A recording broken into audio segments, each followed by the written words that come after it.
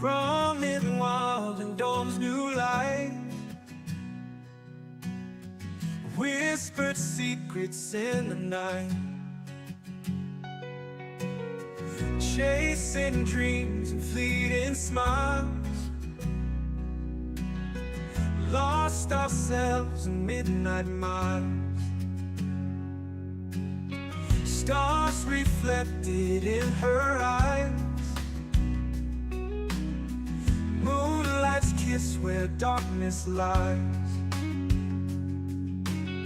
Steps we took beyond the day, night turned dreams to shades of gray. Kiely Rodni in the air, echoes dance without a care. Through the shadows, through the light, we'll remember every flight.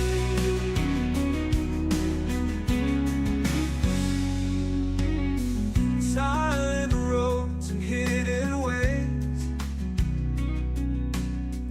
moments pass like summer days. Every heartbeat, every fight, promises of endless night. Time moves on, but hearts remain. Fingers trace through drops of rain. Laughter lingers soft and sweet, memories that time can't beat. Kiely Rodni in the air, echoes dance without a care. Through the shadows, through the light, we'll remember every flight.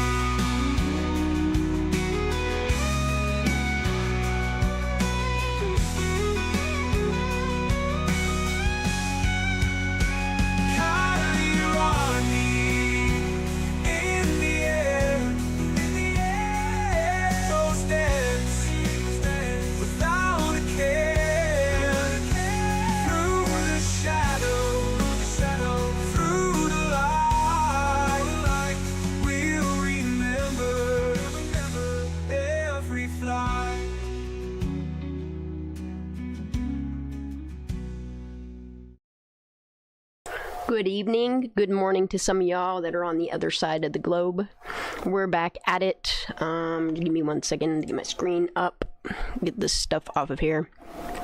As some of you all know from my last live that I just ended like an hour and a half ago, what I am trying to do, oh, we ain't using StreamYard. I was trying to get Cranny up here, but she can't. She hurt herself today and she got sleepover, so. But what I'm trying to do is get the timeline prepared for the way that Grok wants it written out so that it can understand, incorporate, analyze the data of the timeline. While I am here, which we're going to spend quite a bit of time on this for the first part of the live, I am adding stuff and clarifying information in the timeline. While I was eating and sitting here and sipping on some agua, I did add and edit stuff up until August 15th, and then I went back and edited some statements by listening to some news articles. I went clear back to the 7th and the 8th, where Lindsay Rodney Neiman makes statements. This one here is Fox 40 News anchor Rowena Shaddix interviews Kiely's mom, Lindsay Rodni Neiman. Rowena states the party was only open to those in Truckee in the Rowena states that the party was only open to those in the Truckee, Tahoe region, but word got out to Grass Valley, Reno, and the Bay Area. They mention a $50,000 reward. Lindsay says, I had just gotten home around 11 p.m. and I got a text from Kiely at 11:30 saying she'd be leaving at 12:15. I also added, Lindsay said that no one saw Kiely leave, and she pleads for somebody to give her her baby back. She mentions that Kiely's phone is out of service. I included Sammy Smith's statement at the end of that it got to be way larger than ever expected, and she adds, she was getting a gut feeling that that something didn't feel right. With the amount of people and how old some of these people were, it was scary. And then I also added CBS Sacramento, Lindsay Rodni Neiman, clarifying the statement about what time Kiely should have been home. I even added on that she even made the remark that she feels like a terrible mother for sleeping. She states that she woke up at 8 a.m. and realized, actually, I'm going to put Kiely hadn't woken her up. And she goes on to say that Kiely is so responsible, always texts when she's out and lets her know by checking in multiple times, even when she's out with friends. Thank you all for being here. Alana, Right Rain, Sherry, Roscoe. It's good to see you. I see you, CB. What you doing, girl? How you feeling? And then I added more statements in here, all quotations. I do want to go back through because I added like Nick Giovanni's statements, what he said in the AWP video, some stuff of what he said, not all, but I just quoted the basics of him. But I do want to add on here like some things from this, how Sammy puts out here where she starts filtering information super early on in the case. I think it's important to be on here. So I'm just going to go ahead and add this some of this stuff on here before I jump back to the 15th of stuff. I'm sure it's going to be hard for you guys to read this. So I'll do you a favor. Well,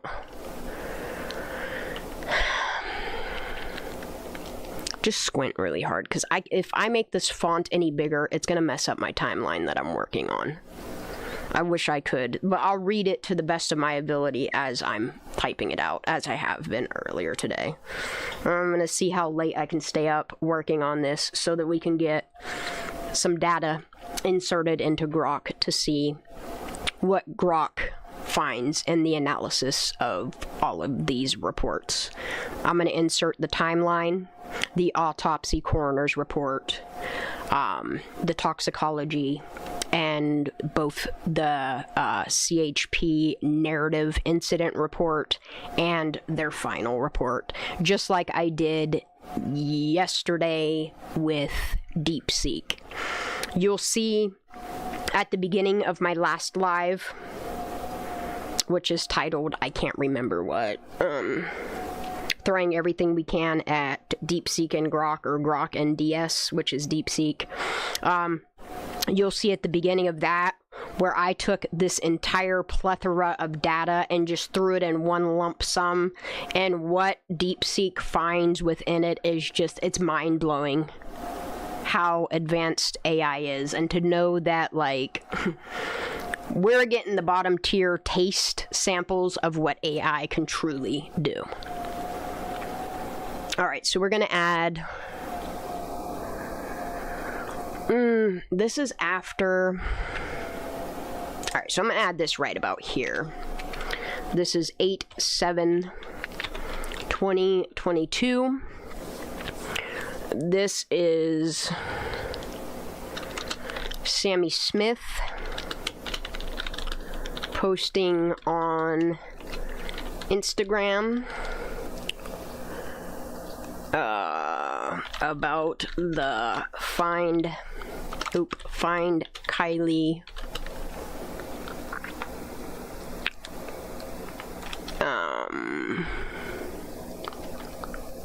posting on Instagram. Actually, I'm just going to quote this. If you or your family has any pictures or tips, you can also contact this email, which is Sammy's personal email.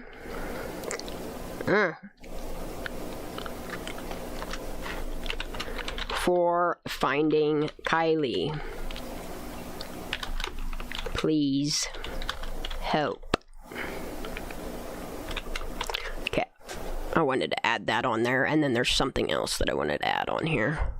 It is another one of this one right here from August 7th. Yeah, right here.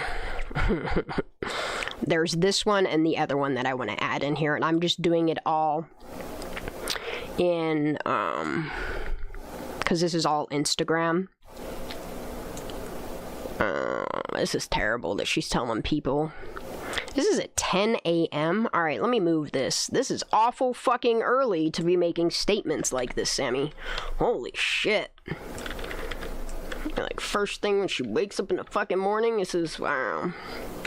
Thinking of herself. Sherry, I don't know if I shout you out. It's good to see you, honey. Outdoorsy, what you doing? What's everybody getting into this Friday night? Or for some people, a Saturday morning, I think it could be already. Alright, this is terrible. Yikes. Oof. This is terrible, dude.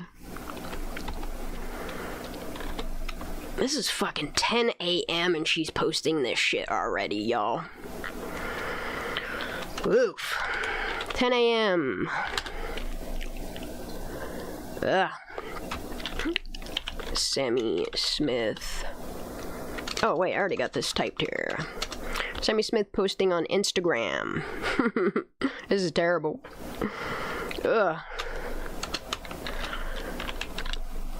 Is that a double quote? No. Everyone will be protected by the police. Yikes. Let me get this vape out of my hand so I can type properly. Mega. And we're back. Yep. Yeah, I feel these statements need to be in here. I think it's super important. Okay. Police and everyone involved. Please help us and show up. Caps lock. If you attended the Prosser party, this is insane, on August 5th, let's make that lowercase, please come. You could save her life. That's scary. And she's talking about scary people at this party, yet this is the shit.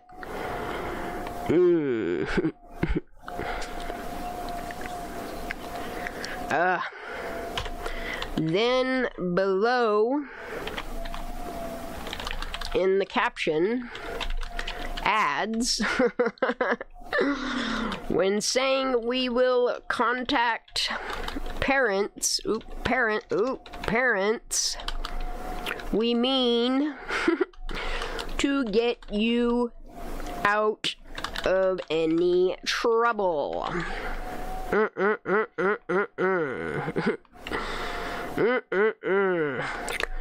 Caps lock. We need everyone to come.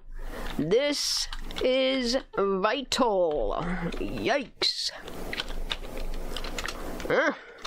Alright. Then creates another Instagram post. And then I quoted that one. Let's keep going. That's already mentioned. That's already added in there. That's there. That's there. I don't need that. I don't need that. I don't need that. All right, let me just scroll through this because I know there's one more post by her, and I don't know where the fuck it's at. Lindsay's statements are all in there. The bodysuits are in there.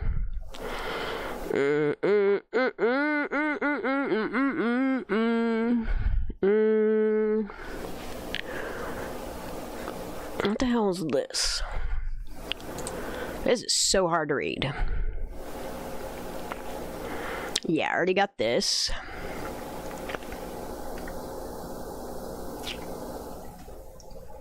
Yep, already got that. Oh, here it is. There we go. Here we go. I want to add some of this on here too. Alright, so this is August 8th as well. Holy moly. Sammy is like the main witness here. You notice this? I'm noticing this. Alright, so this is August 8th as well. Man, she really attacked everything in the early on beginning. Okay. Oh, I can't remember what this is from. Oh, well, it doesn't matter. 8/8/2022. News. Oh, shit, what's going on here? Tab. A news article quoting Sammy Smith.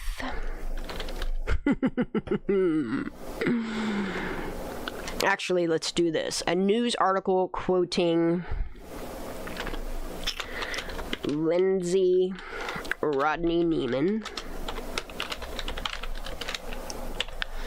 We're not looking to bust anybody else or get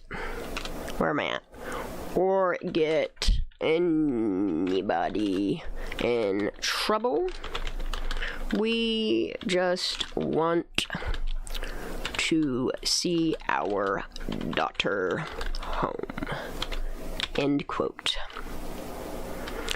It also quotes Sammy Smith.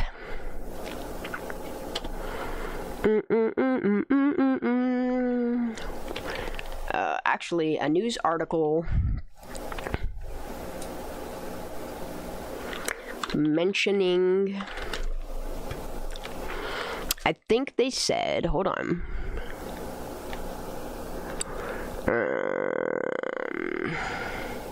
Where the hell am I at? Mentioning authorities scoured, is their word, the immediate Prosser campground and surrounding, nope, I'm spelling surrounding wrong, surrounding area by land and air through, am I spelling through? Yeah, I'm spelling through. Throughout the day on August 6th, but came up empty with no signs of Rodney. Oh, let's put of Kiely Rodni. Or her vehicle. See that? All right. Yep.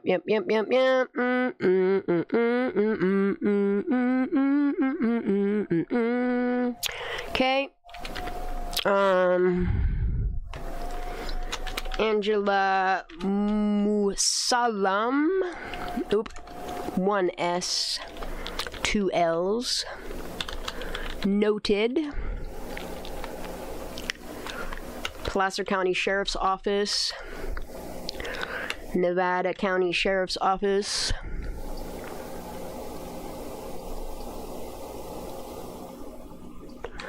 Are working together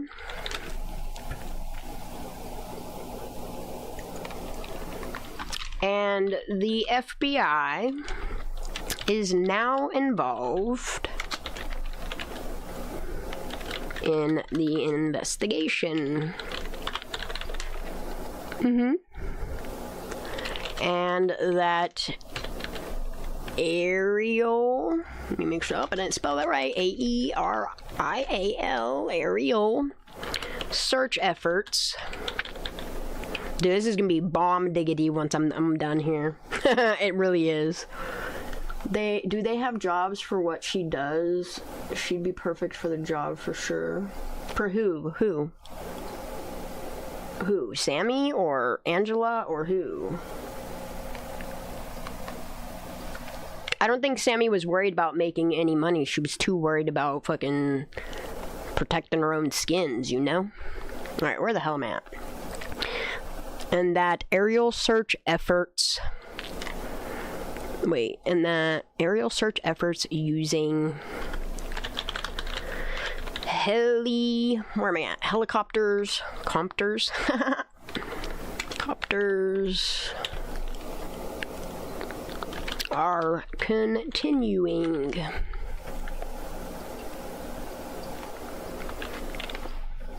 Well, Angelou Musalem noted Placer County Sheriff's Office, Nevada County Sheriff's Office. Well, then she also includes on here CHP and Truckee Police are working together, and the FBI is now involved. Okay. Alright, now I'm looking for this one quote from Scammy. Alright, here it is. Somewhere here.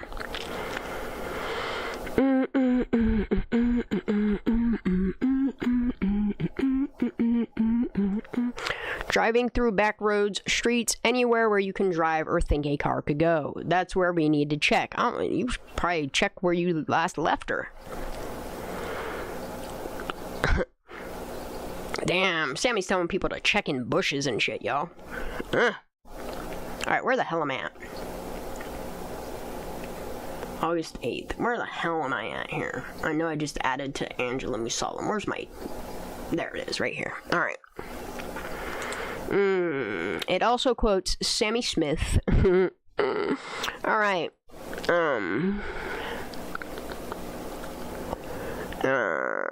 Okay. You need... let me add a quotation.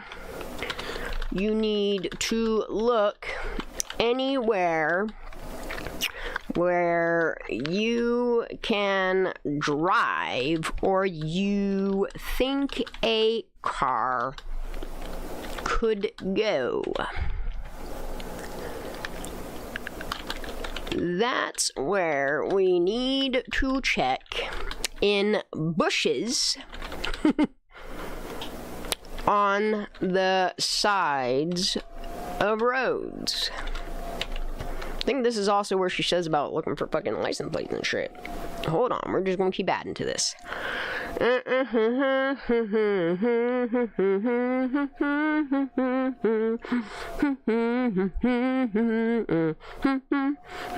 Here it is, right here. Sammy also states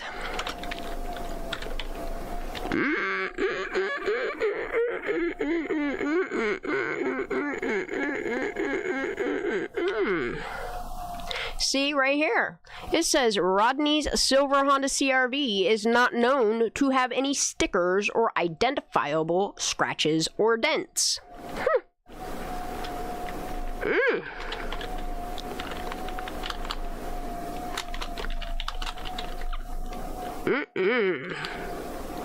Is not known to have any. And guess when that whole sticker come out?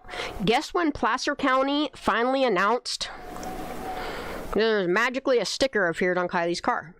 August 15th. After Mom makes a statement. Where the hell's it at? Hold on, there's a part here where Mom describes the car.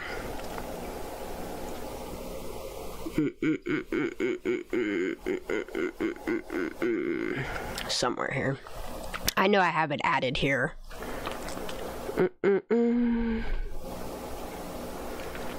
There's this one. She's so good about checking in. I'm trying to find this one where it says that mom makes mention to the news reporter that Kiely's car has a dream catcher medallion hanging from the mirror.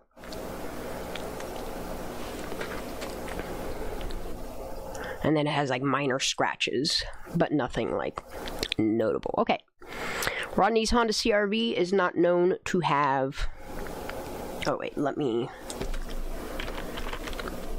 Article goes on to say Rodney's Honda CR-V is not known to have any stickers or identifiable scratches or dents. End quote. Sammy Smith also states Kiely carried a keychain that had on it a Zoomies brand metal reusable straw holder. Described as a small black cylinder that says Zoomies. She just repeated herself though. Oh, it's with a Z. Hold on, let me correct that, and then I'll check chat in a second.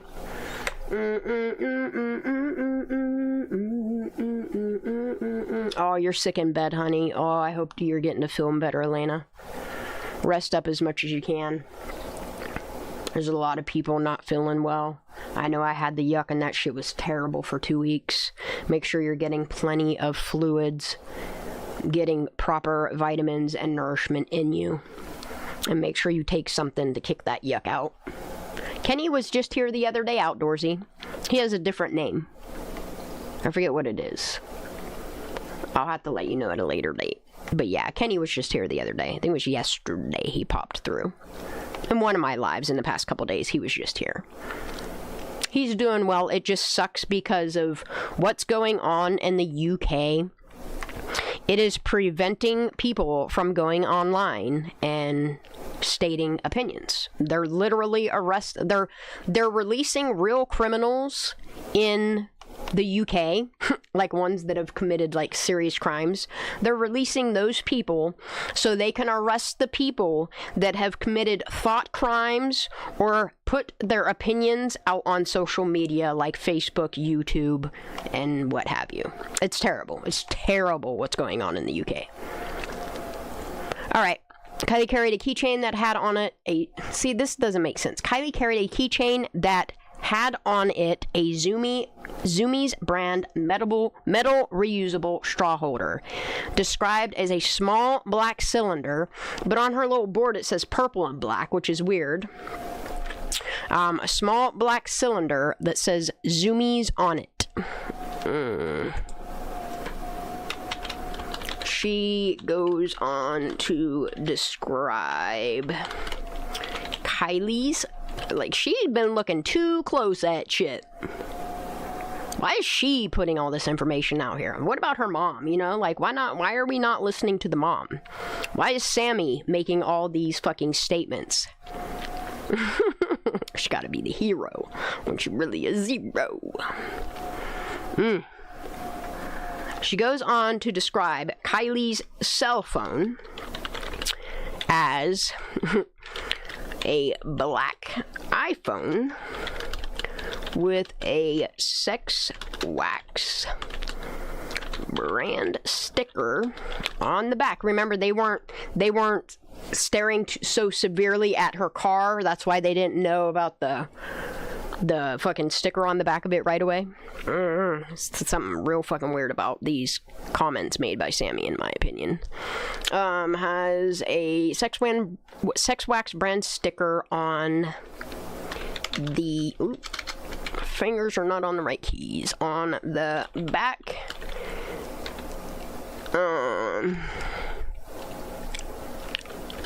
Which is also missing.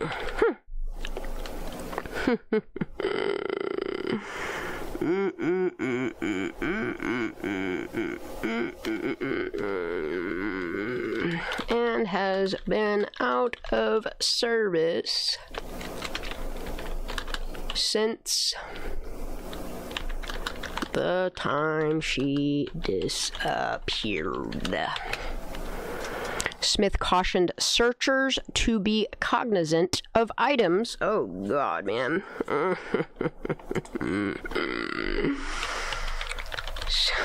Smith cautioned... See, this shit's gonna be really important to this. Cautioned searchers... to be cognizant of items like car bumpers and license this is weird, dude. License plates that may be spotted on the side of the road.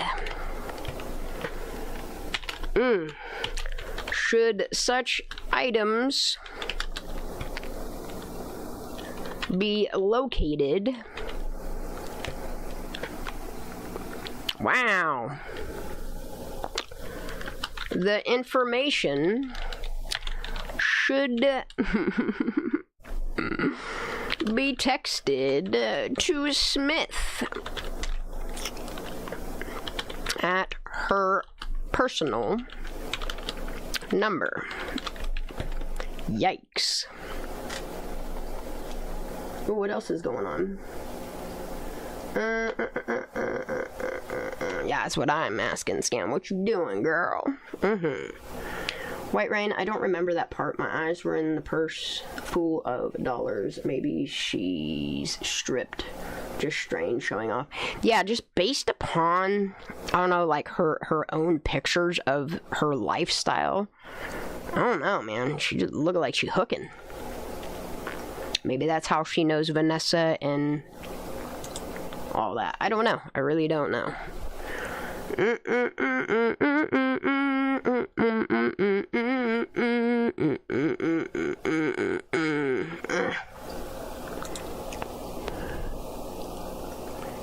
And then my question is, why not law enforcement?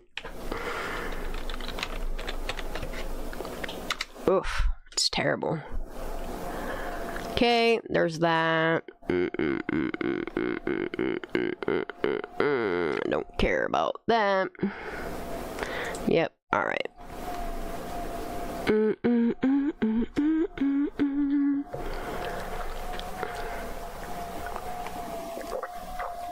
Alright, this is about waters and snacks and dumb shit. Alright, I'm gonna put this also in here. Actually, I'm gonna put that in parentheses because... Uh-oh, is my insert button on? Yeah, it was. Okay. Article goes on to quote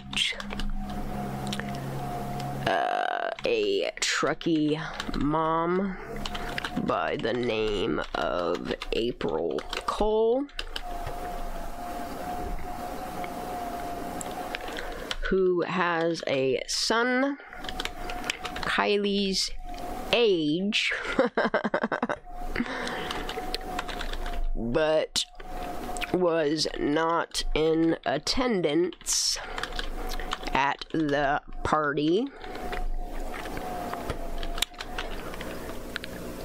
He wasn't there, but he woke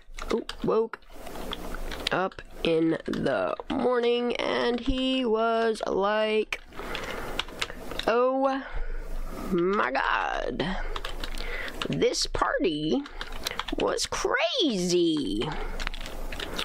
And there's a girl missing. And it felt so close to home. Cole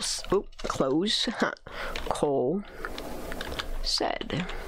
All right, let me see what was going on. All right, so I answered the Kenny question. Yeah, UK is crazy. UK has become unlawful death trap, danger on trains for walking alone. Video game now, real life. To 11-year-old grabbing, sharpening is every daylight goings on.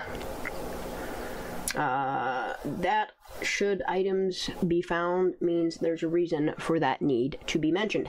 That's what I'm saying. And I hope Grok notices it. Because, like, what Sammy is focused on looking for is not Kiely, it's evidence. And, like, it's insane to me that if anybody finds any of these things, should such an item be spotted, the location and other information should be texted to Smith, and there's her personal number. But should Rodni or her vehicle be spotted, then you call the Placer County Sheriff's Office.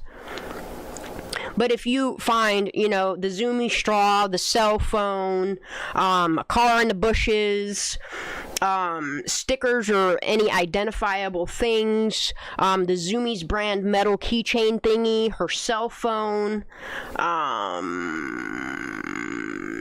car bumpers, and license plates that may be spotted on the side of the road, if you see those, then you call Sammy. See what I'm saying? There's a big problem with that. Alright. Article goes on to say... Well, let me make sure that this is all here.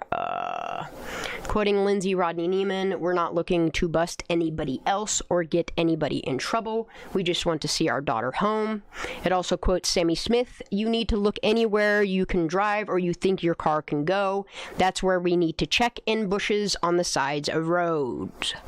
Article goes on to say Rodney's Honda CR-V is not known to have any stickers or identifiable scratches or dents. Sammy Smith also states Kiely carried a keychain that had on it a Zoomies brand medical... Yep, it's all here. Alright, cool. Alright, and I think that's all I need to add on here. Because I have the bodysuit. I should make note of this. Where's all... Let me see if... Okay. So, August 8th. I know I have this full fucking video somewhere. Let me think where it's at. It might be in MB Inc.'s folder. Hold on, let me find this video. Because I want to document as much as I can before I throw this at Grok. Kiely Rodni, YouTube creators. It's either going to be in MB... Let me look down here to make sure it's not...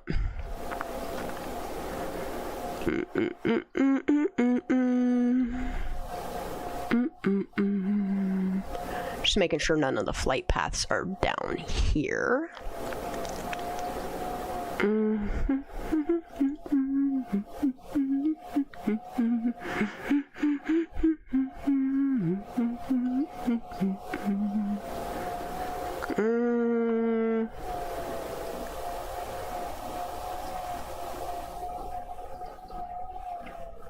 Nope, not here. Alright, let me check. It's either in MB Inks. I know I have an MB Ink folder. Where the hell is it at? Isn't that his name? MB, yeah, right here. Here's Flight Radar. Give me 1 second. Because I want to make notes of this in here too. Because this will all... It's just the thing of it is... The problem I'm having is this that he does. I don't think he includes the dates on these. Oh yeah, he does. It's right there in the bottom. Alright, so there's that one. It's not the one I'm interested in though.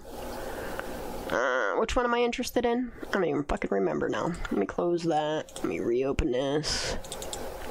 This one's search and rescue. This is that one that fucking loops all the fuck around on here. Alright, let me find that one. Let me skip through this video real quick. Let me see if he has it on here.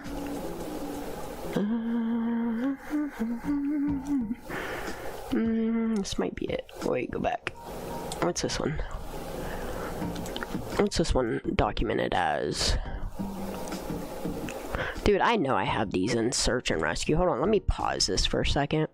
Sorry if my mouth is all up on the mic. I'm all relaxed and shit, all leaned forward and... Alright, let me see if I go back to Kiely's case, go back to the SAR folder. It might also could be BoobTube's video as well. See, this one doesn't have August 8th in here.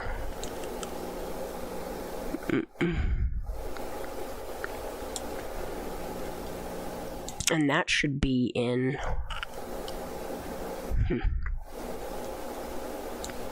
Did I? Yeah, I went back. Alright, let me go back to Kiely's case, YouTube creators, BoobTube TV. Damn, bro, what do I got here? What is going on? Why do I have...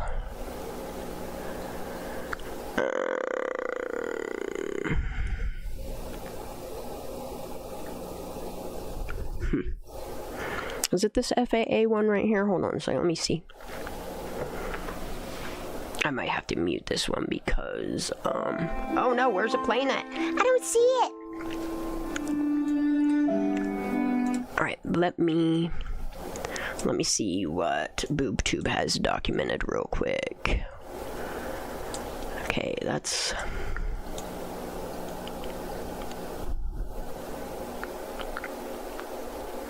Okay, there's your track of stuff. There's that. Oh.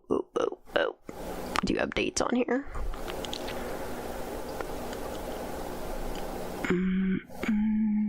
Oh, you do. I just saw it for a second. Oh, I gotta mute this. We can't play this music. Alright, let me go back a little bit. Let's watch this part right here.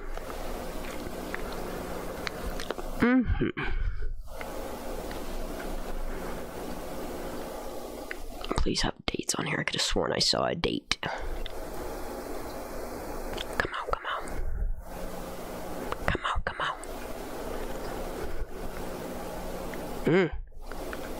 There we go. What's that? 352.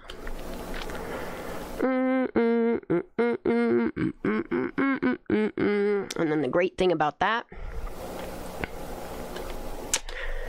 is I can take this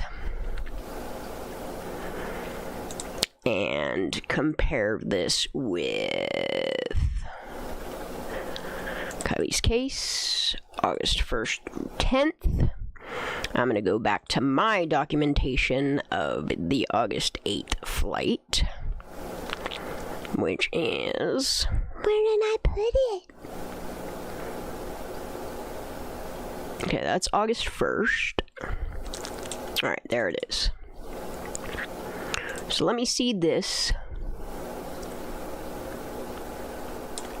I'm going to zoom in on this. This is 5:13 p.m. is when I think this one. See, this one's 5:13 to 6:15. But then the other one that MB Inc. has documented is a totally different. Anyway, I'm just going to put on here because they started bright and early. I want to say it was like, I don't know, they did numerous fucking flights. So this is August 8th. Let's get here. And let's get this in. So it's 3:52. 3:52. Let me see what time. Hold on a second. Let me. Beep boop, beep boop, beep boop, beep doop. Damn, boob tube, you make this play so damn fast. I can't even keep up. Oh, you bitch. Oh my goodness. Give me a second. I lost my damn place already because I don't know how to operate shit. Give me a minute. Was the two different statements about stickers? Yeah, that's what I'm saying. Like, yeah. There's multiple statements. Mom never, ever makes a statement about a sticker being on the back of Kiely's car. Pap never makes a statement, even through SF, that there was a sticker on the back of the car. It's Sammy and Megan that put out the sticker on the back of the car early on, okay? So we have Sammy mentioning it here on the 8th, but in Mom's interview from the same day, she's saying the only thing that's on Kiely's car is a dream catcher medallion hanging from the rearview mirror. It's not confirmed until like the 15th, which is kind of pretty late in the game. Taking an awful long time to confirm that there's a sticker on the back of the car. Do you mean you gotta con somebody into agreeing that there is, or did somebody put that on there to track it? I'm concerned about a lot of these statements. Alright, where the hell? Oh, boob tube. Alright. Where are we at here? Maybe I need to scroll a little bit forward. Yeah, I do. Oh. Alright. We're here. Beep boop. Beep, beep, beep, beep, boop. Alright, see, you go way too fast right there for me, buddy. Let me see if I could slow this down. Speed 2.25. Let me catch that. See that little flash you did there? What is it? Come on. Come on. I know there's a little flash here, and it's a picture of something.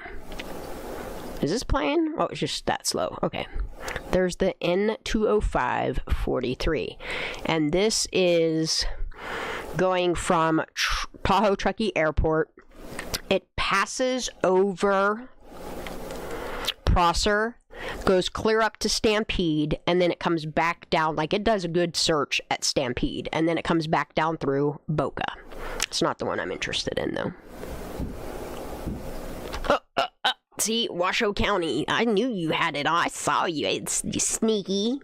Sneaky! I saw it in there. Hold on. Let me go back a tiny bit and see if I can pause it there. Yeah, that's what I thought. I caught it. I see it. I love the way they make their videos. I still think it's hilarious that people thought that we were the same person. It's flattering, really, honestly. 2022. And this is 550. Oh, that needs to go above here then. Hold on. Sorry if this is boring, y'all. I just figured this would give you guys an outlet, a place to chit-chat. I will interact with chat as I'm doing my research and adding stuff on here. 550p. Oop. Is my caps lock on again? Yes. PM. Tab. Washoe County Sheriff's Office. Oh, Sheriff. Helicopter. Ooh, heli. Copter. 8/8, 5:50 p.m. Yeah, this one. And what's the number on that? N1032. Does that say F? B06. Okay. Alright, let's go. I'll just make sure this number is right. N1032F. Yes. B06. Yes. 1. Dang. Dang.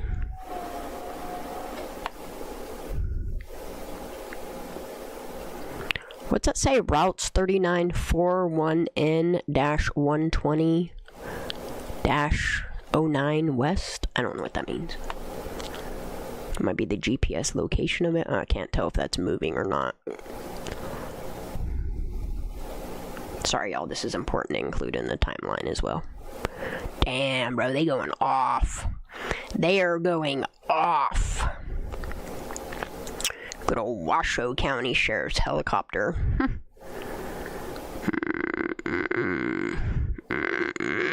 That's crazy. Washoe County Sheriff's helicopter. Damn. Does a thorough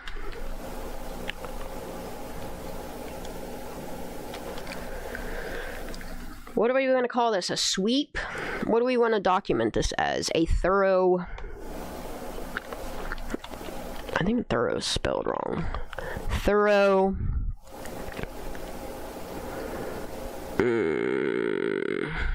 There's a thorough flight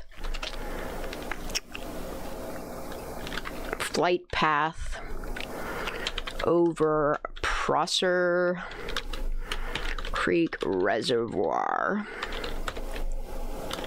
making 1, 2, 3, 4, 5, 6, 7, 8, 9 loops and 1 direct pass, 1 direct loop, making 9. What do I want to call that? No, I'm gonna say. No, I'm just gonna say making 1 direct loop.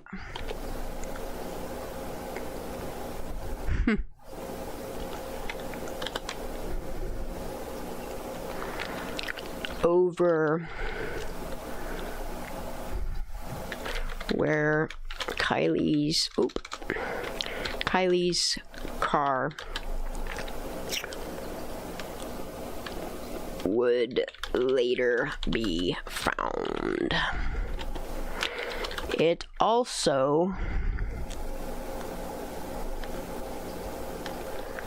does a... Actually, no. It also does...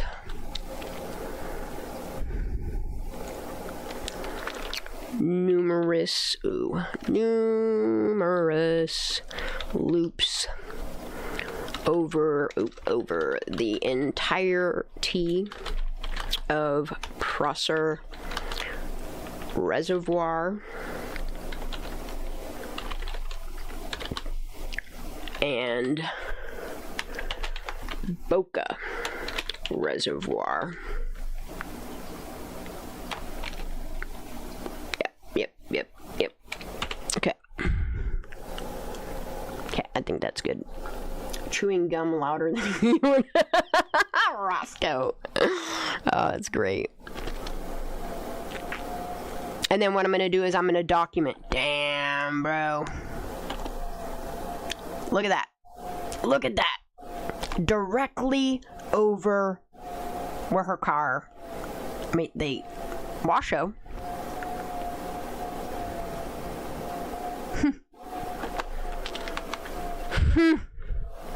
That's insane, bro. One solid pass over. That's one helicopter. Alright, this is August 8th. Prosser Reservoir. What kind of little sneaky deaky thingy did you put in there? Let me see. Are we slowed down here? Yeah, we are slowed down. That's why I caught all of this. Because I'm playing it in 0.25 speed. Otherwise, I would have probably never caught this. And neither would you have. BoobTube's so sneaky. I love it. But they should know I have a tendency to play I Spy and slow shit down. Here we are. Alright, I'm not even playing it, you dumb bitch. Come on. Pass one. I know there's gonna be another little sneaky peeky in here, I just feel it. Oh, nope, there's not. Alright. So, wow, this is before that. Alright, let's see where this path goes. This is Prosser right here. Oh shit, see, look, they zoomed in for me. And they went directly over, directly over, Oil Pan Hill. Dang, bro. Alright, let me skip to this one here. I'm glad I have a slow down mode on these, on VLC too. Am I not playing this? Oh, I have to play it in normal. Wait, what the fuck is this? I want to look at this path. So they didn't turn on their transponder until here. So it's possible they were either flying over Boca or Stampede, or they came from Reno. Or that they did more loops than that, but decided to turn. Oh no, I'm going to add this one too. So this one is, this is before all this incident report. Alright, so this is 8/8/2022. This is after the flight, so this, I'm gonna have to compare the flight times with MB Inc. and also what I have documented, but that's okay. Alright, so this is the same fucking flight. Oh, it's the same. Oh, yo. It's this.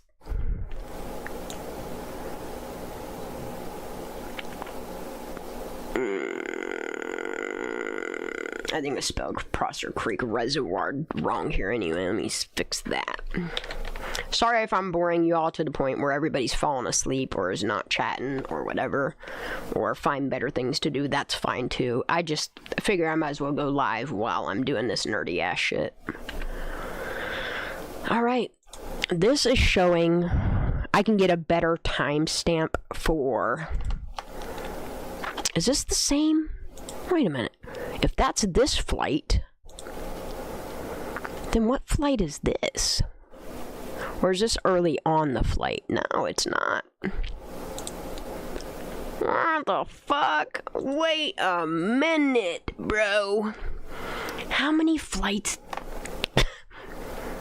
How many flights did they make?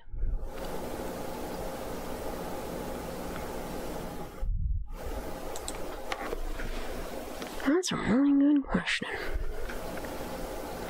Hold on a second. Okay, so this is that first flight. See, Senorita. That is directly over where they should have seen a car, if a car was in the water. Alright. Yeah, this is a different flight. Okay, alright. I was tripping. And then... I'm gonna have to slow this down here too because, whoa. It's a little fast. And then this one's not gonna be Washoe. What is this next flight? Bee boo, bee boo, bee boo, bee doo, bee bee doo, bee doo. I can speed this up, can't I? Yeah. So 3:52 p.m. Okay. Okay, and then they zoom in on it for a split second. Let's do that. Come on.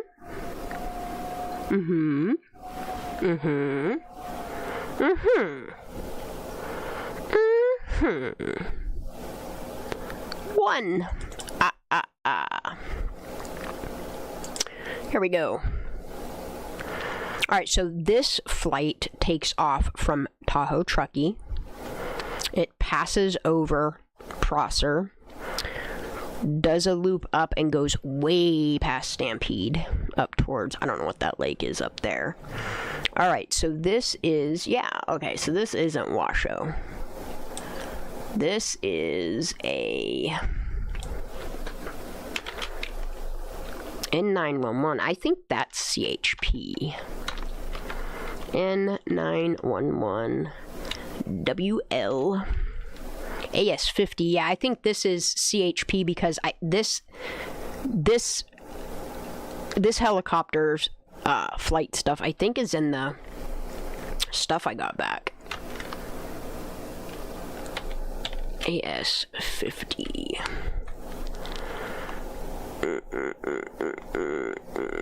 Okay, so I see what it's doing. It's Truckee 39.51 north, 120.28 west.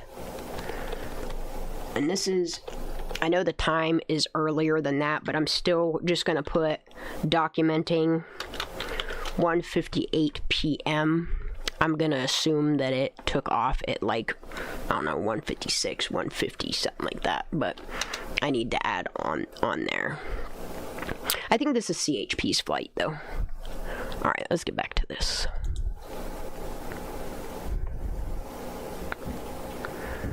And this flight, let me go to almost normal speed. Can you speed up a little bit here? Faster, bro. Whoa. What is going on? Did I make it go too fast? There we go. See, and this it flies right over Oil Pan Hill. Which, even from flying over here, if you look to your right, you should be able to see a car in water, but I'm not judging this flight per se just yet, but I'm still documenting this flight. Okay, there's one. Oop. Wait a minute. Okay, there's two. Washoe County Sheriff's Helicopter Search, August 8th at 8:15.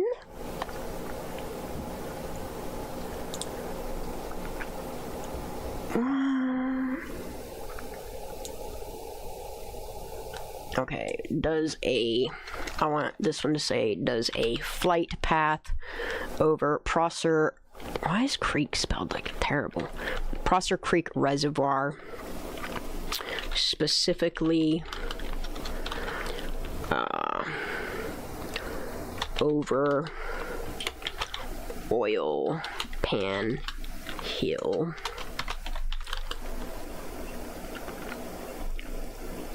And above the sanctuary. Alright, so we got that one. Now let's get down to August 8th.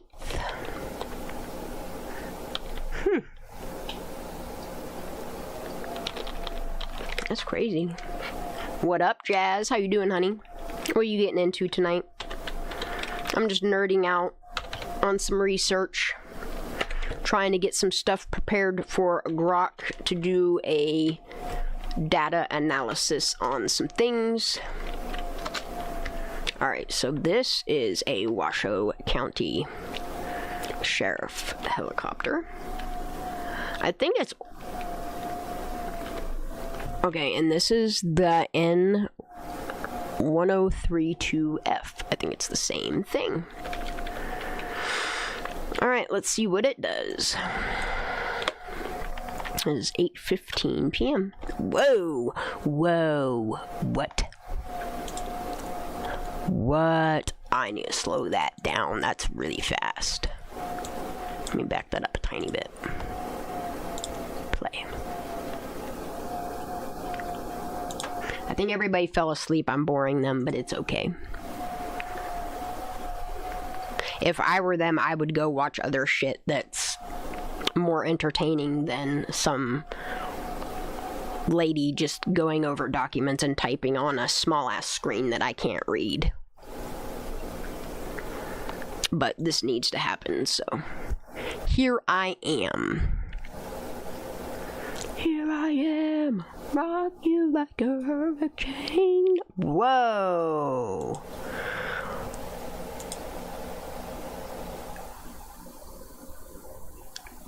Bro, and they go back over. Holy shit. Bro, they go. Look. They go right back to it. Right after doing a flight prior to this at 5:50 p.m., they do another flight, same day, 2 hours later, 8:15 p.m., and make another pass over where her car allegedly was. This time, just a little bit further out. The last pass was like right here.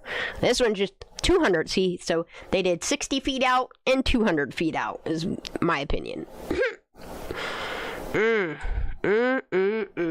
Alright. Where's this one at? 8:15 p.m. Washoe County Sheriff's Helicopter N1032F.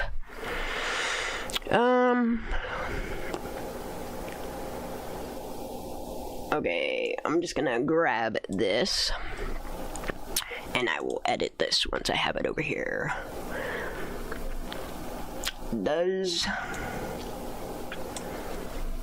another flight path over Prosser Creek Reservoir, making one direct loop over where Kiely's car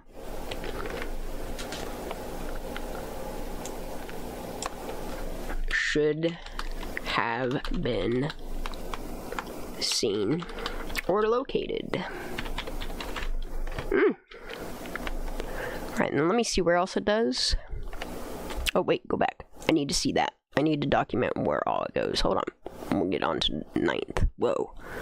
Holy shit, dude. It does a bunch of zigzags between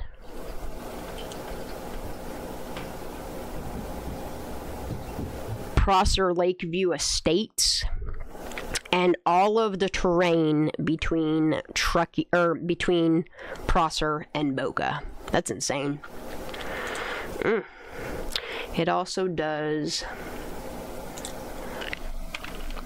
a zigzag grid search between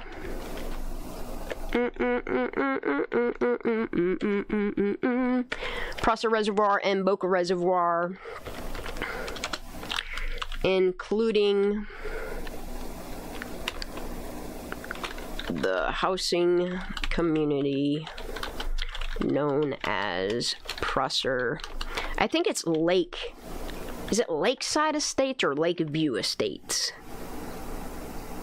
I think it's Lakeside Campground and Lakeview Estates.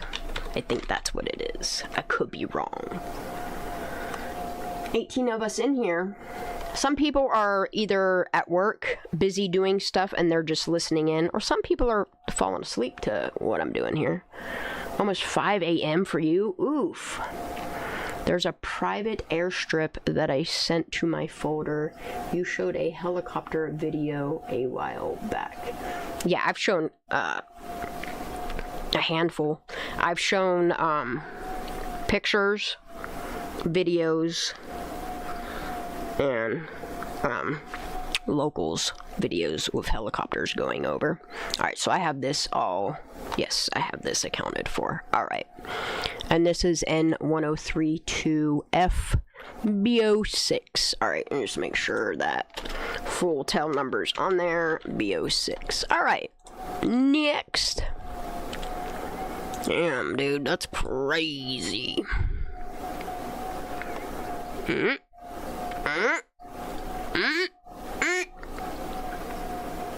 And there's 3. Ooh, California Highway Patrol. Let's add this to August 9th at 10:50 a.m. This is the one that I have. Like, there's footage missing from this. I'm gonna look at this. This is important to me. 08, 09, 2022. Damn, 10:50 a.m. Tab. California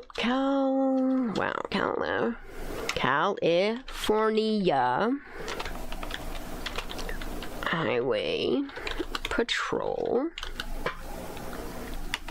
helicopter. And I know I have the helicopter number. Is it N974HP? I could have sworn something was different on it.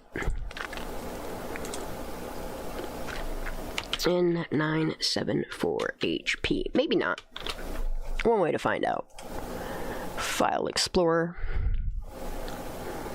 Kiely Rodni. Kiely's case.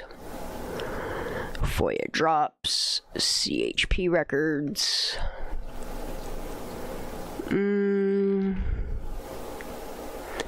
89 is at N974HP. Excellent work, boob tube. Alright, I'm gonna minimize that. This one's the one I just fucking... There's so much video missing, bro! We need to watch this full screen. And I'm gonna slow this bitch down. I want you to see how hyper-focused it is on this fucking boat ramp, y'all. Like, there's so much missing. Hold on, let me get back to where I was. 3. Alright, this is it. Yeah. Yep, this is it. Alright, y'all ready? I'm gonna slow it down, too. I'm gonna play it at the slowest speed that I can, which is this right here.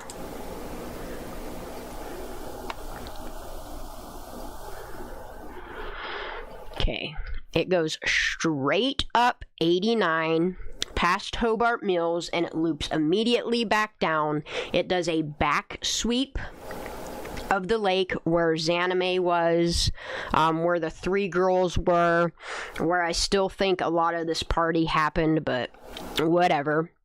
Then it loops back up over the lake, and watch what it does over this boat ramp. I can't slow it down any slower than 0.06 speed of this video, so just watch this. 2, 3, 4, 5, 6, 7, 8, 9. Sorry, I had to pause it for a second. Looks like 9 loops. 10, 11. Wow, it does 11. That's crazy because in the video that they shared with me, this is hilarious. The video that they shared with me, they only show themselves making 1 loop around here and 1 pass down here. Part of a pass here. They only show me part of this footage here and them coming in. So they start their flight here and they show me this little bit here. They show me a little bit of a flight path over here. Then it skips. Like it shut off over here for, I don't know if there's tracks there and they don't want us to see them. No idea. But the footage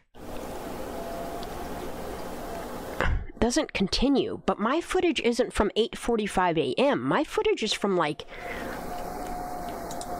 9 in the morning. Hold on a second. What timestamp are y'all giving me? August 9th.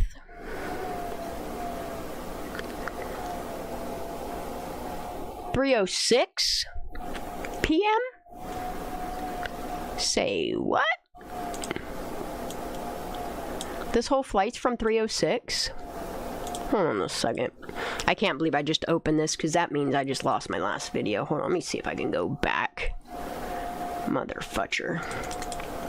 Play, ya bitch. What is going on? Previous media. Ooh, I shouldn't have opened it. Oh, well, that's okay. I'm going to open this other 8-9 one. Something ain't right. What's the time on this? CHP mic, 8:06 in the morning. That's crazy. Well then, hold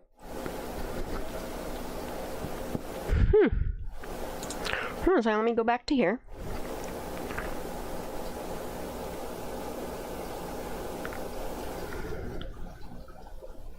Eight 9 974 HP cam 89. Okay, what's this one? See, it starts out here. But the timestamp on here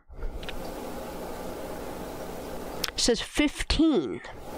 So that's 3:18 p.m. But this footage, with this fucking retarded, excuse my language, overlay on it. Hi, Elias. This case got international, and I hope this year we will have justice for Kiely. Amen to that. Let's put that out there, yes. We doing maps. What I'm doing is referencing BoobTube, Hour 22 Cents slash, what was his name? Tennessee Yankee, with what I've documented, with what MB Inc. has documented, and I think I got a couple screen grabs from Jay, but I am almost certain that she used footage of MB Inc.'s anyway, so. Anyway, so let me check this one. Yeah, and this one says 8/9, 15:06, so that's 3:06 p.m. This is not. That's from the later footage, so. You're telling me this topographic bullshit of a map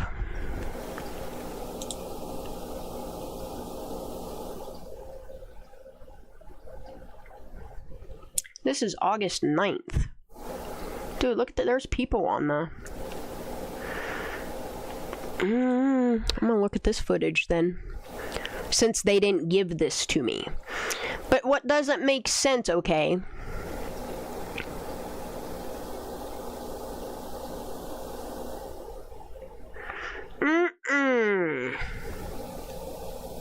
Something's real fucky here.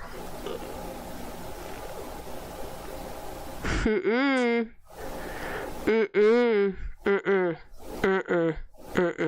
got me fucked up right now. So, they're claiming... Hold on, let me play it again. Watch the path of this helicopter in this footage, and then just kind of keep looking up here.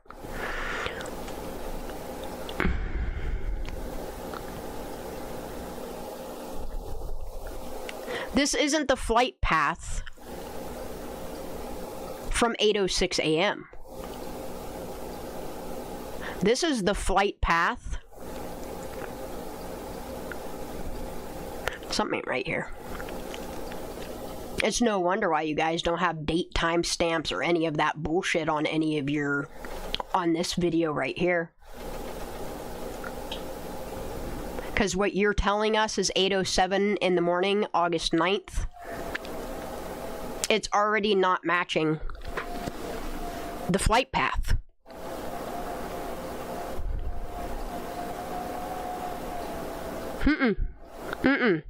Nah, see, okay, so this flight path, they should be coming straight in off of here, looping around, and coming up and circling the boat ramp 11 times.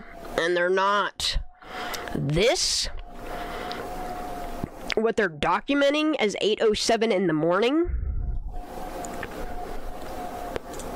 is, let me just show you.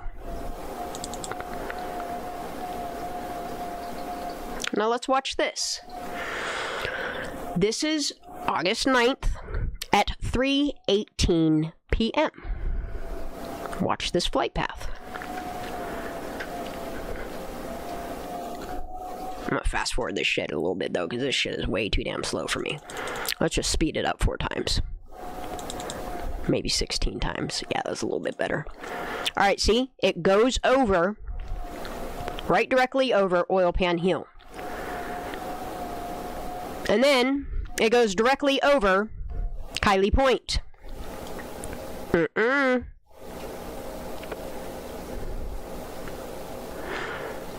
And it comes over, and it only goes around the shore of the boat ramp. It doesn't loop around. It doesn't do 11 loops. Now I'm going to show you something. This is crazy. Somebody put a bogus footer. You done been caught.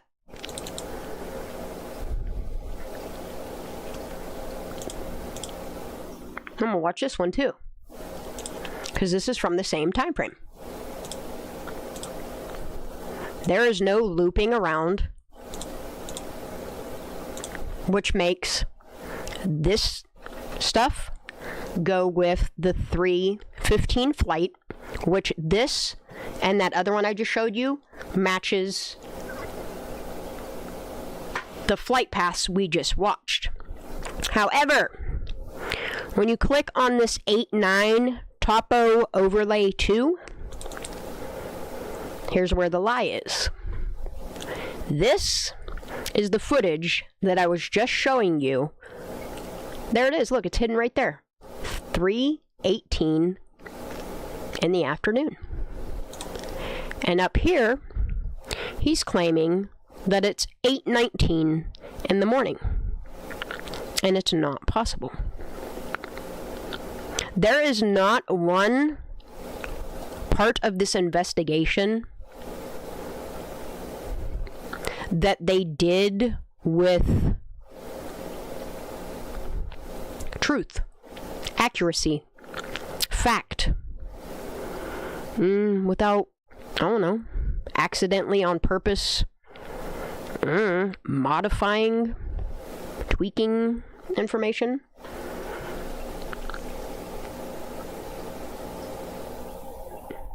Because look, this helicopter is doing exactly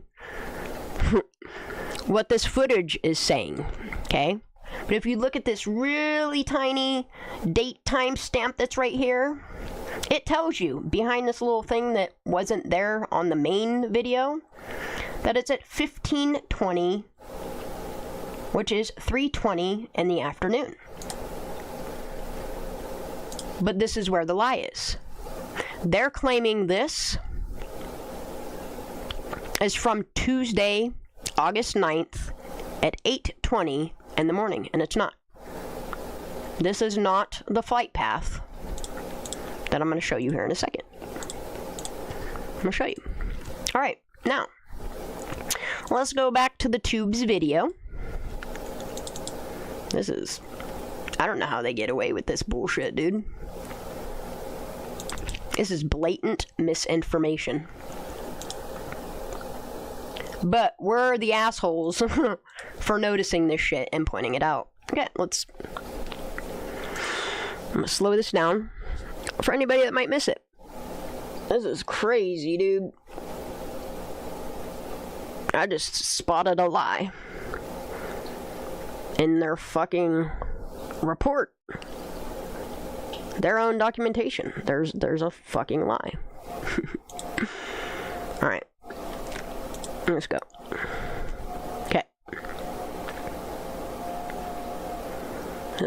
fucking sickening, dude. That's Civil Air Patrol. Civil Air Patrol. That's Nevada County. So, this is Washoe's N1032, which does not apply here. Okay.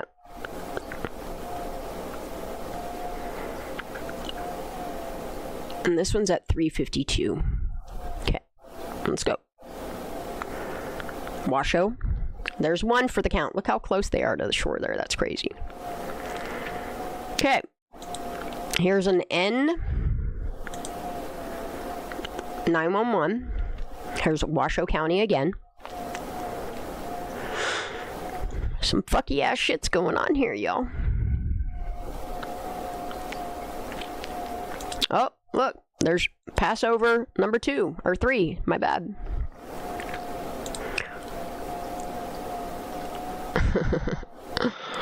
Yeah, dude. This is what's crazy, okay? So, this is the actual flight path. There's no lying. There's no... It's no wonder why they went after...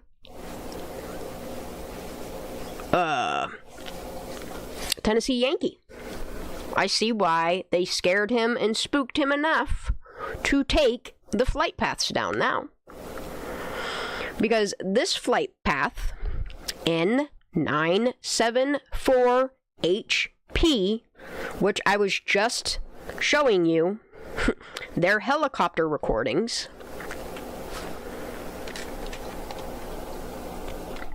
I want to see their one from later that day. That footage that that Mike put the overlay on, claiming that that's 8 o'clock in the morning, it can't be. Because that helicopter comes in here, it goes right over Oil Pan Hill, goes right across here, comes this way, circles around, goes this way, then the camera cuts off, and it starts showing this again, and then it cuts off again, and it starts showing this part of the waterline. And then that dude put that overlay on what I just showed you, claiming that that topographic map with the camera or the footage is the 8. He's claiming that he had that fucking header on there that said it was 8. What did it say? 8:15 in the morning? Not possible. Because at 8:45.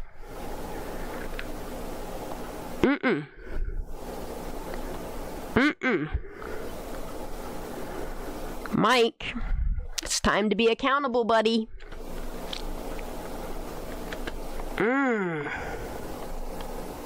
I need to slow this the fuck down. I need to see where they took footage from. And if they... Okay, so... It says California Highway Patrol helicopter search August 9th, 10:50 a.m. So they started at what time? I need to see that point of this flight. That's when they finished. So they left Auburn Truckee at 8:45. Is that what that's stating? Man, this goes way too fast. I need to give me one more again. Sorry, y'all. All right, so let me slow this speed down to 0.03 300ths of the speed of what this video is, because it's still going that damn fast. Why though? I can't make it go any slower than that. This is as slow as I can make it play. Oh my goodness, man. That's 11 loops it makes right there.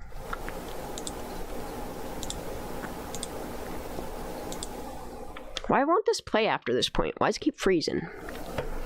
Is it because I have it so slowed down that it's just a freeze frame at this point? Yep, that's what it is. Alright, let's watch this path. It loops around there more than 11 times. Okay, and then it goes along Lakeside, loops back through, and then goes back over the boat ramp, over top of Prosser Family, well, technically over top of Prosser Ranch Group. Then it goes over Prosser Family Campground, over where that like loop is, to where you can make the wrong turn and go down to the peninsula.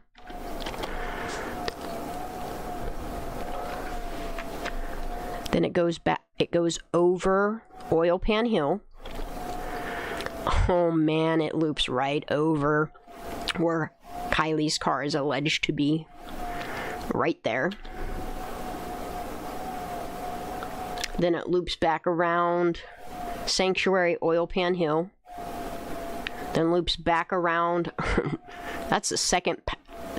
One full loop and a second pass over where Kiely's car should have been seen at 8:45 in the morning. Makes another loop. And another pass. That's how many? Hold on, let me count this. I'm going to see how many. Let's see if I can count this. Wow, this is... I wish I could slow this down more than this, but the only way I can do it is if I put it in Fillmore, and I ain't doing all that right this second. I'm trying to get this timeline constructed. Alright, so this is... That's Washoe. Why won't this play, though? Like, for realsies. Okay, that's this path here. Why? Yo, dude. Alright, let me see if I can count this real quick. Doom, doom, doom, doom, doom, doom, doom. Alright, go faster. Okay, it finishes its project there. Don't pay any mind to this, because I rewound it. I don't know why I can't get it to start. There we go, right here. Alright. Now let me see if I can count this again.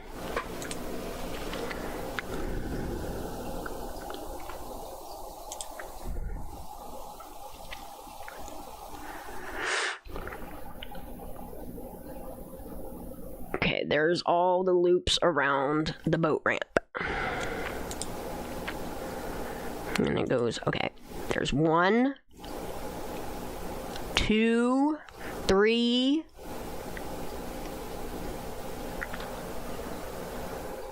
Why are we freezing? Damn, dude. That's kind of like what Check It and that Chris Ferrari, like... Their little venture in the water, I don't know if Chris Ferrari or Christopher Ferrari, whatever the hell his last name is. I can't remember if it's Ferrari, Herrera, I don't remember. But Check It on the 17th is in the water.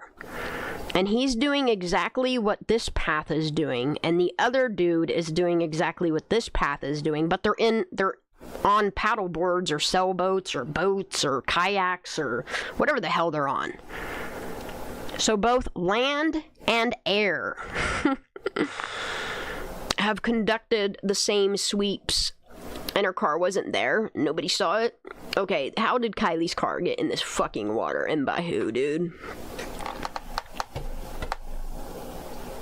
Ugh. This is terrible.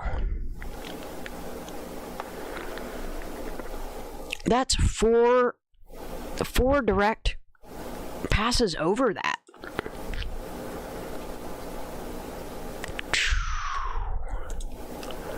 Why can't I get... Okay, here we go. This is lagging really bad, and I don't know why. Let me see if I can get it to play normal. 2, 3, 4. I see what they did. The recording that they sent me is after they did multiple flyovers. I got the recording from right here. I didn't get none of all this before shit. Let me show you. I'm gonna rewind this. Okay, so I didn't get none of this. I didn't get none of that. Or none of that overpass over. I didn't get none of that. I didn't get none of that. I didn't get the nether loop through on there. This right here is where they started recording and what they sent to me. I'm gonna watch this path. I am almost certain that's what it is. Yep. And then they cut, I know they cut it off here because, like, it's not that long. I think this flight was like an hour and 22 minutes long, and I only got like 11 minutes of fucking video. Wow, dude. Look at that. 1, 2, 3, 4, 5, 6.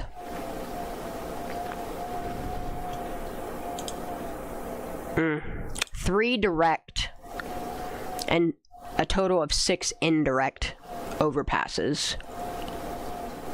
Wow, dude. I believe they didn't see a car there. That's crazy. But it still ain't making... This flight is not making their...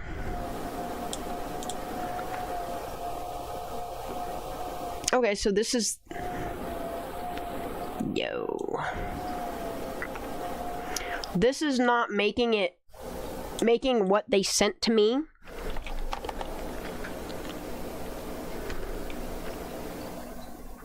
make any sense. Something's not right.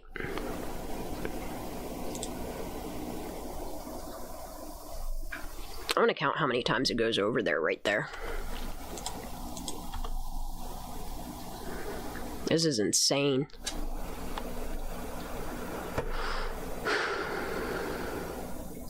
I need to compare this to MB Inc.'s stuff and what I do have of Tennessee Yankees. Dude, this is too far back. Why do you keep skipping this damn much? Here we go, right here.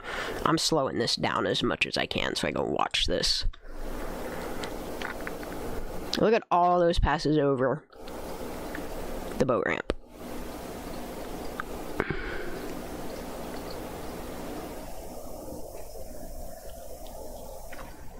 See, their flight started at 8:45 a.m. But if you look down here, it is 10:50 a.m. at the point of this flight.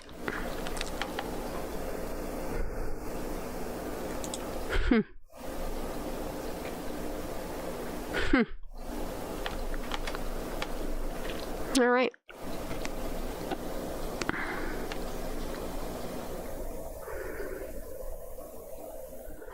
So they went from Auburn to Truckee at 8:45 in the morning. Here we go. 1 direct overpass. That's a full loop. 2, 3. Oh man, that makes me fucking want to puke. Seriously. Yeah, Linda Lucetti, who had helped Sherry Papini's bullshit-ass fake kidnapping and shit. Yeah, and then it's crazy that Linda Lucetti helped with Sherry Papini's bullshit fucking PR nonsensical fake kidnapping. And she's like a PR person for the housewives of the fucking Utah Jazz.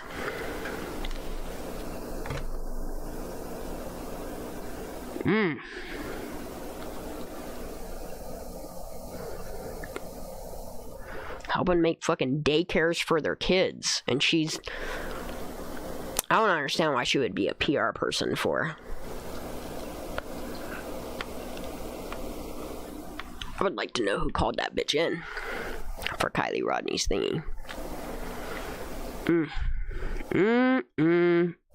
This is terrible, y'all.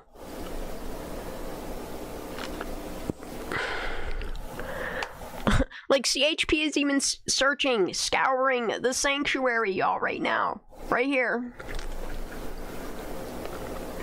Dude, this flight was so long, and all I got was, like... Dude, I need to take a screenshot. This is insane to me. I need to take a screenshot of this for a minute. So, literally... out of all of this flight that they did, I gotta use a red pen. And I gotta mark, literally, what they sent me. What they claim is all they have. Alright, let me put this on a round pen. I'm gonna do a medium point. Oh, that's still on chisel Y. Customize. Round. Okay. So my flight... starts right here. So it would have to be this path here that comes across here and comes down here. These sons of bitches. And then, like, it loops through briefly, but then it cuts off. Like, you can tell there's a cut in the film. And then it's automatically, like, over here for a split second. But then it's, like, magically back over here, or it's coming over top the campground. But then it cuts off again. And then shows me, like, the short clip of them looping through right here, and that's it. That's all I got right there. That's all I received from their footage. I might have got a tiny bit of this section too. Do you see how much is not in red that I didn't get? All of that green is what I didn't get in their report. I'm saving this, by the way.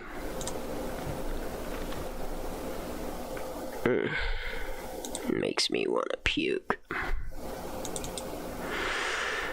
I am putting this in Kiely's case. FOIA drops. CHP.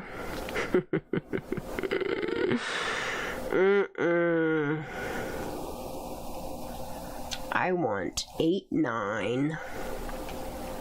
Alright, whatever. So I'll just do 8, 9. Flight. Ugh.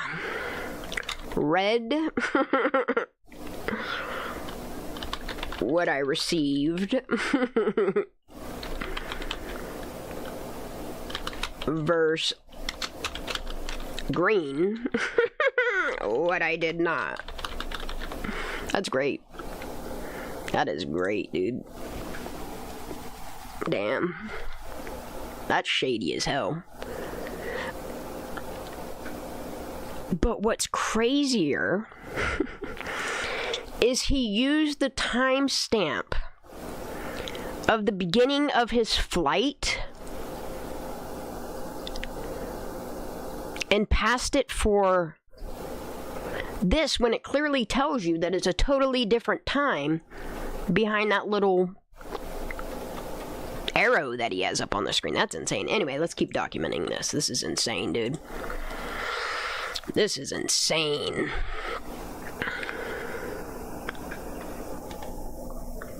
This here makes me want to vomit. Look at that, y'all.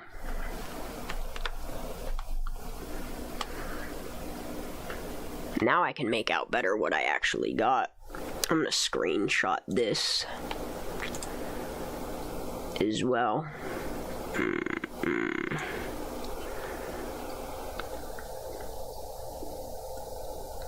I'll leave that on there. If I have to screenshot another section, I will. Ugh. Where's 8, 9?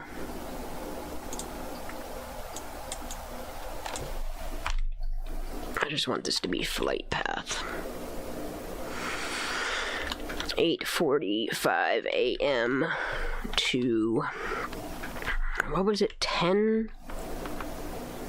10:15, 10:45 a.m. I don't remember. I'm just gonna document it like that. I can always change the date time on it. Alright, let me unpause this. Oof. Alright, let me go back a tiny bit. I'm so sorry. Come on, you can do it. Man, come on.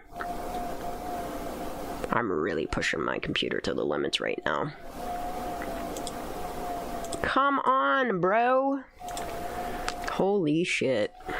What do I gotta do? Make it small? What do I gotta do to help you out here? Come on. Thank you. Sheesh. Man, it really doesn't like me playing this video. It's so weird. It's so weird how it's behaving like this. Come on, play. Speed up, you bitch. What is going on here, dude?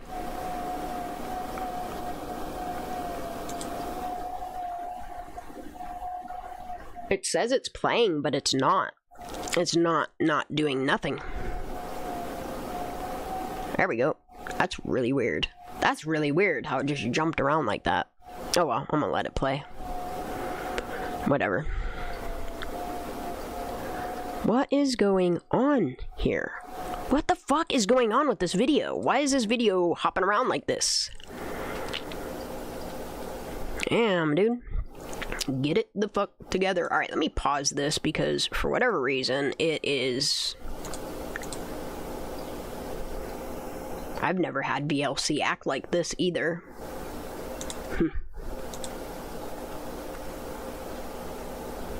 Bear with me, y'all. I don't know what's going on. Technical difficulties with VLC for the first time in my entire life. I don't know what's going on. I don't know why it's doing this. Never have I ever, ever. There we go. Now it's working. But this is not where I was just looking at.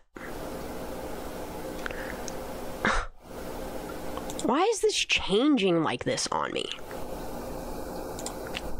Are you guys witnessing what I'm witnessing, or am I losing my ever-loving mind? Oh my goodness. Alright, I'm gonna hit stop on here. Does this stop it? Stop playback, bro. I don't know what's going on with this video. I have no idea what's going on there.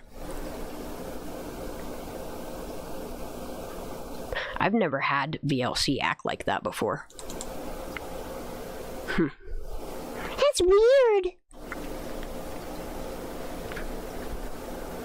And now VLC don't want to load? What is going on right now?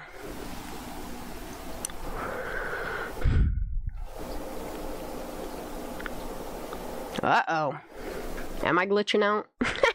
This is good times, y'all. Alright, let me minimize this. What do I got open here? Oh my goodness.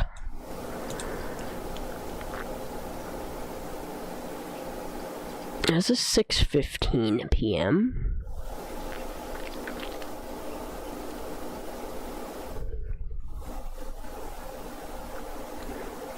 See, in this flight here, which is different from what I was just showing you, this is not the flight path of what I was just showing you. This is from August 8th. From 5:13 p.m. to 6:15 p.m. Which is closer to the footage that I received. Anyway, I don't know what's going on with VLC. It is possessed. I'm gonna try one more time to get it to load. Alright, let me see if I could skip forward. I just don't think it likes me slowing it down that much. Okay, what's this? Did I... Alright, there's track systems. I don't know what's going on with this one part of this video now. It never did this before. 217, 209, 215. Should be playing like right here. I don't know why it's not playing. Alright, I'm just gonna play it in fucking real time, I guess. Here we go. Real time.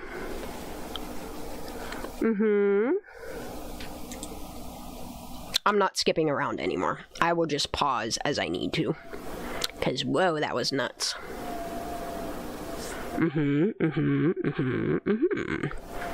These are all Civil Air Patrol, like I said, when I first started playing this video. That started having an aneurysm.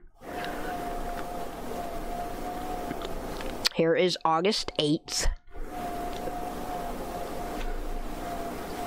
And this is Washoe. I don't have that one.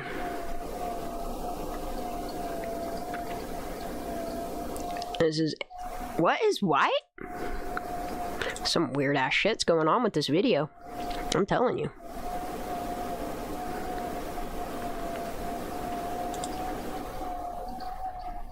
Alright, I'm gonna play it at 0.33 speed. Okay, this is also Washoe.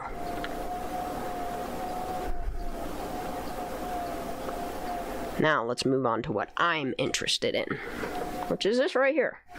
California Highway Patrol. It's claiming here,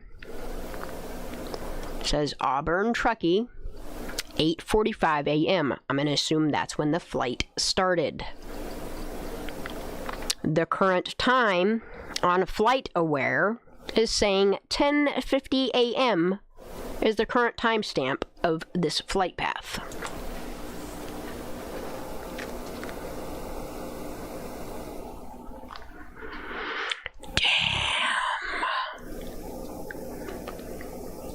I am missing so much from this flight, y'all. I got gypped.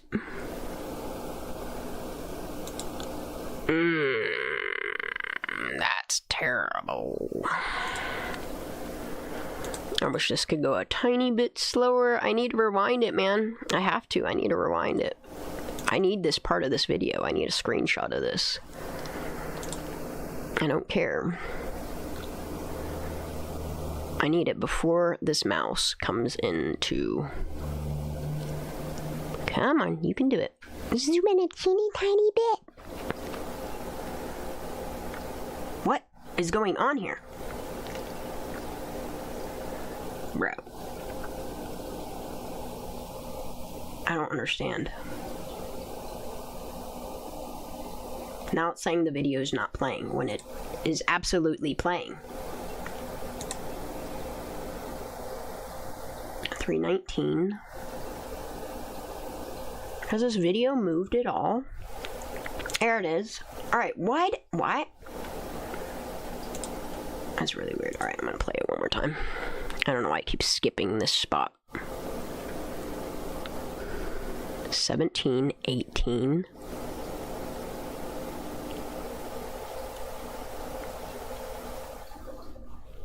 $19. Right here. Zoom in. Yes. Right before your mouse goes over top of it. Yes, I need that. File. I need as much as this flight path as I can. Yup. Dude, I got gypped. I got gypped. I got gypped as shit. Alright. I'm gonna save that over that one. Yes.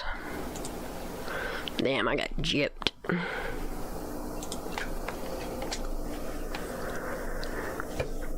Holy man. Look, they didn't even need boats and divers and shit in the water, like... Just fly over alone? See, they knew exactly where they were looking, based upon all the witness statements. Hell, even the fire cam footage. The account of the girl across the water that saw a car go close to the water. Wow. There's no count on that? Oh my god, here we go again. Alright, I'm gonna play this in real time. I wanna just see how. Actually, I'll do it halftime.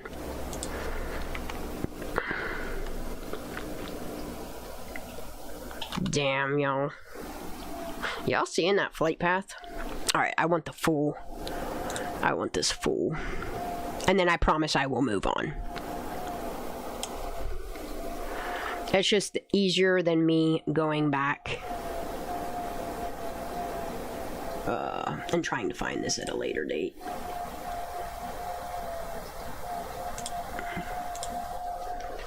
Full. Alright, there we go. Alright, I can close that now. Damn, y'all. Damn. That's insane. That's 4. That's a total of 7. Ugh.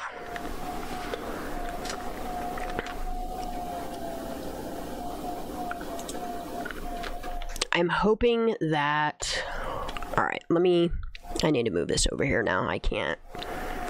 Okay, so that was August 8th. What did it say? From 8:15 a.m. to 10:50 a.m. See? California Highway Patrol Helicopter N974 HP.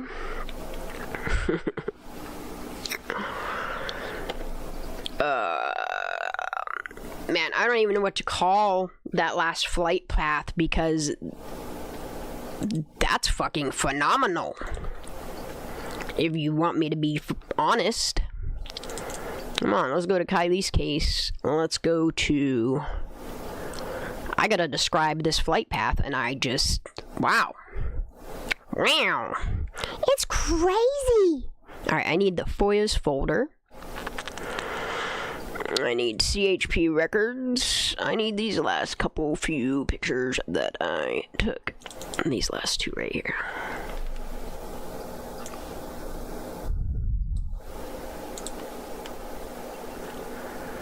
Holy man. This is an extensive, focused flight.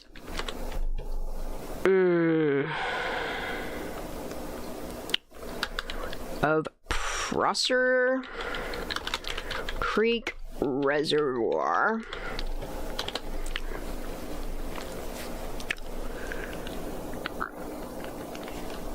Circling the boat ramp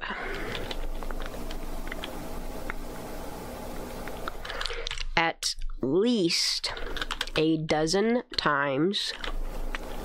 Oops.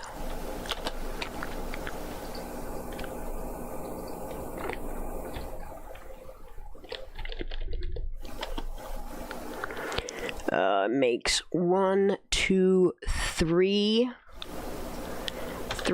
sweeps of Prosser Lakeside. Wait, okay. An extensive focused flight of Prosser Creek Reservoir circling the boat ramp. Circling the boat ramp. I'm not sure if they would call that direction north or what that direction would be. So, circling the boat ramp at least a dozen times. 3 sweeps of Prosser Lake Campground.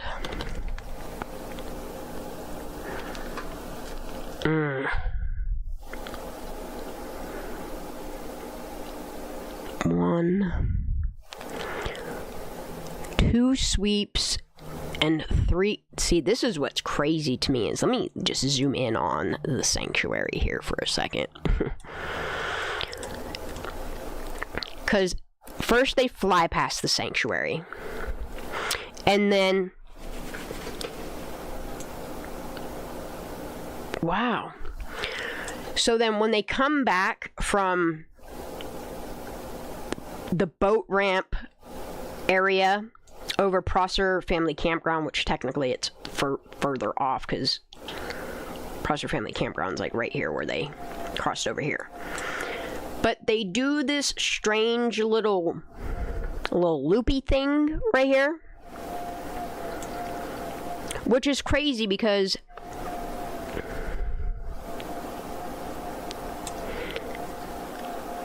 if that road loops around here, comes up here, connects with the Y here, this is the last seen location at 1 a.m.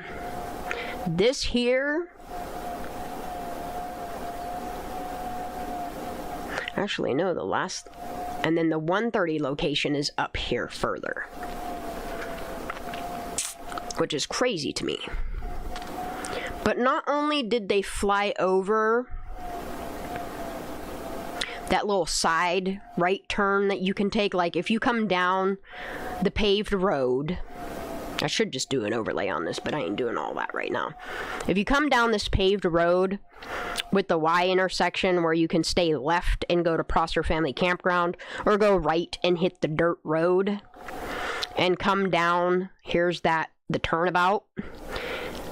They even did an overpass of where people alleged Kiely parked off of that little wooded area that meets up here and comes over to the sanctuary.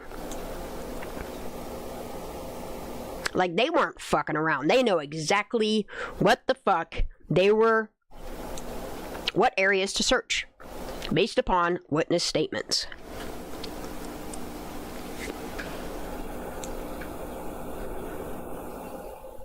This is no stone left unturned right here. And then after they did this flight path, they go on to send divers and boats and ROV. And they still don't see Kiely's car. And it's looking more and more likely it's because her car was not in the water yet. This is insane to me, y'all. This flight path specifically. Like, I don't even know how to describe this more than an extensive, focused. That's one flight path, too. It's no wonder why they didn't want the flight paths out there. Dang. Damn. Alright, so I have an extensive focused flight of Prosser Creek Reservoir, circling the boat ramp at least a dozen times, 3 sweeps of Prosser Lake Campground. Oh, wait, that's supposed to be Lakeside.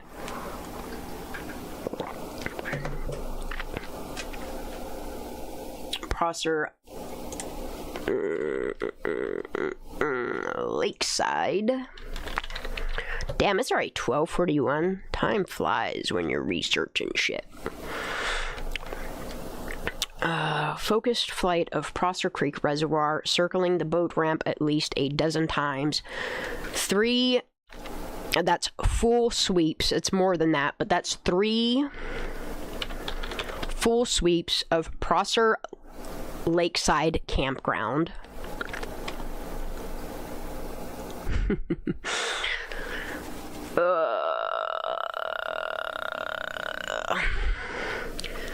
3 what do you want to call that? 3 loops around the sanctuary. What am I spelling here? Sanctuary.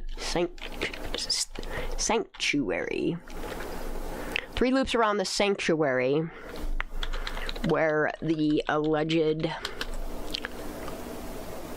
play fights and 3 loops around the sanctuary where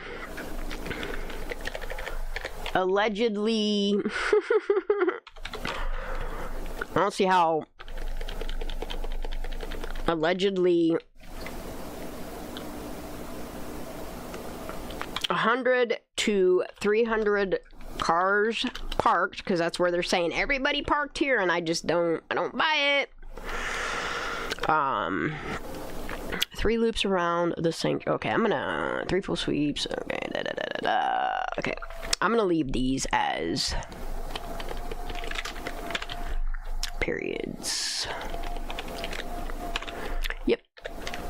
Circling the boat ramp at least a dozen times. 3 full sweeps of Prosser Lakeside Campground. 3 loops around the sanctuary, where allegedly 1 to 300 cars parked. Actually, I'm gonna just put 100 plus, because I'm going with the original statements around this time. 100 plus cars parked, play fights, and a party happened, okay? Alright. This is crazy, dude. They even, like, checked, like, the area.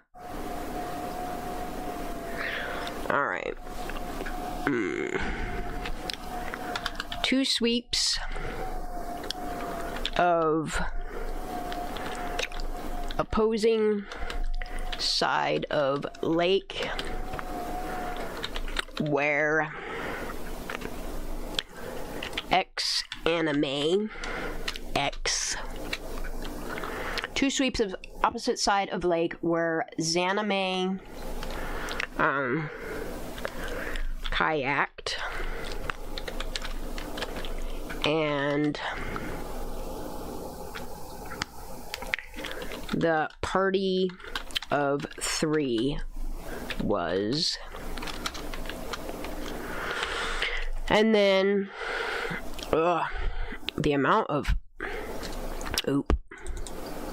this is what I want right here. See, look at that. They even focused on this area. Remember the area where I kept saying, am I good now? Oh, it's 5:42 in the morning there? Yeah, it's freezing here as well. It's only 12:46, but it's freezing as shit. Like, look at that. You see the sanctuary? Look how much they hyper-focused on it. That's a good focus, you know what I mean? They even looped around this area. See, here's that dirt road. See the pull off here? They even focused on the area where other people allege she parked. Some people allege she parked up here. Some allege she parked down here. Damn, bro, this is insane.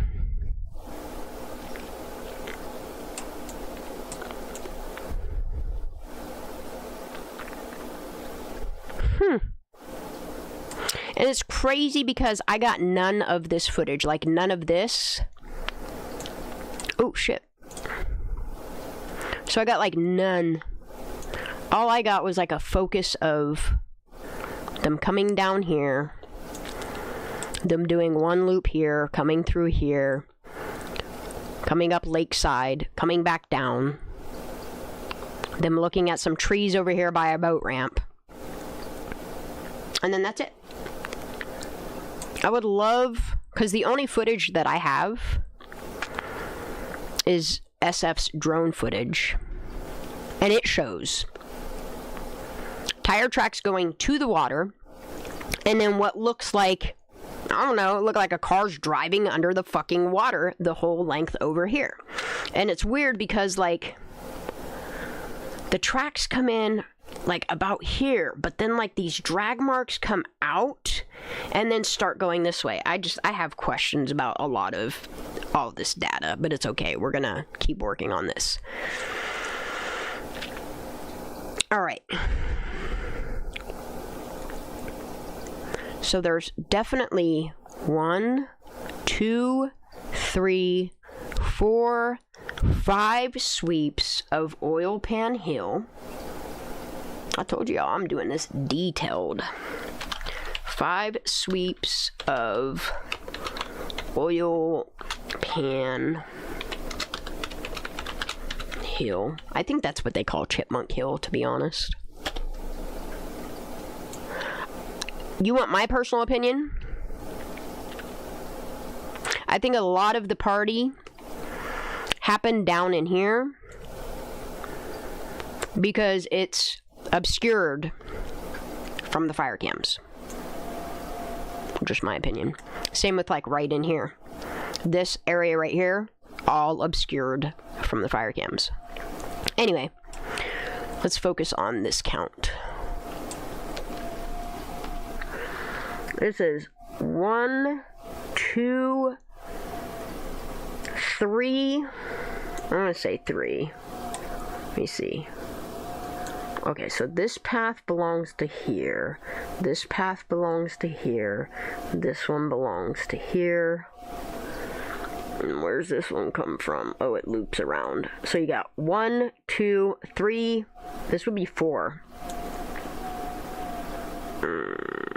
This is so terrible, dude.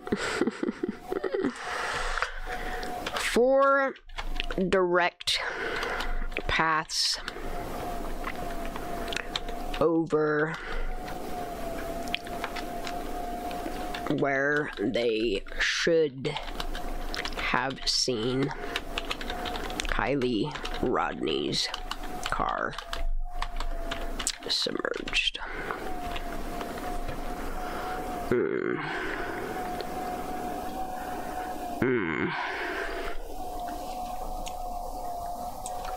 Alright, let's count these all, though. Okay. 1. And they come back through. 2. 3.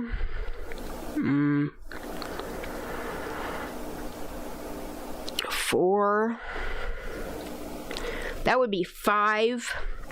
A total of 5. Not including these here. Let me count. Dude, they should have seen the car from here. 1, 2, 3, 4, 5. And from here too. 6. They should have seen it from here.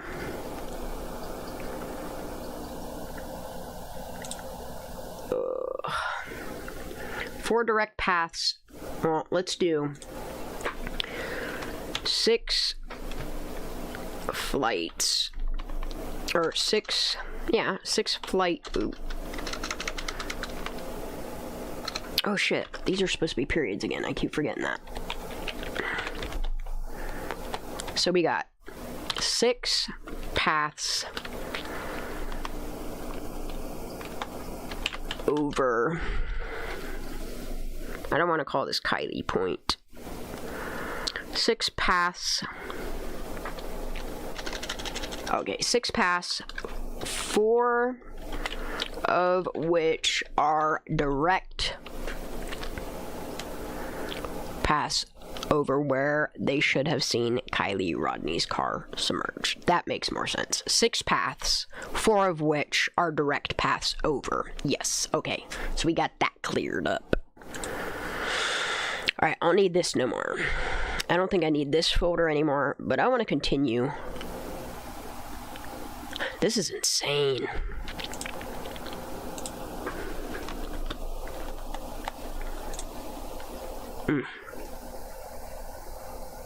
So yeah, it's 1, 2, 3.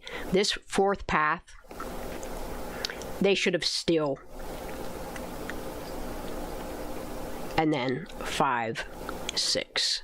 6 paths of which they should have seen some type of car there. 3 of which, actually, I'm gonna add on here. 4 of which are direct paths over the car. Over where?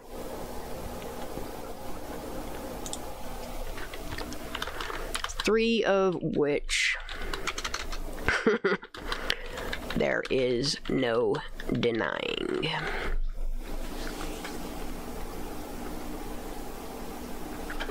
they should have, but did not see a vehicle. Like,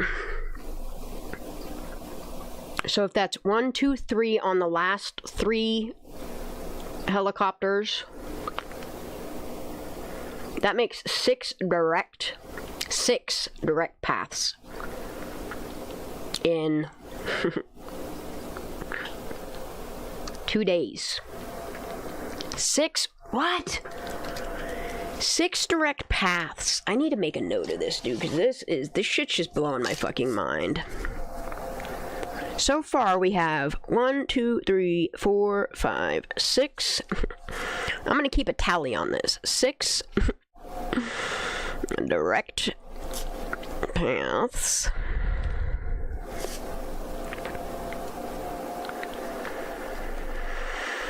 Ooh, from August 6th through 8th. That makes me want to vomit. I don't know how cold it is here. It's cold. It's cold enough that my heat has not kicked off yet. And normally it kicks off and on. Shit, I need to add Gwyneth Paltrow to my thing too. It is...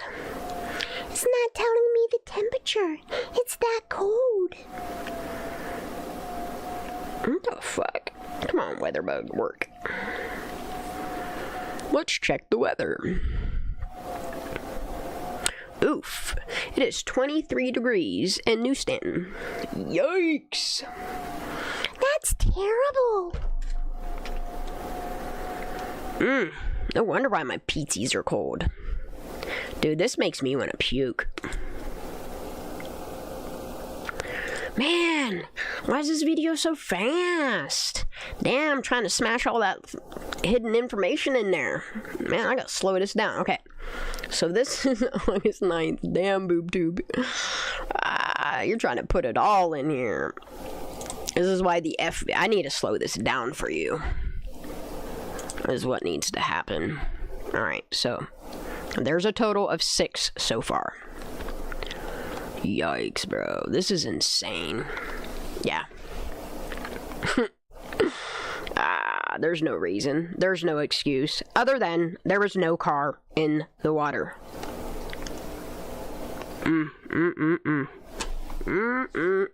Alright, let's continue. I think it's gonna speed past this next part too. So let me slow it down as much as possible, so I have enough time to pause it. There it is.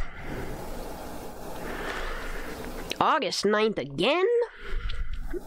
Oh no, this is the next day. So no, this is direct pass from August 6th through 9th. So yeah, we are 6th through 9th. It's technically only 2 days, because... No, because they did have choppers out. They had... Wow. Alright. So this is... August 9th at 8:40 p.m. 8:40. August 9th. Alright, let me just smash it right here. 08, 09, 2022, 8:40. Nope. Oh, come on. Keep hitting the wrong damn buttons. 8:40 p.m. It's also because I don't have my overhead light shining on my keyboard. That would help, but here we are. Alright, so this is Placer County's Placer County helicopter search.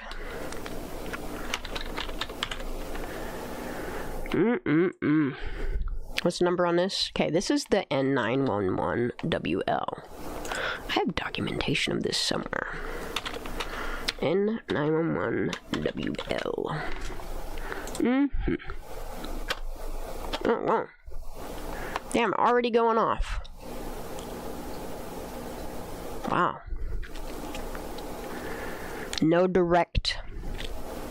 Oh, you're getting closer. Oh, there's a direct. I'm gonna put a dash on here for that. That's 7, y'all.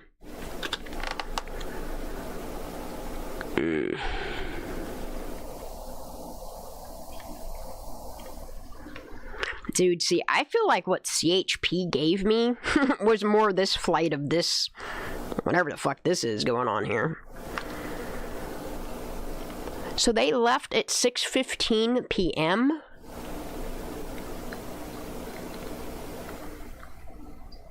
Hold the fuck up. This is from 6:15 p.m. to 8:40. See, I'm really glad that I'm paying attention to all these fucking numbers, because they're important. And this is from Truckee, 6:15. Okay. So that's 2 direct. See, look, they're 2 interested in this area. See that? See how many overpasses they're making of this area, including Sanctuary. They're making so many passes over Prosser Family Campground, numerous passes over the boat ramp.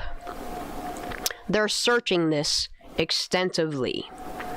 They know how to do search and rescues with this equipment. This shit's insane to me, y'all. Wow.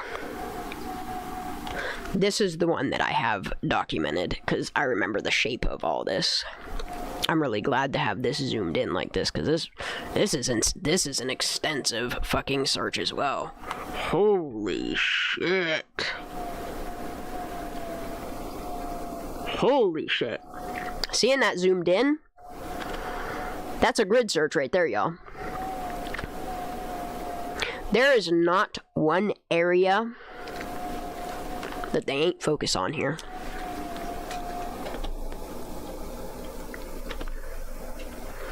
And they really made sure to do intersecting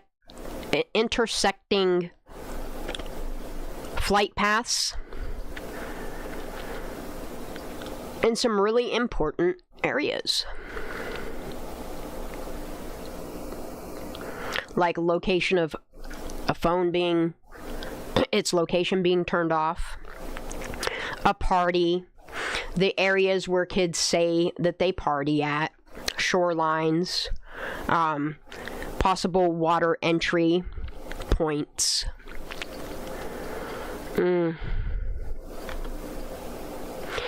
It's just odd. It's odd that they knew to stay searching in this area.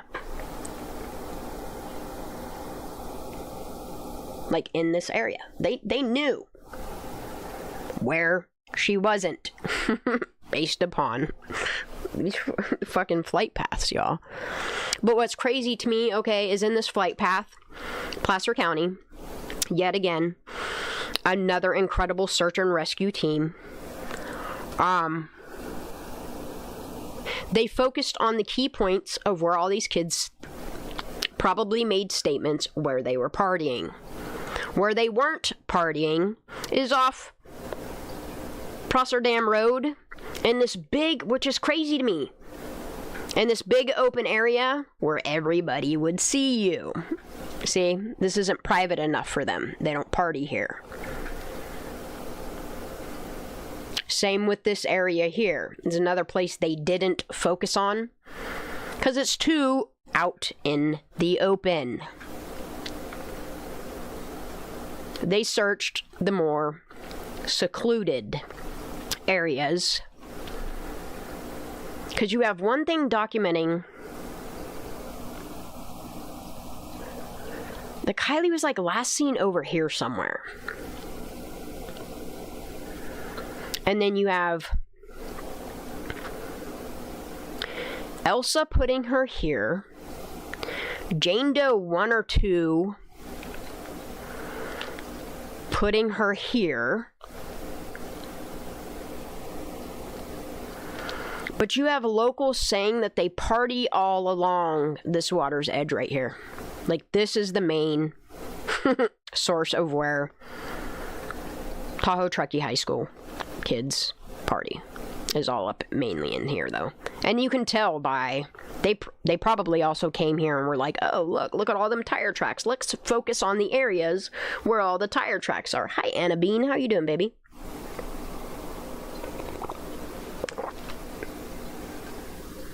Well, that's part of the PSYOP. They have no problem pretending that they're incompetent because they know no matter what, at the end of the day, they're still getting paid. And then on top of it, if they pretend to be incompetent, they could say, well, we need more training, we need more funding, we need more toys, we need more technology, we need more money, we need more government funding so that we can make better advancements. See what I'm saying?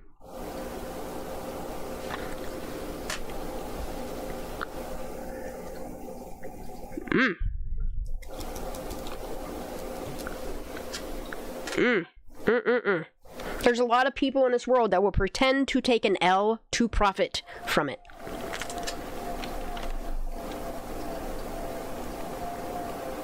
A lot of these people, profit is profit. They don't care. They really don't care. This is insane to me.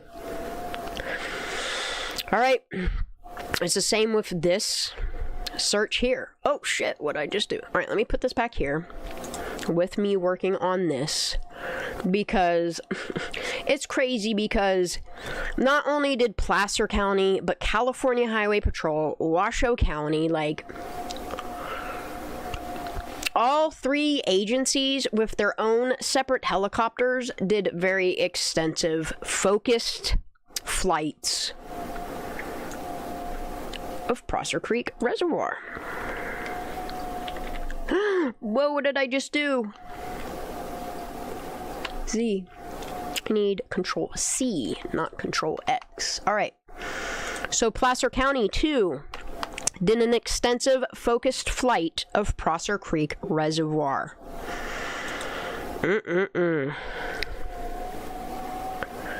Wow, dude.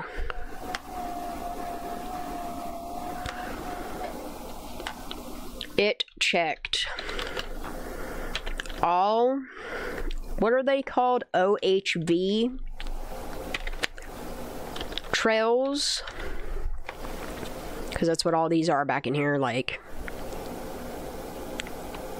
If I'm not mistaken, is this can't be 89 that comes up through here. That looks like a dirt road. It looks like Immigrant Trail or whatever the fuck it's called. I don't know. I'm not sure what that is. I'm zoomed in too far to be able to tell. Okay, so actually, I'm not going to put OHV trails because that's going to make it look like they did ground search. Okay, 6:15 p.m. to 8:40 p.m. Placer County helicopter search. Oh, it's N. I knew I forgot something on there. See right there. N911 WL. Does an extensive focused flight of Prosser Creek Reservoir. I ain't even gonna count how many loops that is, but I could try. Right, let me rewind this a tiny bit. .25. Okay, that's the last flight. Where they, California Highway Patrol, definitely did 3 additional direct paths over where Kiely's car allegedly was. Okay. Damn, dude, y'all just starting out real quick already, huh? Let me rewind it. I wish this would let me rewind like 10 seconds and not forever ago. Well, and that's what I want to do, is I want to get real detailed now that we have a basic timeline. Now we can start adding the in-depth details and compare what we can visually see with our own 2 fucking eyes and compare it to their work. Since we've had 3 different AIs tell us that they're inconsistent, that there's a lot of discrepancies. Well, let's find out where they are, who they're coming from, and why. And let's hold these motherfuckers accountable. Okay, does an extensive focused flight of Prosser Creek Reservoir. Okay, so that's this right here. That's CHP. That's this one up here. Come on, why aren't you playing? Dude, why does this video keep doing this shit? Why are you doing this? Come on, bro, play. Fuck. It's been stuck on 323 for 10 seconds. 323. Okay, alright. And this is Placer County Sheriff's helicopter search, August 9th, 2022.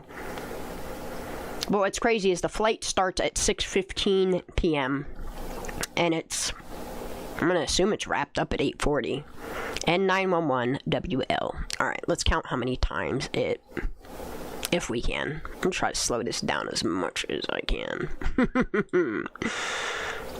BoobTube made it really hard for me to count these. But it's okay. We're doing it still. Bro, why's... There's no way that it jumps this video like this. This is annoying as shit why it keeps doing this, and it's not BoobTube's fault. I've never had VLC act like this. Like, I've never, ever had it behave like this. This is obnoxious, dude.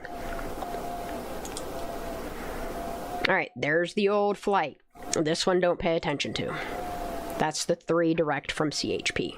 Here we go. Placer County. 4, 5, 6, 7, 8, 9, 10, 11, 12, 13, 14, 15, 16. Oh no, it looks like 17 to me. Holy shit, dude, look at that. Oh, I need this. I need this information right here, dude. See, it says 6. They finished their flight at 8:40 is what it has to be. It has to be. Because this flight is saying that it took off from Truckee at 6:15 p.m.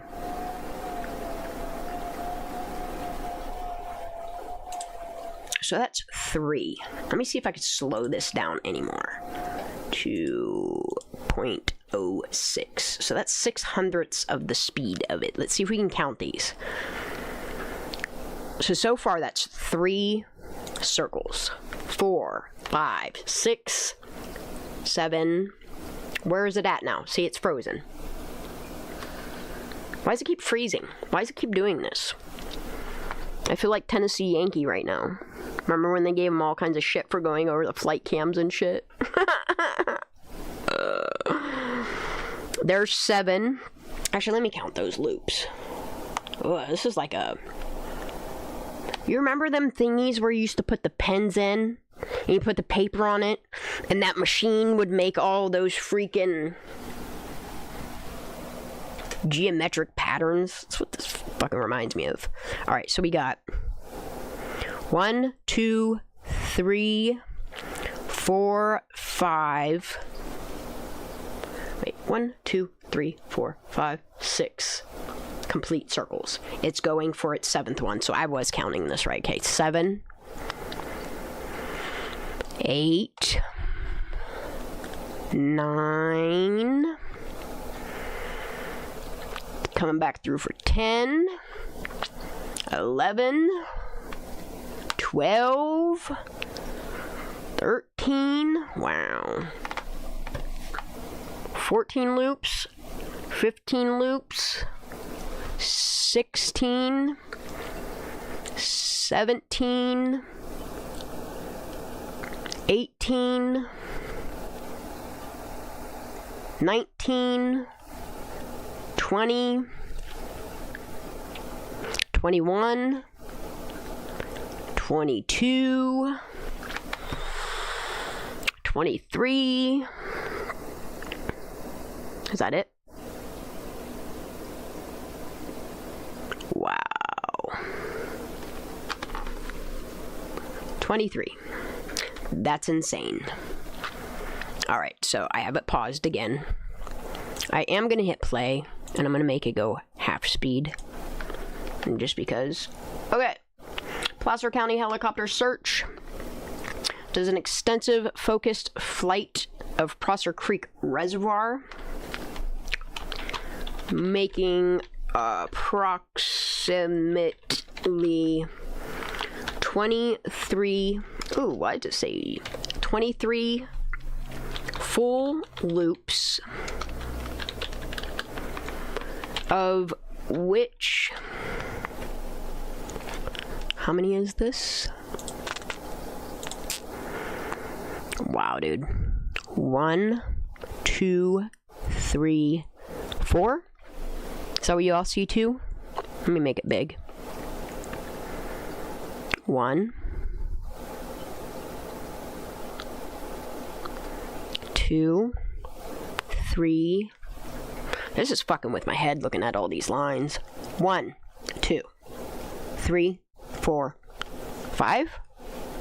1, 2, 3, 4. How many do you see? 1, 2, 3. This is tripping me out. 1, 2, 3. Those are said 4. It's tripping me out. Is that 4 lines? Shit's got my eyes fucked up. One way to find out. To make sure I count this properly. Because I don't want to be like anybody that finalized this fucking report. Can't even tell if she's 60 feet or 200 feet from shore. Okay. 1, 2, 3, 4. Alright, we got the count now. It's terrible. Alright.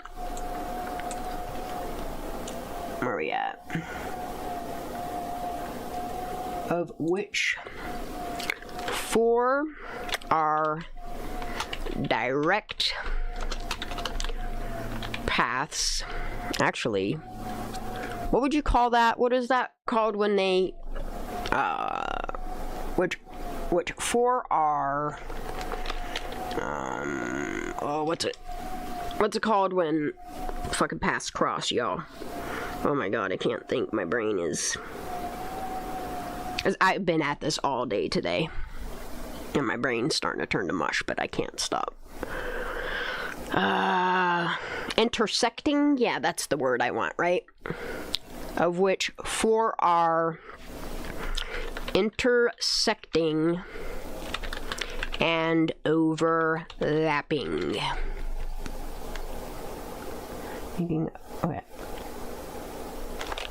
Making approximately 23 full loops of the, what do you call that? A lake? What do you call that? A reservoir of the lake. We'll just call it lake. Of which 4 are intersecting and overlapping. The coordinates.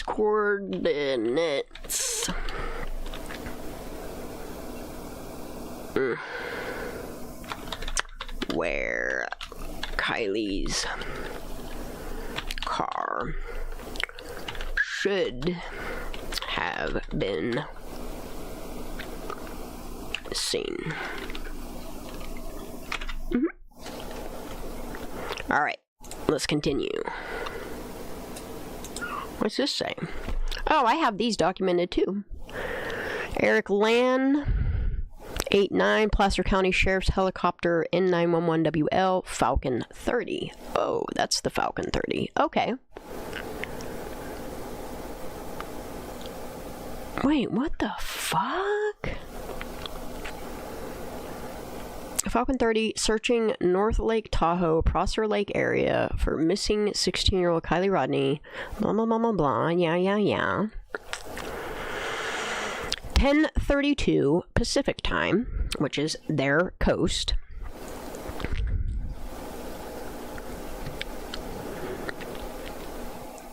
And N57B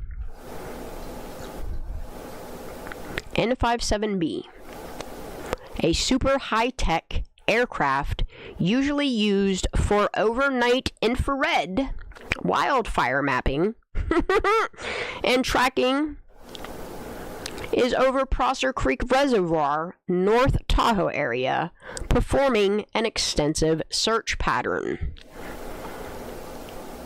Is that the one I was just looking at? I'm curious. I'm gonna have to go, guys. I have these screenshots of his full Twitter posts. Alright, I need to make this full screen again to make sure that I'm on. And this is this one, right?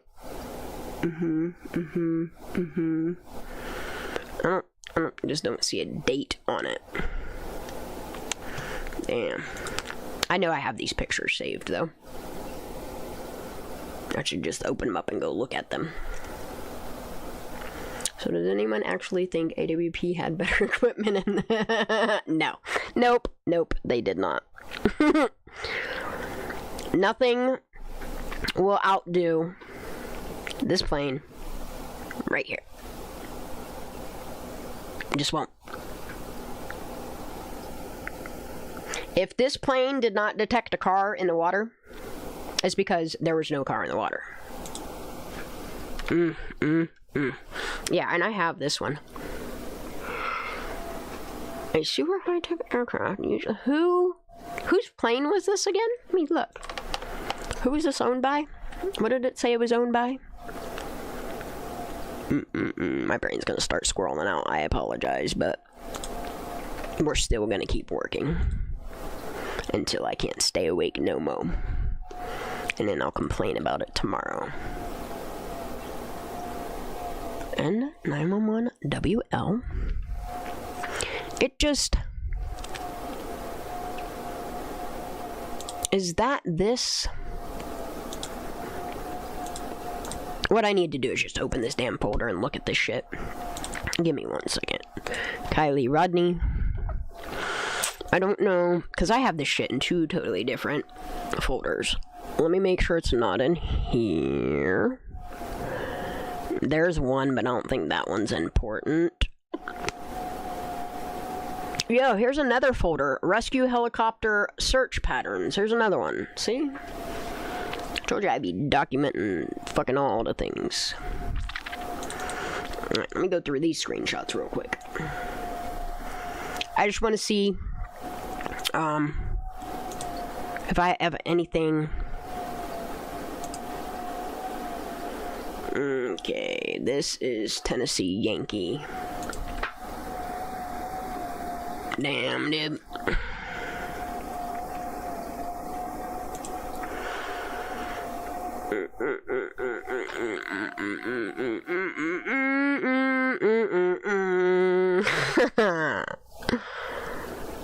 See, and this is what's crazy. This is the path that CHP settled on.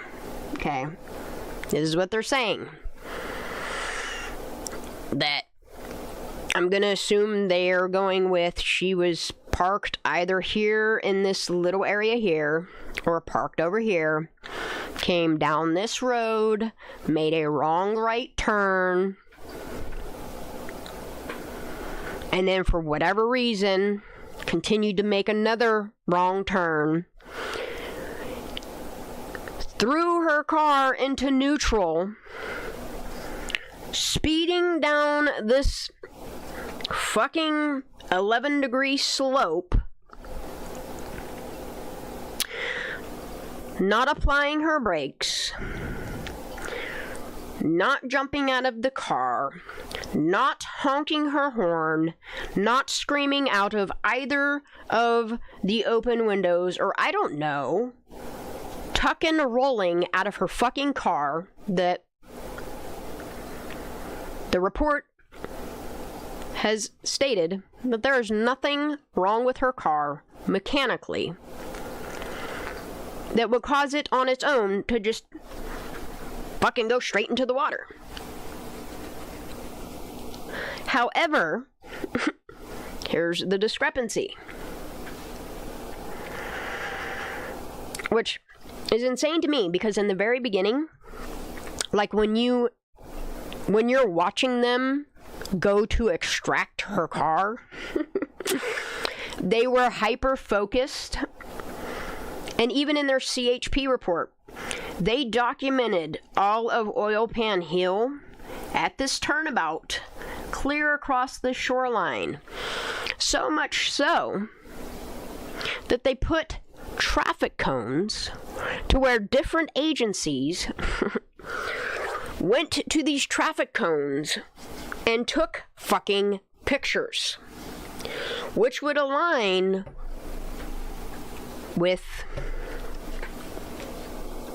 Path B, which is shown in the fire cam footage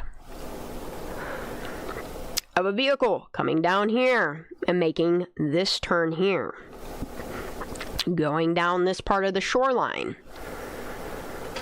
But based upon the headlights, this vehicle, and you can watch it happening in real time in the fire cam footage, this vehicle drives up along here, and you can see the headlights start to hit over here and turn completely around the lake. I kid you not. I've tried to point it out to so many people.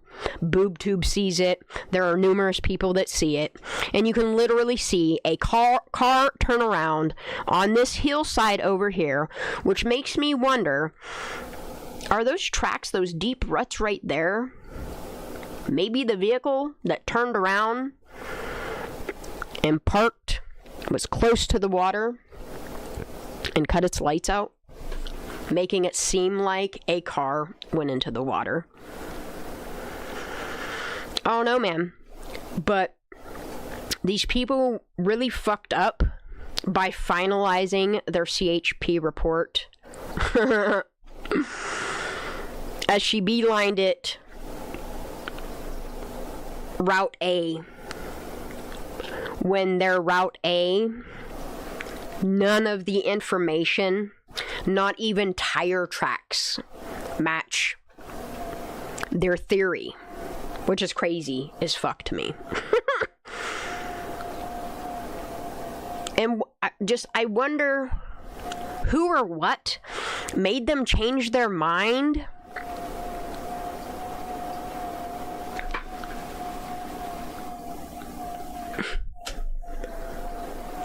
Because, like, if you go with the fire cam footage, if you go where they had police crime tape up, taking pictures, they were digging, they had a fucking metal detector there. If you watch the footage, like, I've watched this footage so much that you can literally see them there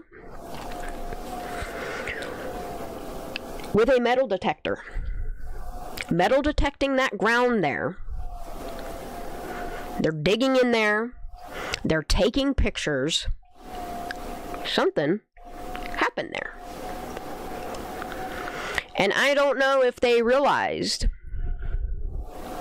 that might be the spot in which a phone was destroyed or chucked into water. I don't know.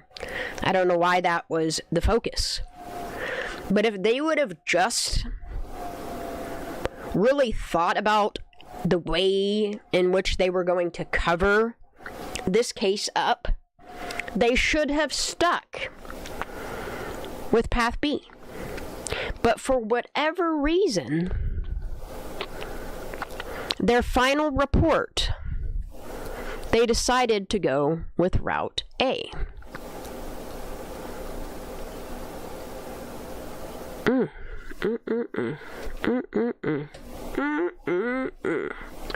I believe that those tracks are that car. Wait, what do you mean? What, these tracks, these deep rutted fucking tracks that you see from the beginning of people going to Prosser to the end of people going to Prosser and uploading videos and shit? You mean these deep rutted ones that seem to have appeared on the same day that all those deep ruts that are documented on August 9th from the CHP helicopter, all the deep ruts in here, and all the deep ruts in here? Yeah, I think this mark goes with the mark here. when you look at that fire cam footage, like, you can see the vehicle turn down here. You can see it drive along this area briefly. However, it doesn't veer in this direction. It comes up here, and I don't know if it comes up on this part of the hill here. I don't know if it drives up along here and turns around here to where the lights.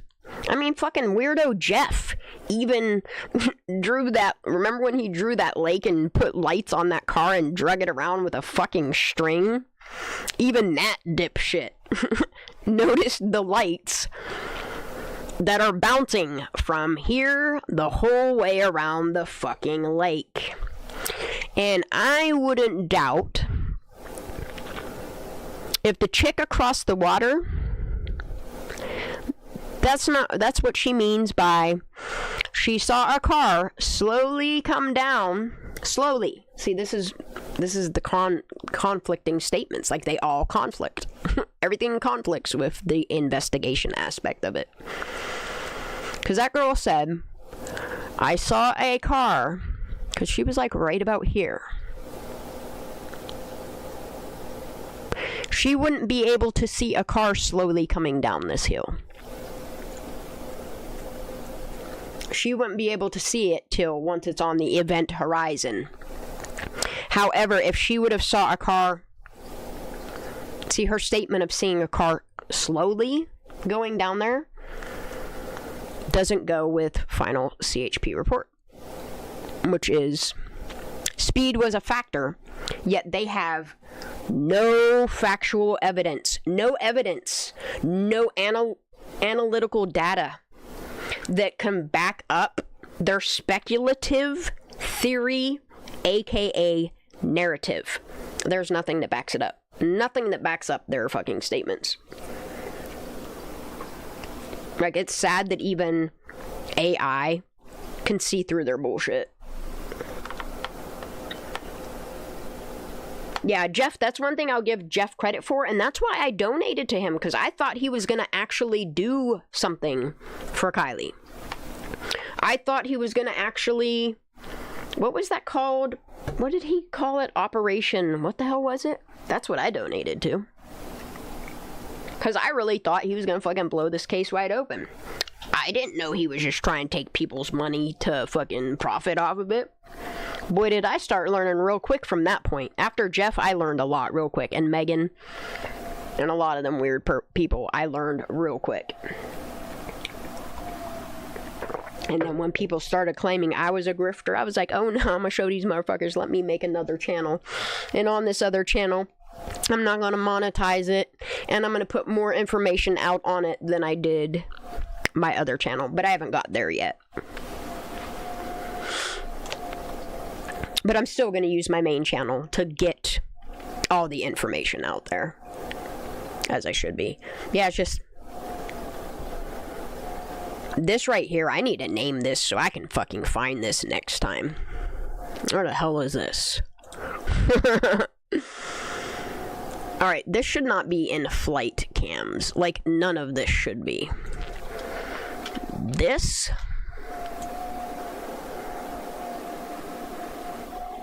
should be in... Hold on, let me move this before I lose this, because I've been looking for this. I knew this was drawn out before. What do I want to put it in? Do I want to put it in car forensics? Because that sounds like a good... Because it's part of car forensics, the path of it, right? The trajectory. Remember when that bitch was like, you need a pie chart? Pie chart. And the speed of X and Y. Wow. Little numbnuts. Alright, let me... Yeah, I could tell that you were the one who I was going to follow. And, like, that's the thing is... Even though Jeff burnt so many people, I would still never not tell people to not go watch Jeff. To each their own. I don't care who other people go and watch and follow. I really don't. I don't care if people watch that fucking Judas lady either.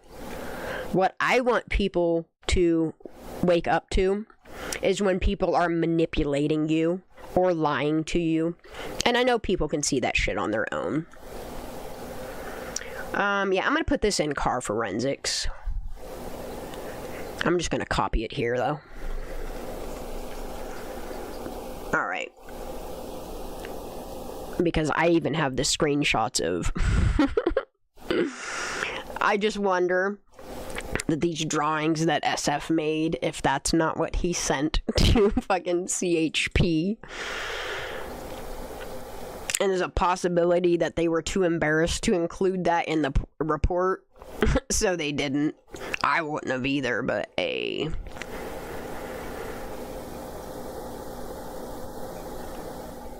I don't understand why that flight path is in there either. Alright, so I'm just gonna go back to this. Because she got me confused now. Okay, so that, see, she goes way too fast. Alright, so we got... Why is this going so fast? Alright, let me try to slow it down. Wow, it's still... Okay. Wowzer!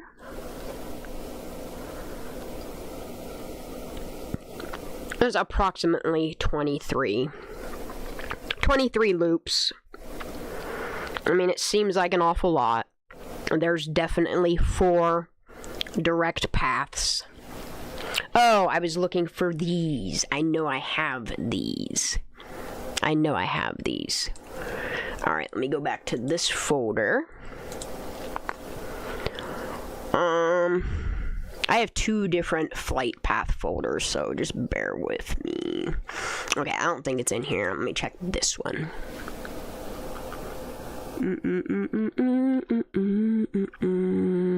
This is it right here. There he is. 1032. See, I got this off when I was using that knitter, which knitter doesn't really work anymore, so I had to use, I forget what the hell it's called now. Okay, so this is 513 to 615. Is that this? Hold on, no, it's not. These are 2 totally different flights. Holy shit. Holy shit.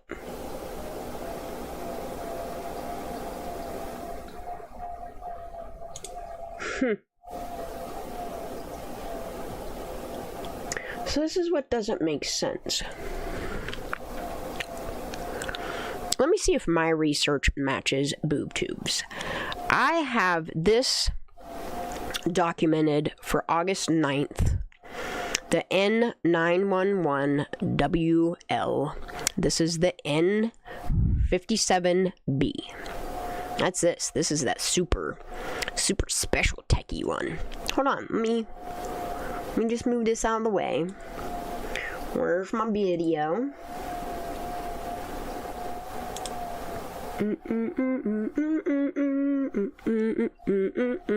Yeah, this is that last flight was the Falcon.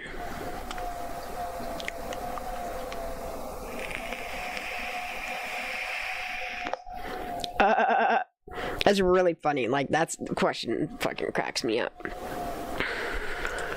Like, they really have people fooled. And look, what AWP does is fucking incredible, phenomenal shit. But if you think about all of the technology that was used between these airplanes, these helicopters, the ROVs, and these dive teams literally going around holding on to fucking ropes that are keeping them 25 feet out to look for, I don't know, how far did you throw the cell phone? 25 feet? Okay. This group of people are going to look 25 feet. And this group of people are going to look 60 feet. But what we're not going to do is let the 25-footers and the 60-footers communicate with one another, in my opinion. I think that's why it looks like there's a lack of communication. Because like the PR stunt teams that had a media wall up around Lindsay, so that she wouldn't put statements out that would conflict with Sammy's statements, which, too late, they already did. Yeah. I think they did the same thing with this.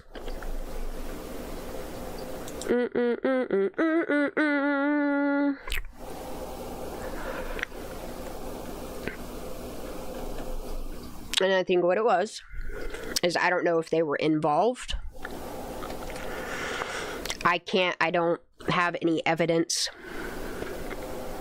I mean, who else would help them is my question. You know, I'm not saying that these entire police forces, these entire sheriff's office, the entirety of CHP, I'm not claiming that they're all crooked. That is not what I'm claiming.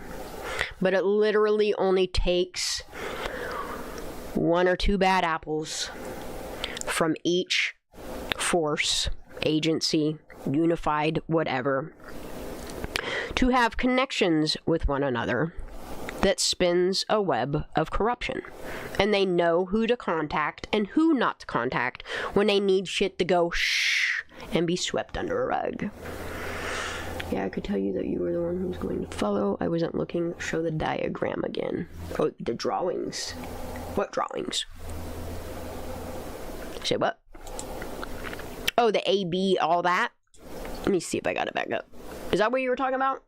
I don't know. I'm just scrolling the fuck out. Yeah, this is the N57B right here. This is their path. Yo. Yeah, and I have this all documented. Alright, so let me go back to my thingy. I want to see what I have. Okay, so this is August 9th. The N911WL.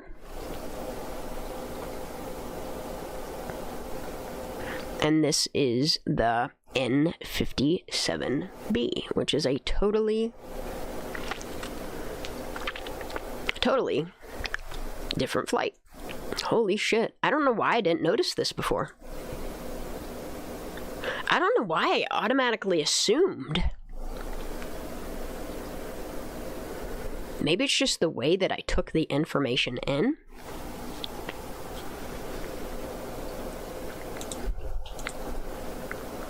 Well, they clearly did. Because right there is, I mean, there's their flight map of them going over Prosser. Alright, so this is...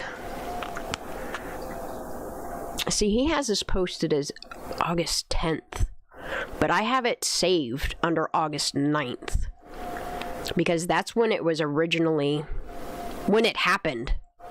The night of August 9th.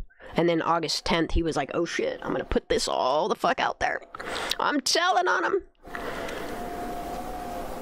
I'm telling on him that there's no way. After all they've done, all this searching, a total of 1, 2, 3, 4, 5, 6, 7. I think I forgot to add the last ones on it that I just saw, which were... I already marked 1, so I need to add 1, 2, 3 more. That's a total of 10 direct paths from August 6th through 9th.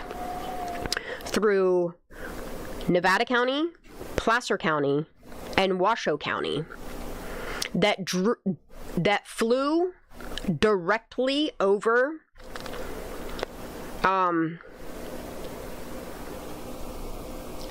where Kiely's car should have been seen. And then after these 10 direct paths from 3 different agencies, they brought in the big guns, the N57B, a super high-tech aircraft usually used for overnight infrared wildfire mapping and tracking. That's crazy. And I love that he hashtagged her name, her license plate, and the fucking flight number of this. Kudos, sir. Alright, so far, I'm just gonna... Because I really think... Because this flight path is way different from this last one. Then, after Placer County wraps up with that flight... You're like, oh, it's getting darky dark. We can't see anymore. With our little FLIR and LiDAR planes. So we're gonna... Oh, what did I just do? What did I just do? So we're gonna pull out the big dog. And he's claiming this is 10:32 p.m. See, yeah, that's what he did. 10:32 p.m. on August 9th is when they started this flight. And August 10th at 5:38 a.m. is when he started posting this stuff. Alright, okay, makes sense. Alright. August 9th. I'm just gonna start with 10:32. I am never getting to add this into freaking Grok yet. There's so much to her case, and for the people that were telling us there's no more information, I think y'all were part of the trying to distract us all from looking at this any further. You're part of the fucking problem. Told y'all there's plenty more to be looked at. Alright. Tab. This is an N57B. A super high-tech aircraft. Alright, let me type this out. Usually used... Actually, I'm just gonna type the whole description. A super high-tech... Because I want this all to be in. Okay, super high-tech... I can't even think anymore, y'all. My brain hurts. Aircraft... Alright, usually used, there we go, there it is. Usually used for overnight infrared wildfire mapping and tracking is over processor. I hope my fingers are on the right keys right now. If not, I'll come back and I'll fix it. Reservoir. North Lake. I hope I'm typing properly because I'm not looking at what I'm typing. I'm reading and just banging on the keys. Hoping that my typing class in high school sometimes pays off. Alright, what do we got here?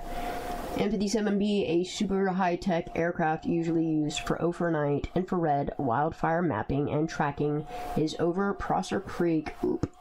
A little bit of a mistake. Reservoir. Oop. I don't see them.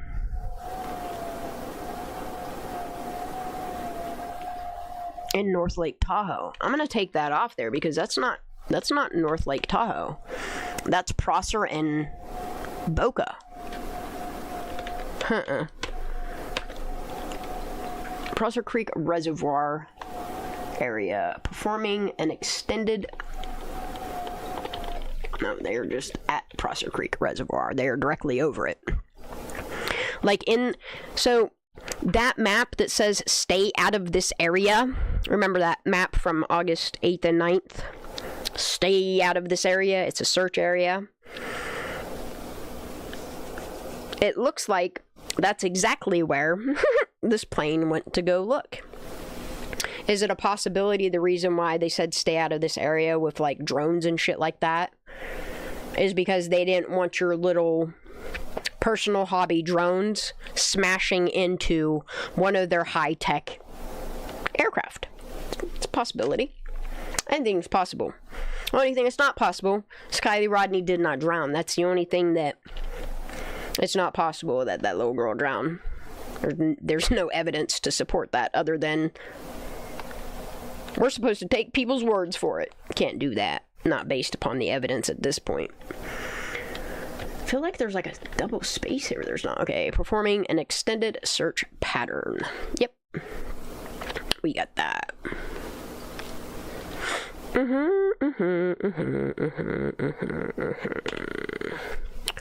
We'll likely have to analyze the data several different ways before making a determination about what, if anything, may have found. I need to figure out how I can. So does Placer County own this? That's a good question. Who owns this aircraft? I need to FOIA.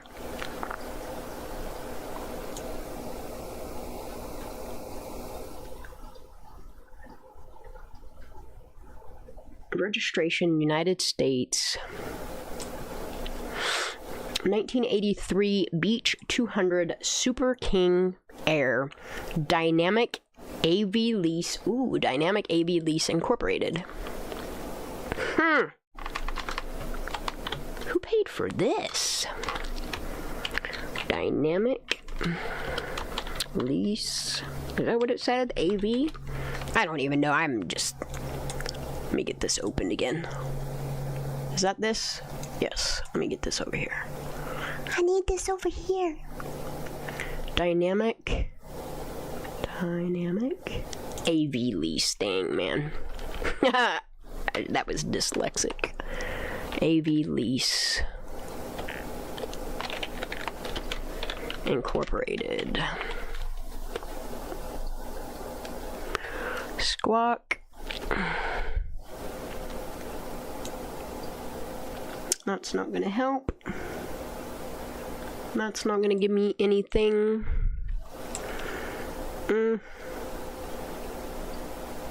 What's this hex? I'm gonna add this here so I could further my own personal research. Hex A74C29. Okay, I want that. Oh, I didn't show SF's drawings, that's why. Look, even the freaking... I don't even think the I think they were just willing to take anybody's professional input that went along with the accident narrative. Why they didn't care about showing actual evidence to back that bullshit up, I have no idea. That's where they got me fucked up.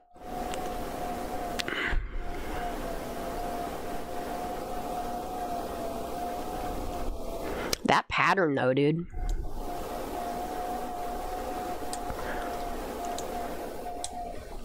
And they flew directly over 3 times on this one. Oop, I did not mean to close that.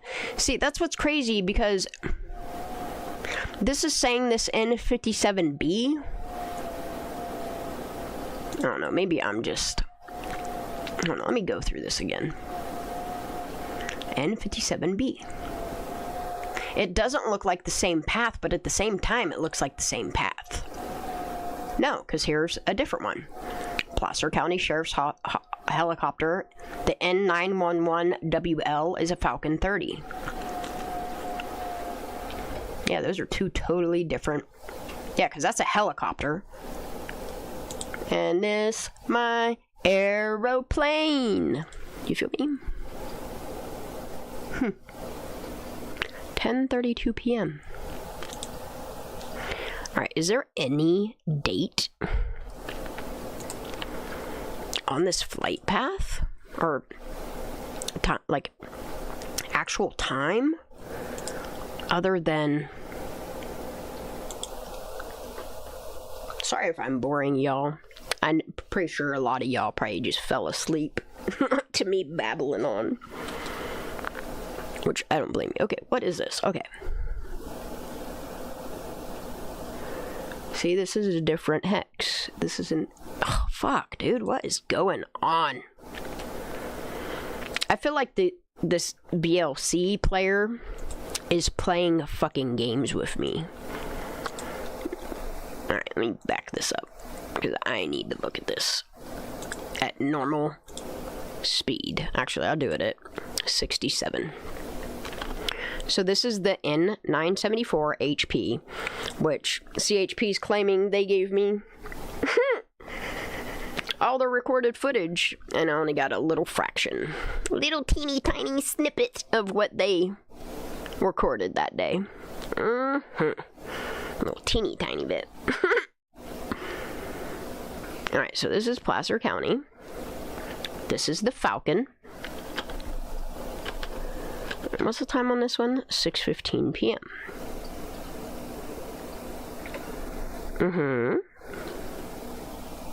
That one's documented.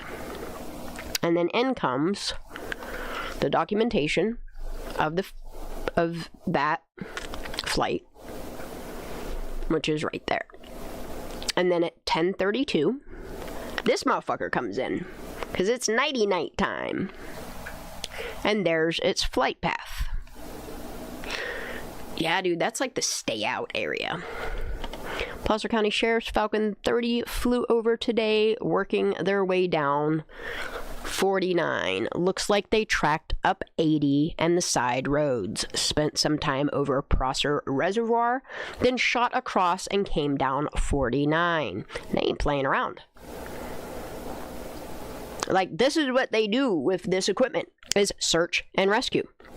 If you ever watch their search and rescue operations, it's incredible what they can do when they can get to people to rescue them off of mountainsides, waterways, stranded out and shit. And it's just, it's terrible that some assholes on a police force were totally okay with saying, we all suck. We all suck. You know? When, like, these people right here, they don't suck. I applaud these people. And there's a reason why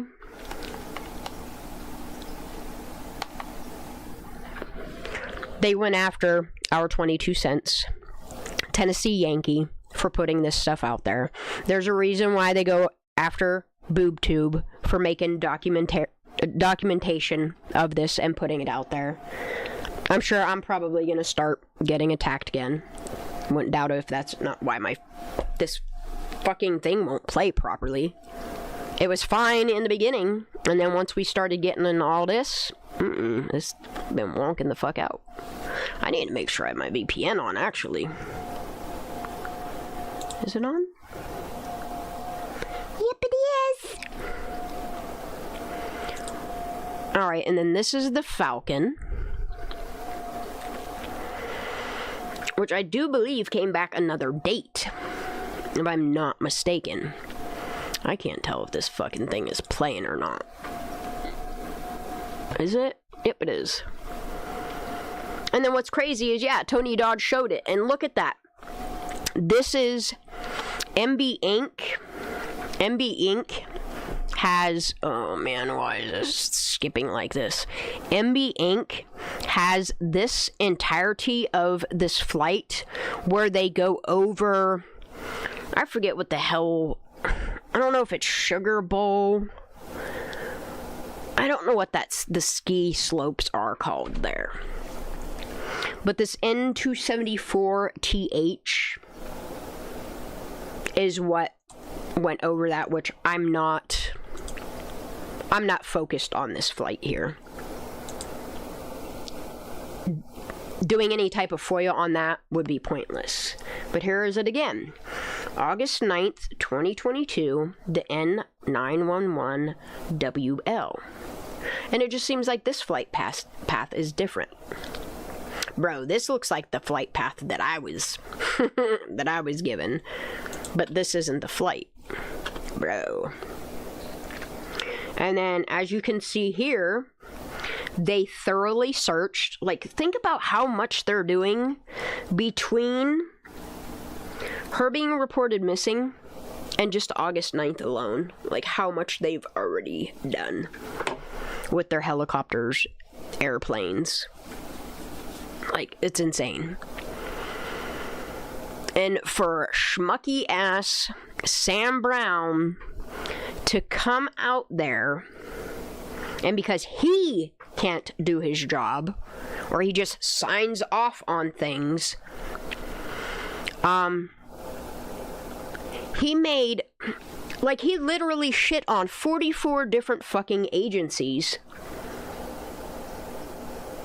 And it's terrible. Like, these people should be commended for all of their efforts. Like, look how much they checked from Truckee down to Coldstream. It's insane. And then you even got these young kids that are learning to pilot the Civil Air Patrol. They're coming out and doing test runs to search for this little girl. All these people should be fucking outraged enough to be like, yeah, Kiely Rodni didn't drown. Why don't you explain to us how you came up with all this bullshit with no evidence to back up your fucking narratives or your theories or your speculation. Why is this not playing, dude? And then this is here, the N57B. And as you can tell, so they came back again on August 14th and used it again? Wow, dude.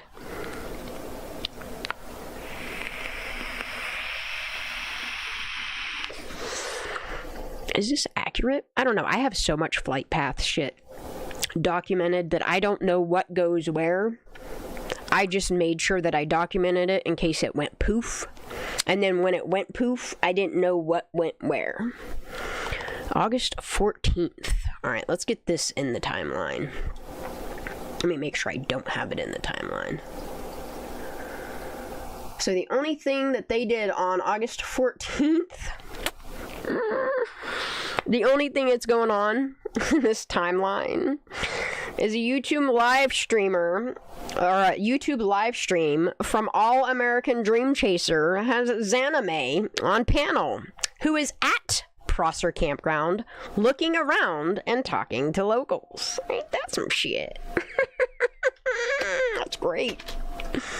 And I have that stream downloaded, should they ever try to make that shit poof. Because fuck that. Zaname admits to being there. She admits to going to that fucking rec center and downloading the search app. Which is really weird, Zaname. How come you're not on Cal Topo or All Trails? It's weird.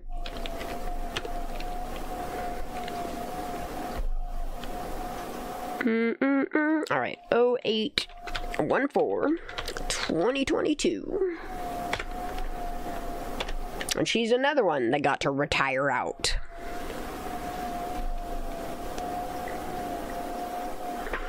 Alright, August 14th, 2022 is another Man, my brain thinks so much at night. This is why I try to go to bed by like 10 p.m. Because if I stay up to a certain point, I start to get so tired that my brain just starts thinking for itself and randomly saying shit. I probably shouldn't be live anymore, but here we are. We're just gonna randomly say what we think and feel, I guess. Why? Is my caps lock on? Yes, it is, bastage. And... I'm getting mad.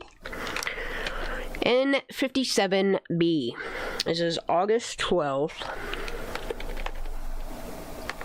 This says 3:45 p.m. But see, this says Eastern time, which would make this noon. See, this is where I have a problem with all these. This is what I need to work out. This definitely says August 14th, 3:45 p.m. EDT, which would make this 12:45 PST? Post Standard Time, Pacific Standard Time, isn't that what they're in?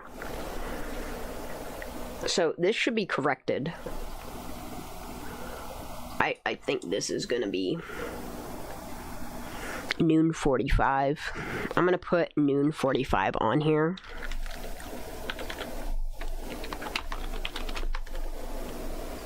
Just in case.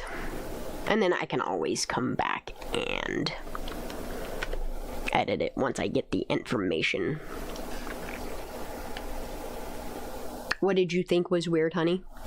I'm sorry, I'm trying to keep up with chat while I'm doing all this. I'm rambling off and I'm not. Who's anime? Or the way that everybody gets to retire out? What's weird? Because there's so much weird fucky shit going on with this case. And the thing of it is if they would have never let Sammy come out on the forefront and open her fucking mouth, I would have never given this case, like, a second thought. Then all this crazy goes down, and all these contradictions happen with Sammy, and I can't help but to stare and dig at it more. And then out comes a woman claiming to be a liaison for these kids that word salads and makes me look at it even more. And here we are, y'all.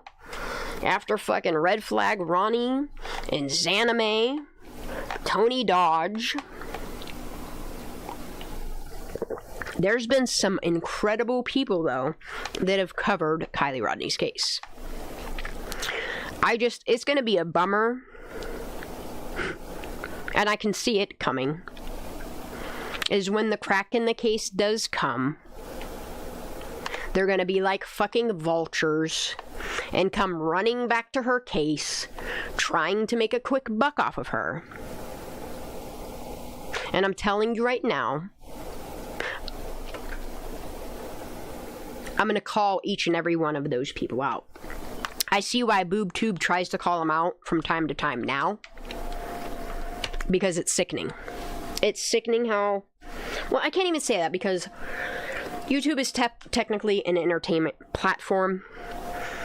And I understand why so many creators... And I think that's why I stay watching, like, Bailey Sarian. Because she jumps from...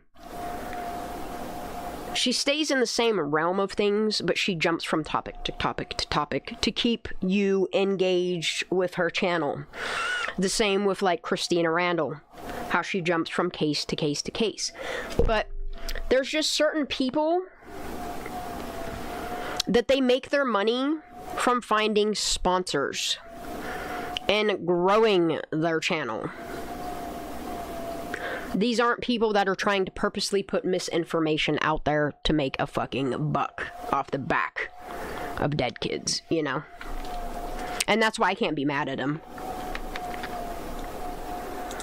The one that I'm just kind of like, ugh, with is Tyler. And the way he does his fucking prayer trains. It reminds me of one of those fucking mega churches who tell you what you want to hear. Just so you keep giving them tithings and donations. Meanwhile, they're living in multi-million-dollar homes and the church isn't doing anything to help their people. Anyway, let's go. See, that says 135. Hold on, let me go back. Let me see something here. Okay, that's August 9th. That's August 9th. I don't need neither of those. N57B, BE. This is coming from MCC, which, give me a Google. This one says 1:35 p.m.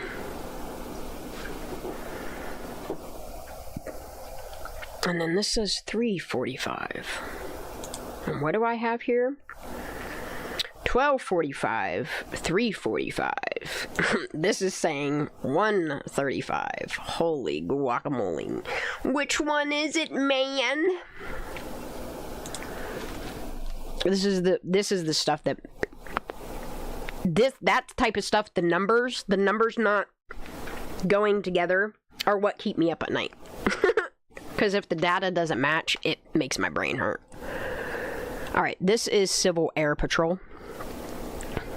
Oh man, even Kiely's friends. Like, and that's the thing that bothers me the most, is like listening to Judas and the imprint attack a specific family simply because a boy and his sister went to pay their respects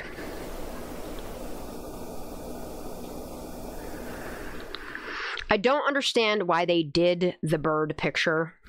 I see the rotary behind it. I see their ties to things.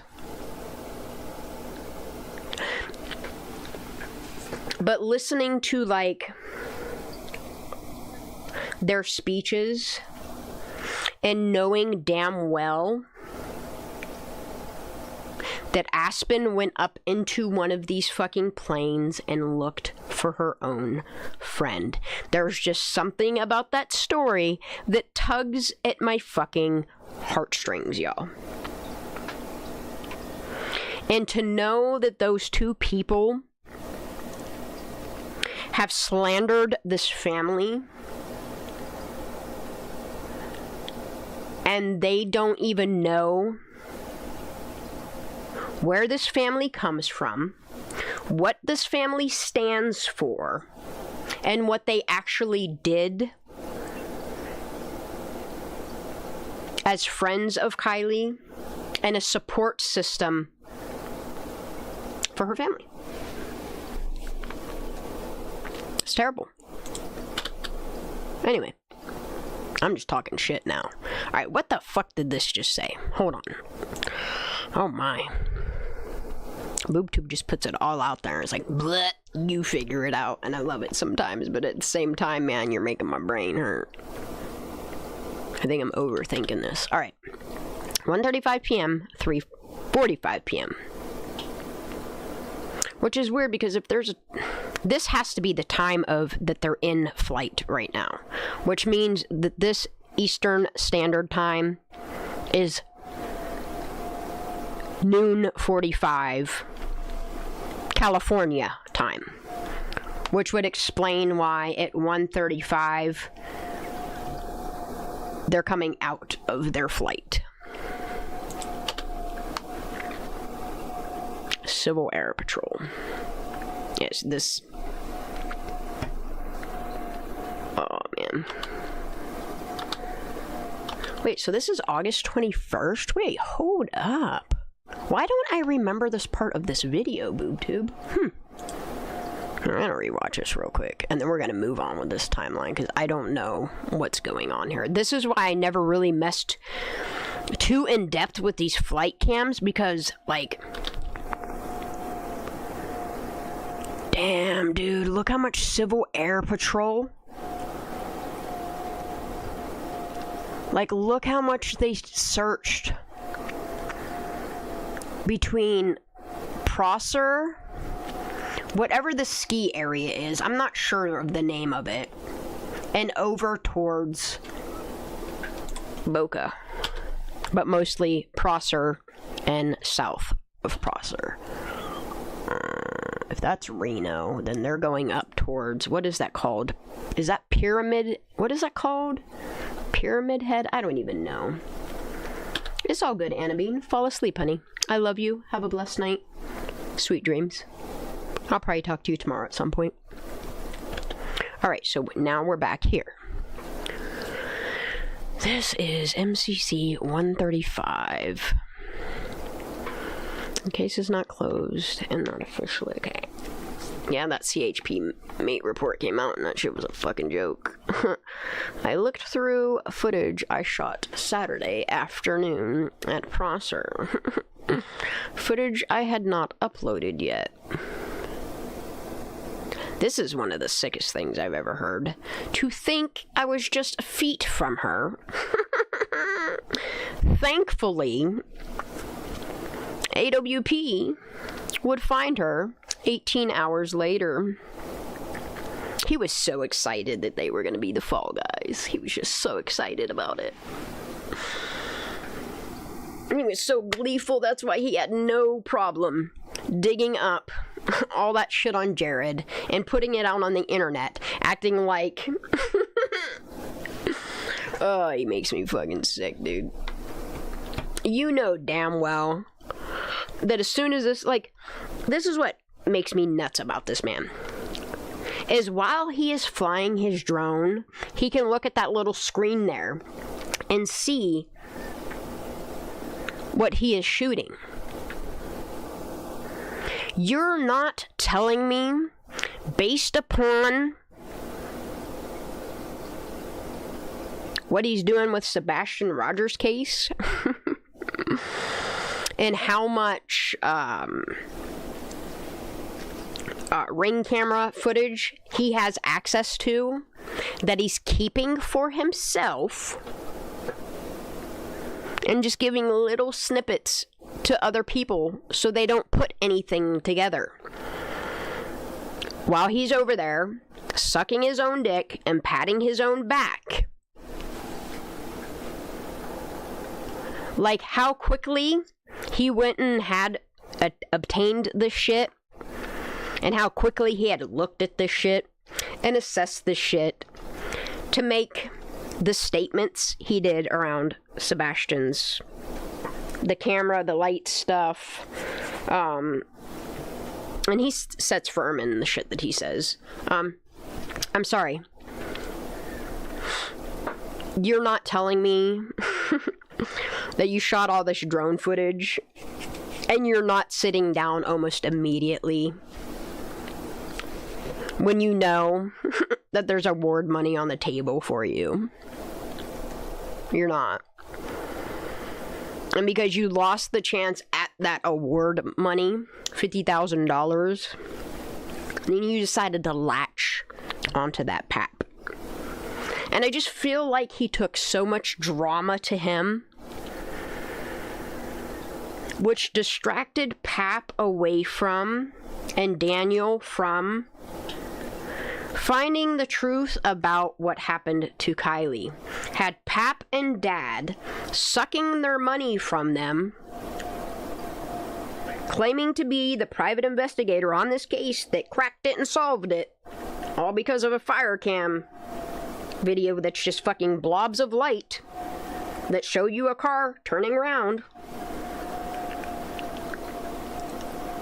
Like, it's almost like, and I'm not stating this as fact, this is just my perception from the sleazy slime bag dude, and what I've seen him while just standing here at a distance, letting him do his interviews, letting him do his thingies. Like, how he preys on the victims' families and calls it like trying to help them, but like everything I've seen him do is not helping the victim. It's really not. It's like discombobulating and distracting. And I mean, poor Sebastian's been missing for how fucking long now? It's been over a year, right? And he ain't cracked that case yet? But there's all this drama. This is why I won't touch Sebastian's case. Actually, it's not that I won't touch Sebastian's case. I won't discuss what I see or speculate on either of my channels. But if anybody reaches out to me, I'll give them my input privately through email, DMs, what have you. But I've just been watching that too unfold. And I know there's a lot of my friends that or people, acquaintances, other people that I watch that fully think SF is like the fucking shit in what he does, but I do not.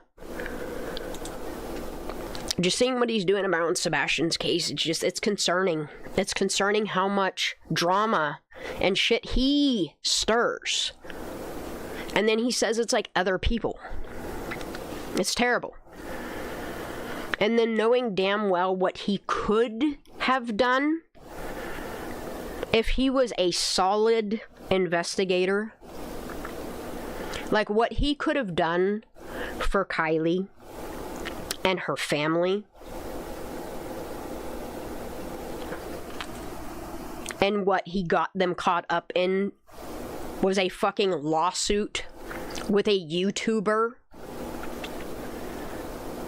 that was just saying some outlandish shit to get eyes on Kiely Rodni's case.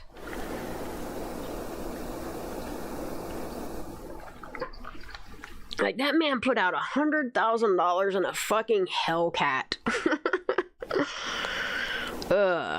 What did SF do for Kiely Rodni? Oh, he cracked the case with the fire cam footage. Oh, what a fucking schmuck. I can't stand this guy.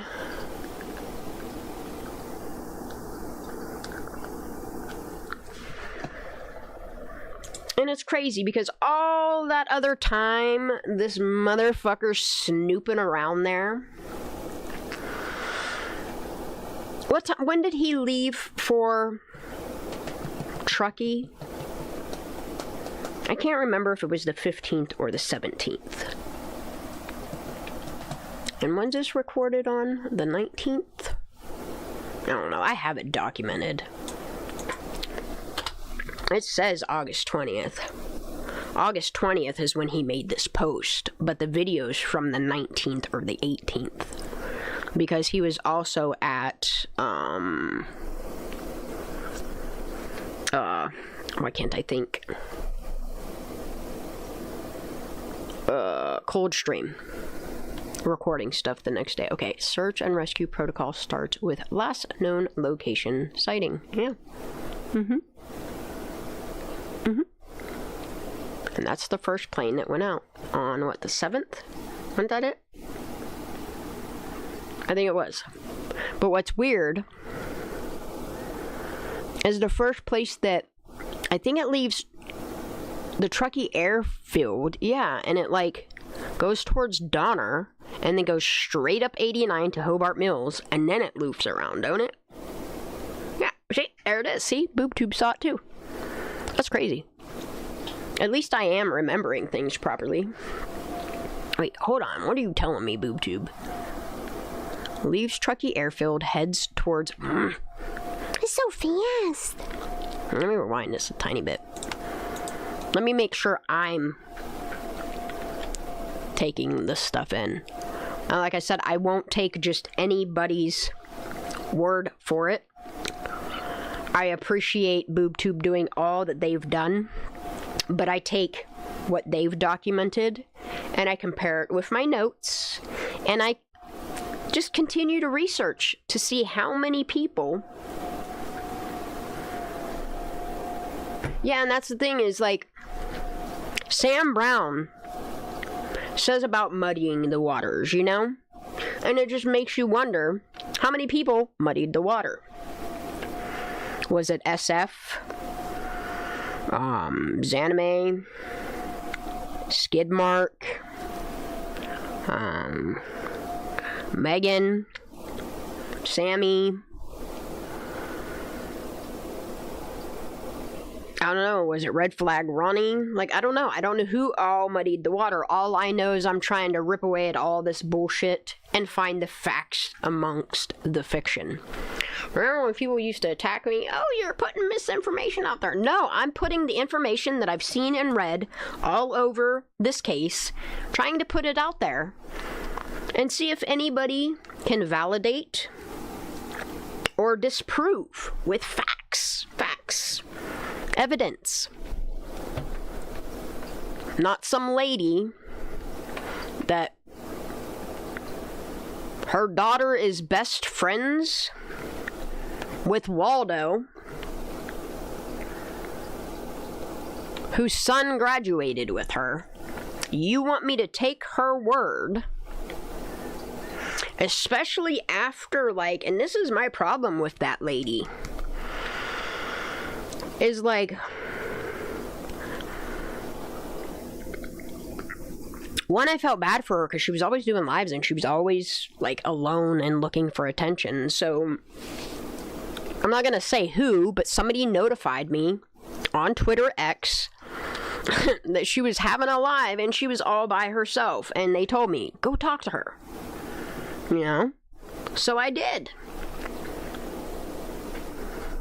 I didn't think anything was going to come out of it. I really did not. I don't even know how she found out my Facebook account, to be honest. But she found me on Facebook, and that's where she contacted me first. And she chose to send all this information to me. And I chose that I noticed she was dangling information over my head to, like, maintain a friendship with her. And just because I have a life of my own. Because I couldn't respond as soon as she would message me at the snap of a fucking finger or at her beck and call. I wouldn't stop what I'm doing, like sleep, take care of my kid, be a fucking house bitch. I was supposed to stop what I was doing to make sure that I'm fucking coddling her ass. And it just got weirder and fucking weirder and weirder. Where I tried to be nice and have her in my fucking Discord. And she was making people not feel very cool there. Like, shit was just getting real fucking weird there. And I decided one day I was gonna just remove certain people that seemed shady to me from my Discord. It's my Discord. I can remove whoever the fuck I want. And I think I removed 4 people. And Megan was one of them. And that's when she started, like, doing all this crazy shit. All because I did not want to be her friend anymore. She was manipulating me. And it took me a couple times of her manipulating me to be like, oh, that's what this bitch is doing to me. And I realized it. I couldn't tell if she was just telling me what I wanted to hear, or if she was actually telling me factual information, and I can't take her statements as fact when they are third-party information hearsay. See what I'm saying? I'm still going to go back because she is a huge part of the beginning of Kiely's case and re-listen to her word salads. And I might make fun of her. And I might not. I might just listen to it and be like, oh shit, maybe this does go to this, or aha, see bitch, you stole this from a fucking Facebook post and this is where you got your information from, pretending like Sammy Smith told you. Because the one thing I can't get out of my head is Jagger Westfall saying, none of these fucking kids like you, Megan. Sammy probably doesn't even know you.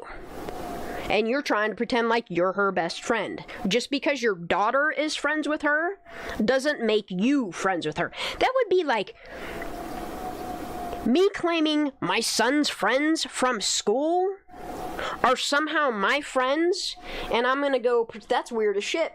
That's weird as shit. I'm sorry, that's weird as fucking shit. Weird as fucking shit. To pretend like you're a liaison or a friend of somebody just because your daughter is an acquaintance with them. I don't even believe that Sammy and Daisy are best friends.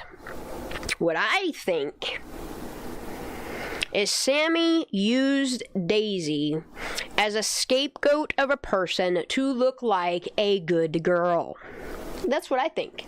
And I think in the process, Sammy had her impacts on Megan's daughter. That's my opinion. I'm allowed to have my fucking opinion. I was taken out of Discord I don't recall who I took out of Discord early on. I know there was a bunch of mods in there. Some people took certain people out. I can tell you right now, my private Discord only has 3 people in it. They're not active at all in there. I am the only person that is active in my private Discord, which consists of me, Lala, Craney, and Ara. I don't know why Ninja left it, but she was part of it, but she left on her. She left. I think it's because people weren't talking in the, like, it was either me or Ninja like dropping stuff or trying to interact with people there, and all I use the Discord for is like a backup for information just in case. Now the public Discord, there's 17 people in there. Out of the 200 and some people that we originally had, we cut it down to like 100 and some people because it was out of fucking control in there with drama. People just dragging like stories in there that has nothing to do with cases or Kiely Rodni or helping victims. Yes, I want to learn people and get to know people and be a support system. That's why I like the Discord now, because there's a nice support system there. When people are having bad days, they post about it in there and people interact there, send out prayers and shit, just like we do in the chat here.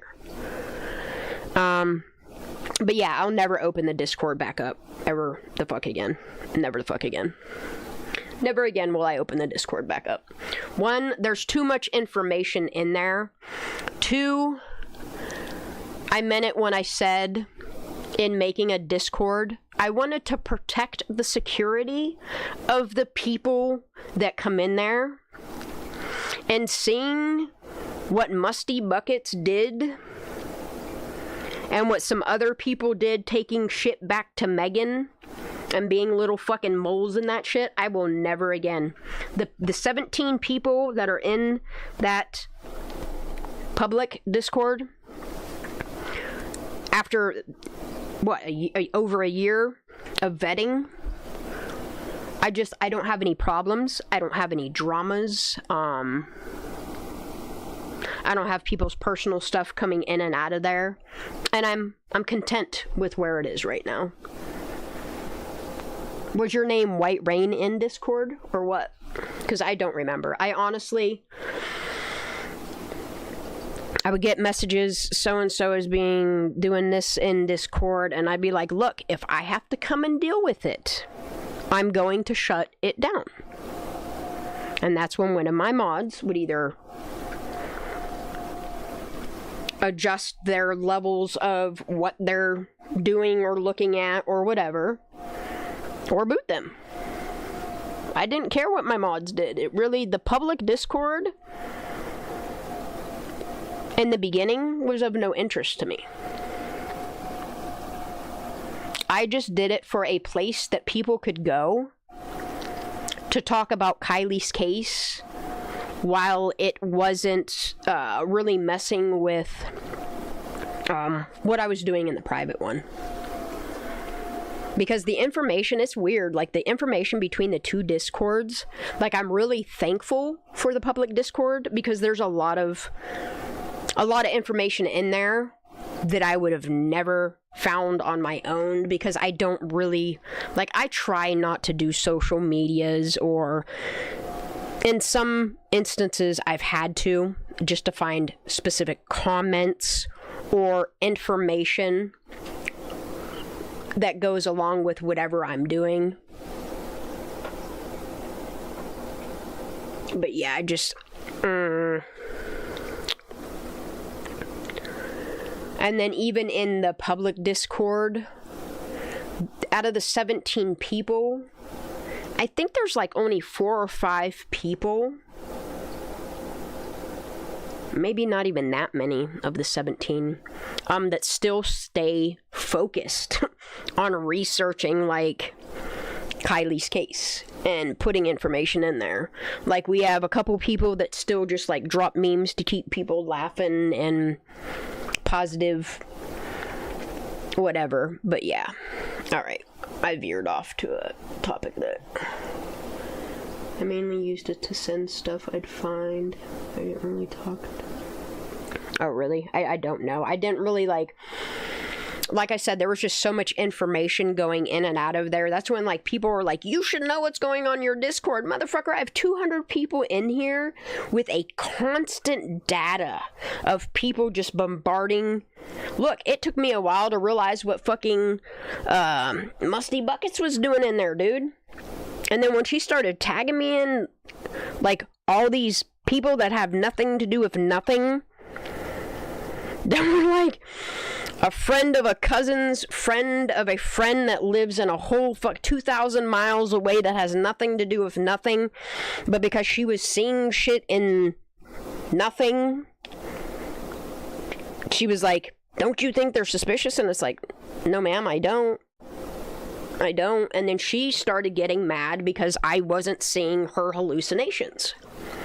And then I started calling her out on the misinformation that she was, one, not only putting in the Discord, but two, like, she started bringing it to my channel. So I suggested she go make her own channel and do that over there. And I still tried to continue, like everybody did with fucking Musty, try to, like, steer her in some type of, like, direction of fucking truth and accuracy. And look at her still out there now, what she's doing. That's terrible, dude. Like, it's terrible to say, out of all the, like, shit bags on YouTube that have done really shiesty shit around Kiely's case, I think Musty Buckets takes the fucking cake. Maybe not in profits, like Jeff, but in the deplorable fucking things she said that are right there with the shit that MC has said about Kiely Rodni. The way she sees phallic shit and stuff. Like, her kids need to get her head checked for hallucinations, because I really think that one ingredient in them Thrive patches is really fucking with her mentally and causing her to hallucinate. And she does it for entertainment. Pretends like she's talking to, like, and I don't understand why the family didn't go after her. Like, this woman has done far worse in a month's time span than Ryan Upchurch has done this entire time that he has talked about Kiely's case. Like, the shit that this woman has said about Kiely being good in the sack is no fucking better or worse than the jokes and the songs that Megan has sung about Kiely. And this family wants to talk about, oh, you're hurting our feelings. Well, what about these people and the shit they're saying about Kiely? Like, deplorable shit about Kiely, like Megan and Musty Buckets. Maybe that's the reason why Musty ain't talking about Kiely too much anymore these days. She was trying to slander and defame me and fucking coattail ride off of what I built for my channel. And I saw her doing it, and I let her do it. I really don't give a fuck. Eventually, people are going to see her for what she is. I used to watch her until she made no sense. Yeah, and that's what I did. Like, it wasn't that, like, it wasn't that I kicked her out of the Discord because her information wasn't aligning with mine. It was the fact. I have the DMs to prove it. She was literally sleuthing every fucking person in our Discord, trying to figure out what their real names are, where they live, who they're related to. And then you fast forward to now, and this bitch, for whatever reason, maybe it's because I should have just exposed her all at once, and I never really did. I still never truly exposed that fucking wicked ass bitch. She attached me to the point where she was trying to slander and say that, like, I'm fucking related to people on Tahoe and that I'm Charlie Holderman, when, like, she should have been taking Charlie Holderman and saying, hey, look, this guy, this transgender guy around Kiely Rodni's case hasn't been heard from. But instead, like she did on Kiely Rodni's name, she did to Charlie Holderman and tried to, like, use him to somehow, what, hurt my feelings? By what? Trying to think that I'm a transgender dude? Bitch, I'm a female with long hair that I pull up all the time.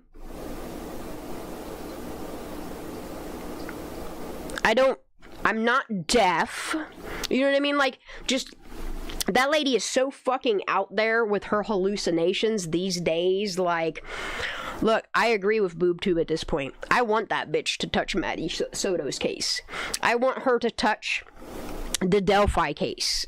I want her to touch Richard Allen. I want her to touch any of those cases, and I want to watch the fucking internet drag her and destroy her. Because not only is she going to be up against YouTubers, she's going to have all of X fucking dragging her publicly.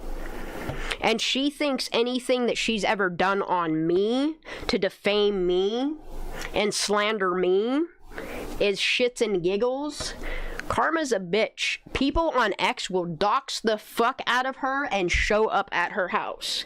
I ain't making that as a threat because I'm not the type of person. That's why I wouldn't reach out to most of these people around Kiely's case. Like, that's why I'm still iffy about, like, contacting even law enforcement. Even though it is my right as an American citizen to get all of these FOIA requests. That's why I was iffy about making contact with even Megan. You know what I mean?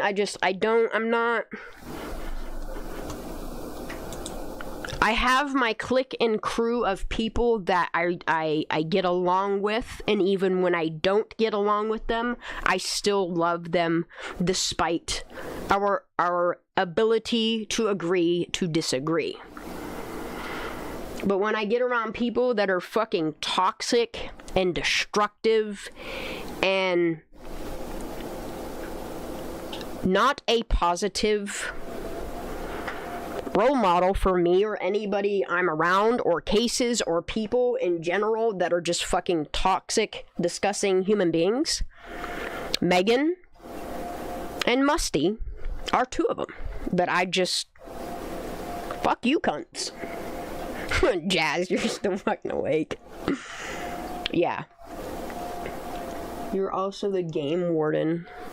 Yeah, she tried, yeah, she, like, and that's the thing is, like, Megan says, and that fucking cunt Suma bitch tries to say I've done all this illegal shit on Megan.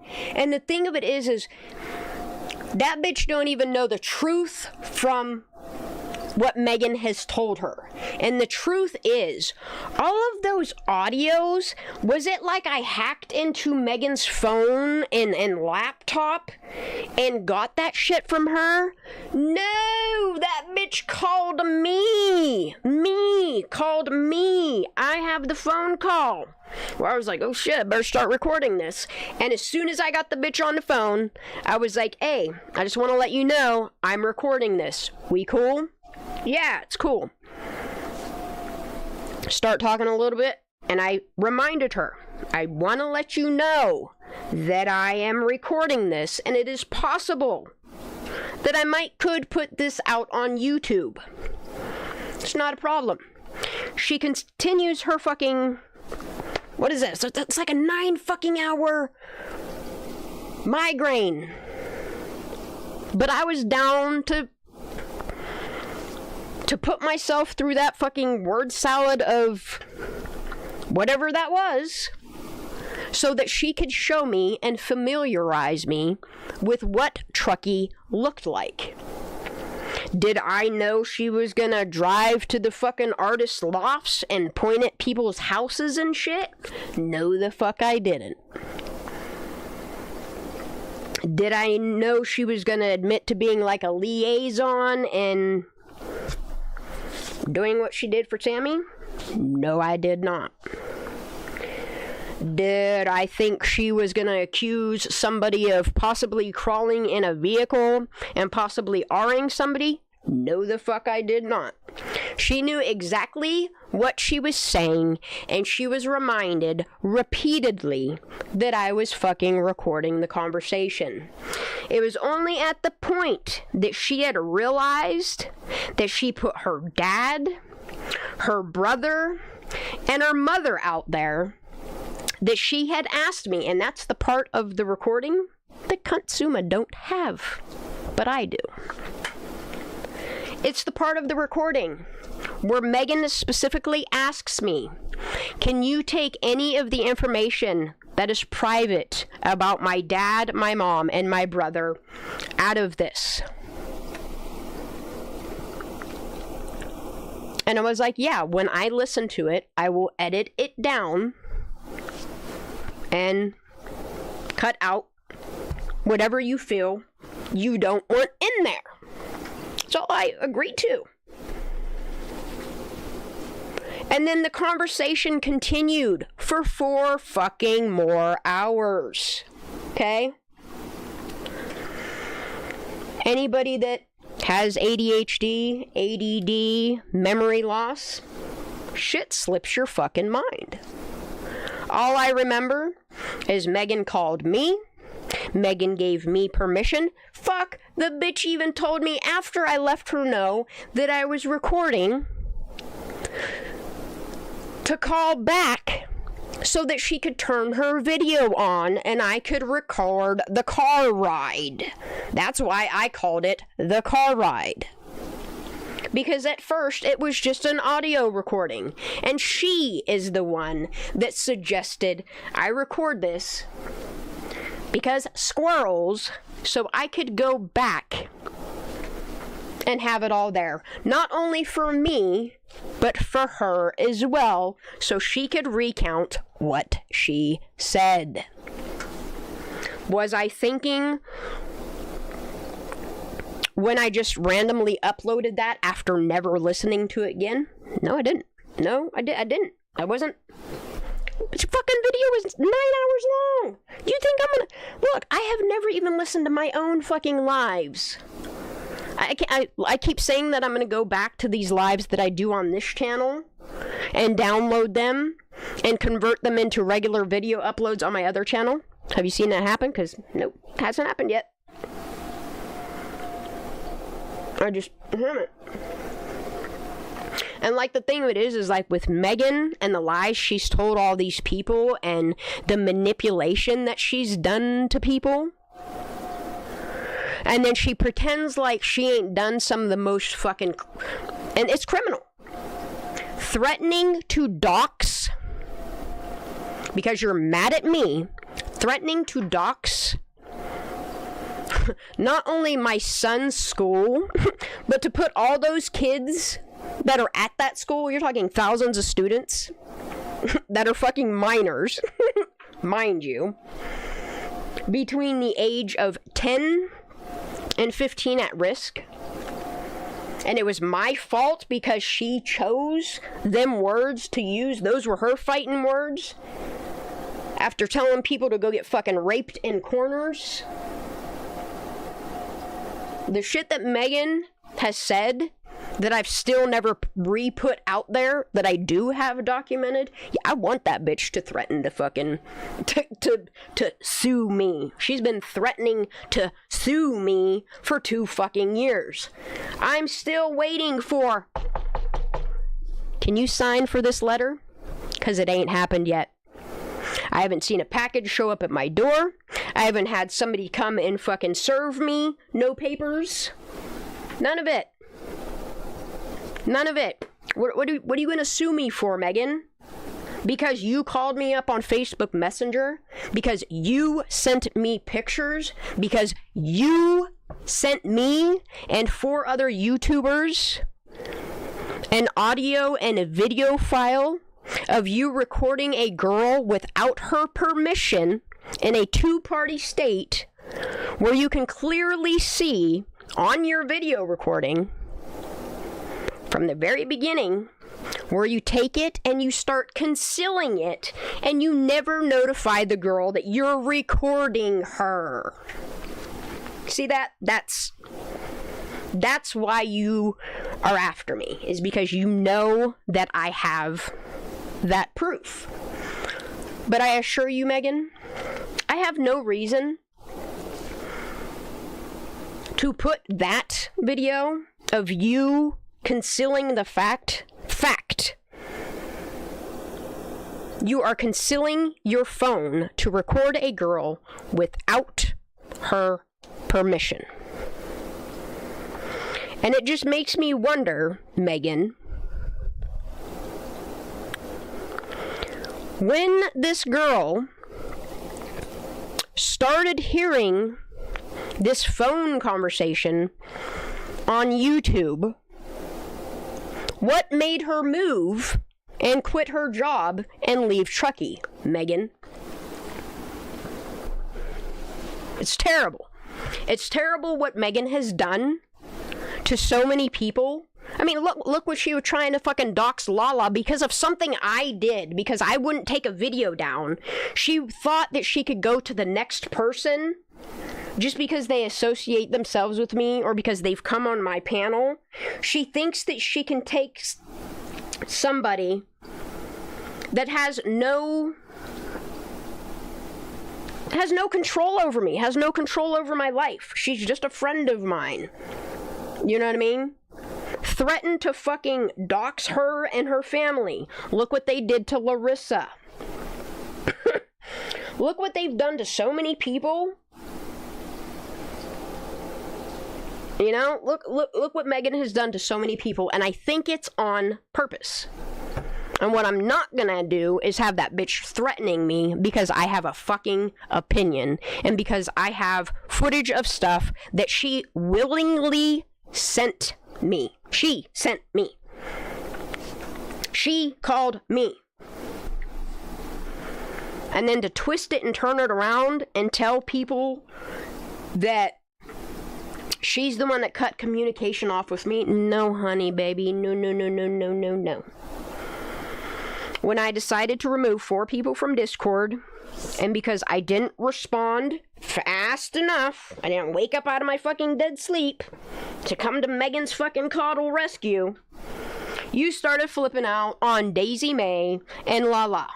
Remember that, Megan? Oh, because, oh my god, I can't believe she removed me from Discord. Well, you weren't doing anything there to help look into what our purpose was there. And if you look, the purpose is all about Kiely Rodni. At that point, it was about Trinity Backus. I think we had Chloe Bogan's folder in there. I don't know if Dante was in there or not, but we had started making a list of all the people in everyone's accounts and giving folders to certain things for you to help. I don't know. You said you liked true crime, that you wanted to dive into cases and help put information together. You did none of that there. You did nothing there but stir drama and cause bullshit when people didn't fucking coddle to you, or because you couldn't manipulate people. And within the only, 2 days that you were there in my Discord, I was like, nah, bro, I'm just gonna remove her because I don't want all the fucking digging through shit and screenshotting and saying, oh, well, she said this and that and all that shit that y'all do on that fucking channel. That's weird ass shit that y'all do over there. Weird ass shit that y'all do.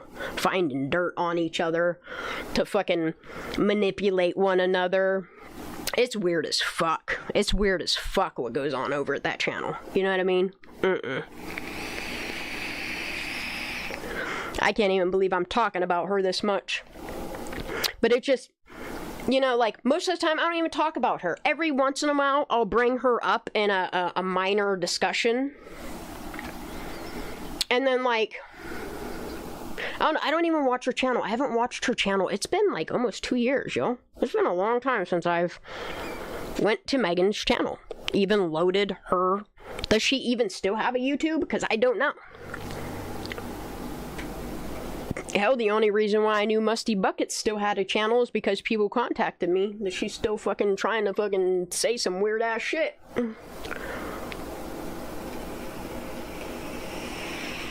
Like, I think that's what people fail to realize about me. Is I am a busy person. Like, I am.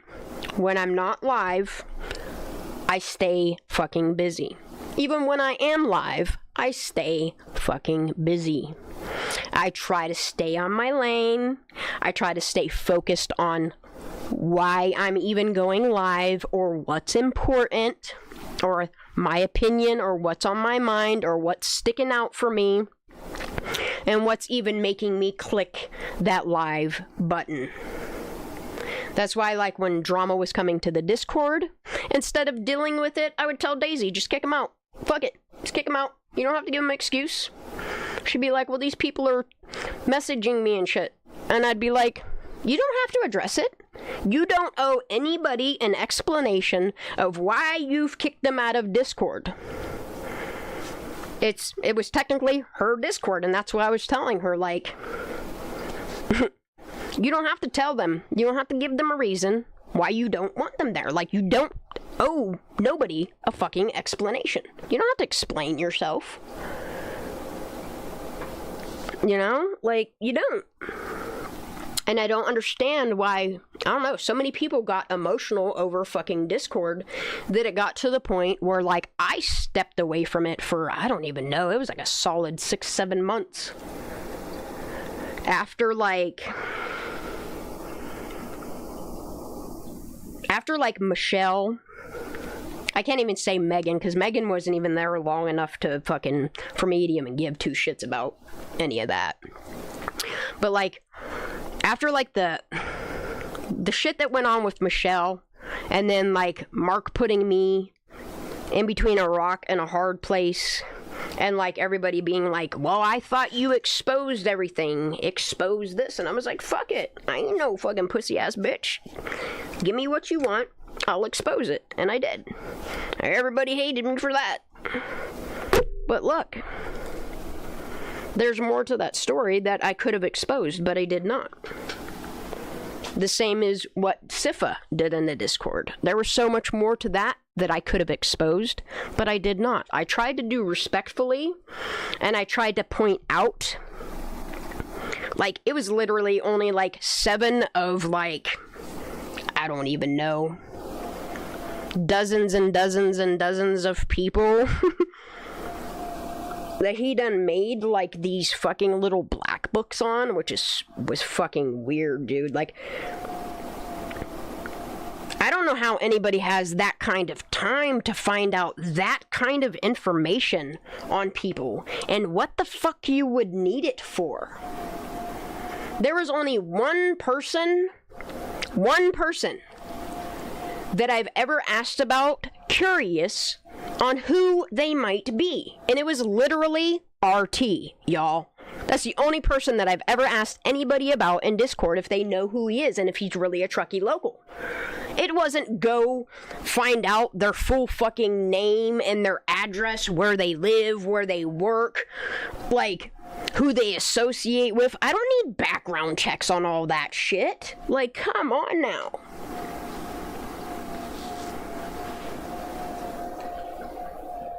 I don't know who Sifa was, really. And look, I let him in my Discord because that's what Daisy wanted. And when I noticed he was doing, like, the same thing that Megan was doing, coddle me, pet me, my feelings. And it's like, bro, this Discord isn't about your fucking feelings. It's about victims of some corrupt ass shit. And you're in here and your main focus is to make sure like everybody keeps fucking petting you and shit, and I just could not. It was annoying as fuck. It was annoying as fuck. I'm just gonna be honest. And then on top of the fact that like he needed to know who everybody else was, what their voices sounded like, and it was just weird how like if you don't show your face, like how people are like that on the internet. No, like you should respect that people want to remain fucking anonymous. You know what I mean? It's important for people to protect their identities. You don't know if they have kids or if they have disabled people in their households. You don't know what the fuck's going on behind this fucking computer screen to be fucking with the livelihood of human beings and their kids and their families and shit. And then you got people like fucking Megan and her fucking shit show circus, people like fucking Musty Buckets, people like Sifa, throwing people's identities around that could potentially lead to victimizing more people. And that's when I started exposing people and calling people out because they were blaming me. Oh, it's your Discord. Look, I wasn't even paying attention to that Discord. There was main folders that I went to, and they always pertained to Kiely Rodni. If it didn't have to do with Kiely, like, I didn't go to the meme folder.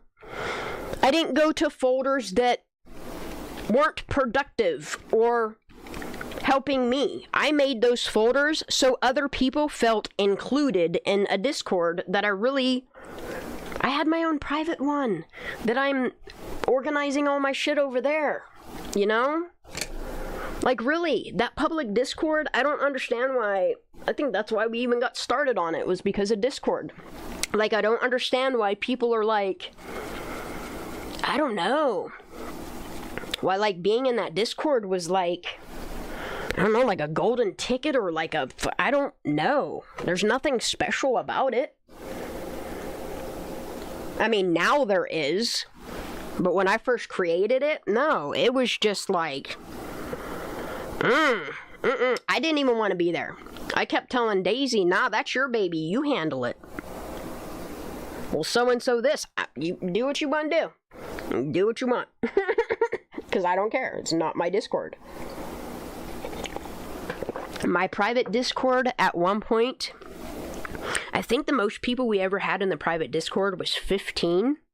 And my biggest regret was adding like Sifa there and a few couple other people, because I felt the private Discord was a place where people could like talk about their personal and private life and not feel like their kids are going to be doxxed or they're going to be judged on shit.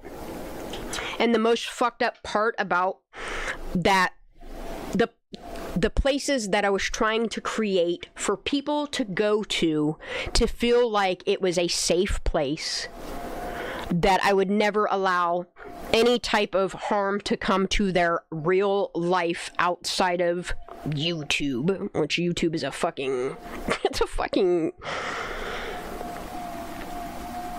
look, what I really want to do is eventually just start putting all this information on X, because X will take a lot of this information that I use YouTube for, which is technically an entertainment platform, and eventually, like, I'm going to be putting this all on X so that I can branch out to,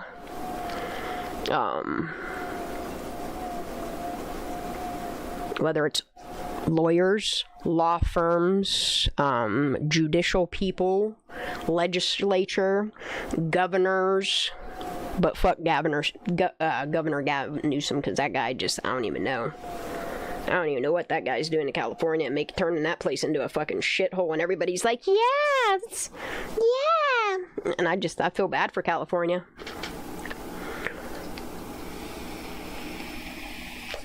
But yeah, like, the initial reason why I made my YouTube channel was so that I could do arts and crafts and DIY videos, which that's what it originally started out, until the day That Sammy Smith,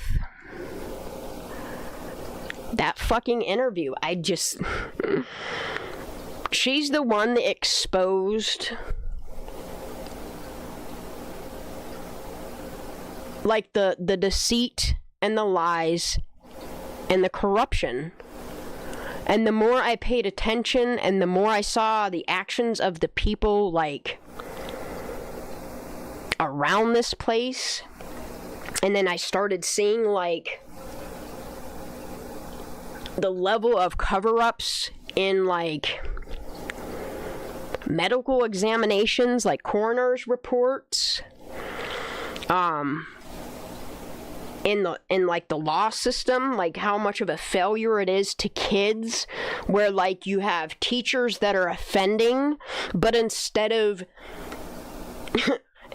these people that are offending against the people they're supposed to be defending, like, they're giving these teachers and shit, these people that are supposed to be, like, protecting our children and nurturing our children and educating our children, and these people are grooming and manipulating and doing deplorable ass things with imagery of said children, and they're like given a slap on the wrist, and they go out and they keep re-offending.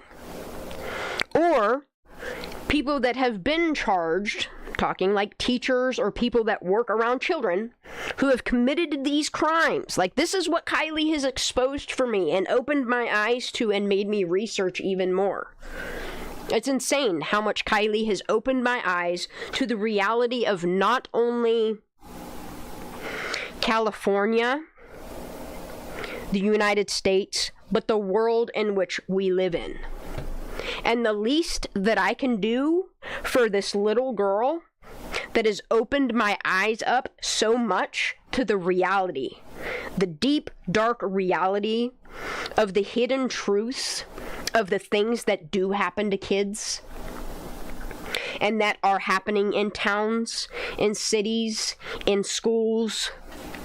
Like, what this little girl has exposed to me, I could never, ever. The only repayment that I could give to Kiely is to get her some type of sentiment of fucking justice. To expose the truth that this little girl did not drown, and the people that were last with her know exactly what happened to her. You know? And then she opened, like, then Trinity Backus happened right after that. And then seeing, like, her case, and then, like, poor Cece, dude, like, and it's terrible how people can manipulate you in certain ways to start making you look at one of the good guys that are rooting for our children and trying to look for and protect our children. How they'll try to get you to look at them in a light that is not them, and they'll do anything to manipulate the situation to make you look at them like they're somehow a bad human being. You know? I mean, I've questioned everybody. Shit, sometimes I even question my own self. Like, why the fuck am I here? Why do I continue doing this? And it boils down to a question that Jagger Westfall had asked. And he asked it to Daisy May. And he said, "What does justice look like to you?" And she gave a beautiful response. And his response was similar to that shitbag Hello Weekend that said about meddling in the life of somebody that you don't even know. And it's like, motherfucker, how dare you? Her parents, her family, and all of you friends begged and pleaded within your own community, your county, your state, the United States, to the point where it became globally recognized. You had people from fucking Australia and the United Kingdom uniting together to try to find the truth and justice for what happened to this little girl. Yeah, Sandra Birchmore, yeah.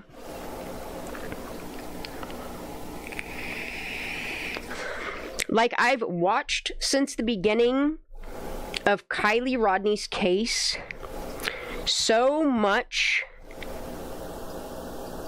propaganda, mind control, manipulation, blatant lying, they're like, no, like, I'm not gonna turn my back on this little girl because people want to do, like, weird ass things, like make up stories about me that aren't true, that don't affect me in real life, whether it's calling me a park ranger or saying I have a drug problem. You know, like, you guys can make up all this fucking bullshit you want, but don't be mad when you come trying to sting at me and karma bites you back because of all the shit that you've done on me. That's why I'm saying I'm letting y'all motherfuckers make the first move. Go ahead, Megan. Because the countersuit I have on you, you're gonna wish you never fucking met me. And that's not a threat. I will expose you for all you are, that your family will never look at you again. I promise that. But the thing that I don't want to do, just because some spiteful, angry, I don't even know what Megan's problem is. She's just like fucking Sammy Smith, dying for so much attention that she'll literally say or do anything to get that fucking attention. And it's terrible, the shit she's said and done. And then on the name of Kiely Rodni. It's fucking sickening. And I don't understand. Look, Megan, I still have all those videos where you're saying all those shitty things. Don't make me send it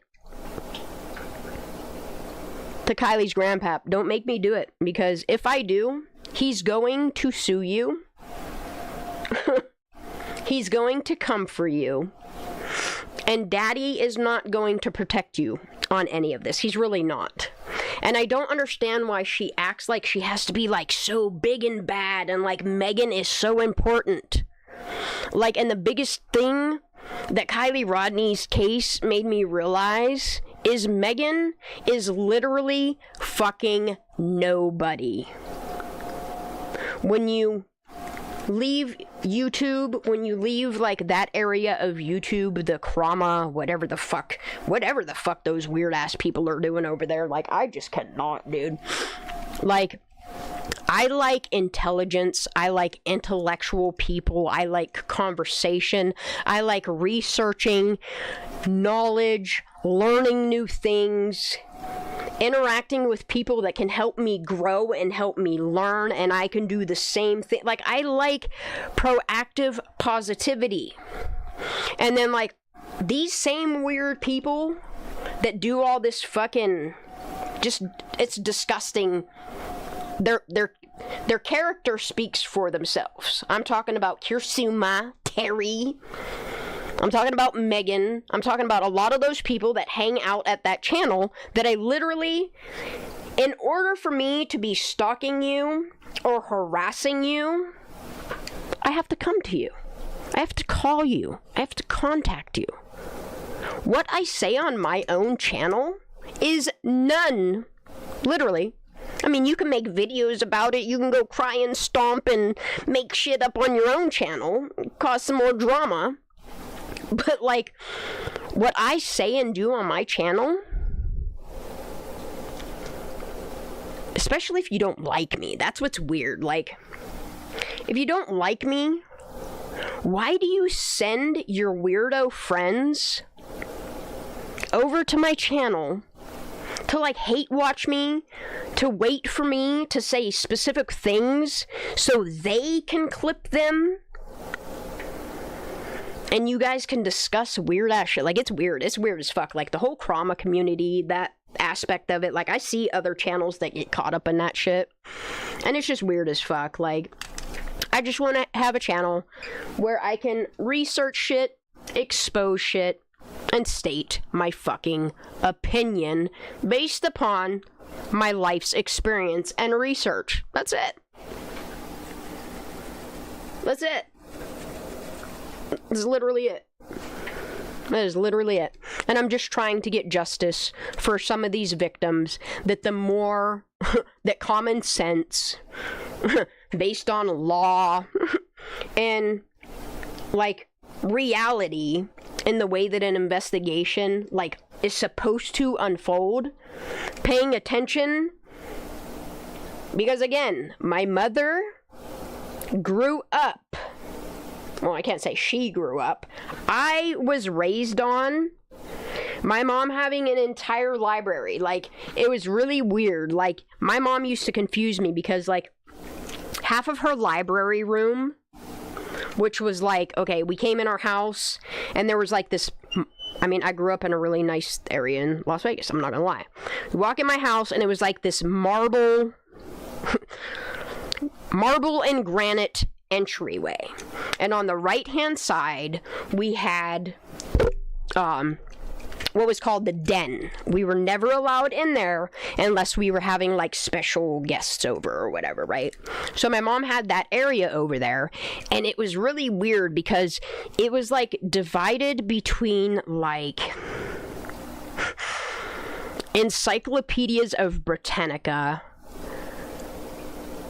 religious works, and then the whole other half was like books on fucking serial killers and fucking docu-series and writings of like Gain Bundy, Geen is how people pronounce his name, Ted Bundy, just a huge list of different fucking like serial killers, murderous books. Like, there were a lot of like detective crime things. I remember on the lower shelves there was like what the fuck was Nancy Drew books. I remember those being there. Like, I was raised on crime stuff. The first case that I ever got involved in, which I was personally involved in, was from the time I was 7 till I was 9 years old, and my parents moved us out here. This is something that, I mean, I've spoken on, but I've never gone into detail. It's the first true crime that was my life. The woman across the road, allegedly, her like, I wish I didn't have to say allegedly, because like literally it's what she did, but allegedly the woman across the road got her 2 sons to get her ex-husband, or they were in the process of divorcing, got her 2 kids to con her husband to come to the apartment that she was now living at under the guise that he was just dropping or picking up the 2 boys. Whilst there, they plotted, and they got away with it, and shot and killed Sam Sipe. This is his name. I won't tell you the names of the murderer or the kids, because, I mean, the woman is dead, but the kids are probably still alive. I don't know. They could have overdosed on drugs for all I know. I don't know. But this woman had killed her husband, which my mom started out friends with her, and based upon like the true crime books, she was like, there's something really wrong with this lady. She's a nurse but she has like all these weird jars, and she wasn't like trying to like judge her based upon that.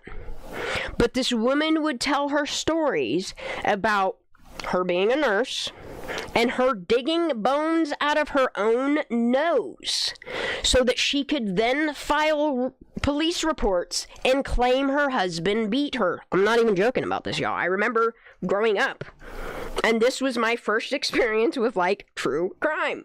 It was my life. It really happened. And like, this lady used to call police all the time and say that Sam was like hurting her or whatever, and like Sam wouldn't even be at the house. He would be at the garage with my dad, and they'd be fucking tinkering and building shit or sanding shit, or you know what I mean, just having conversation. So that's why Sam kept the house and kicked her the fuck out.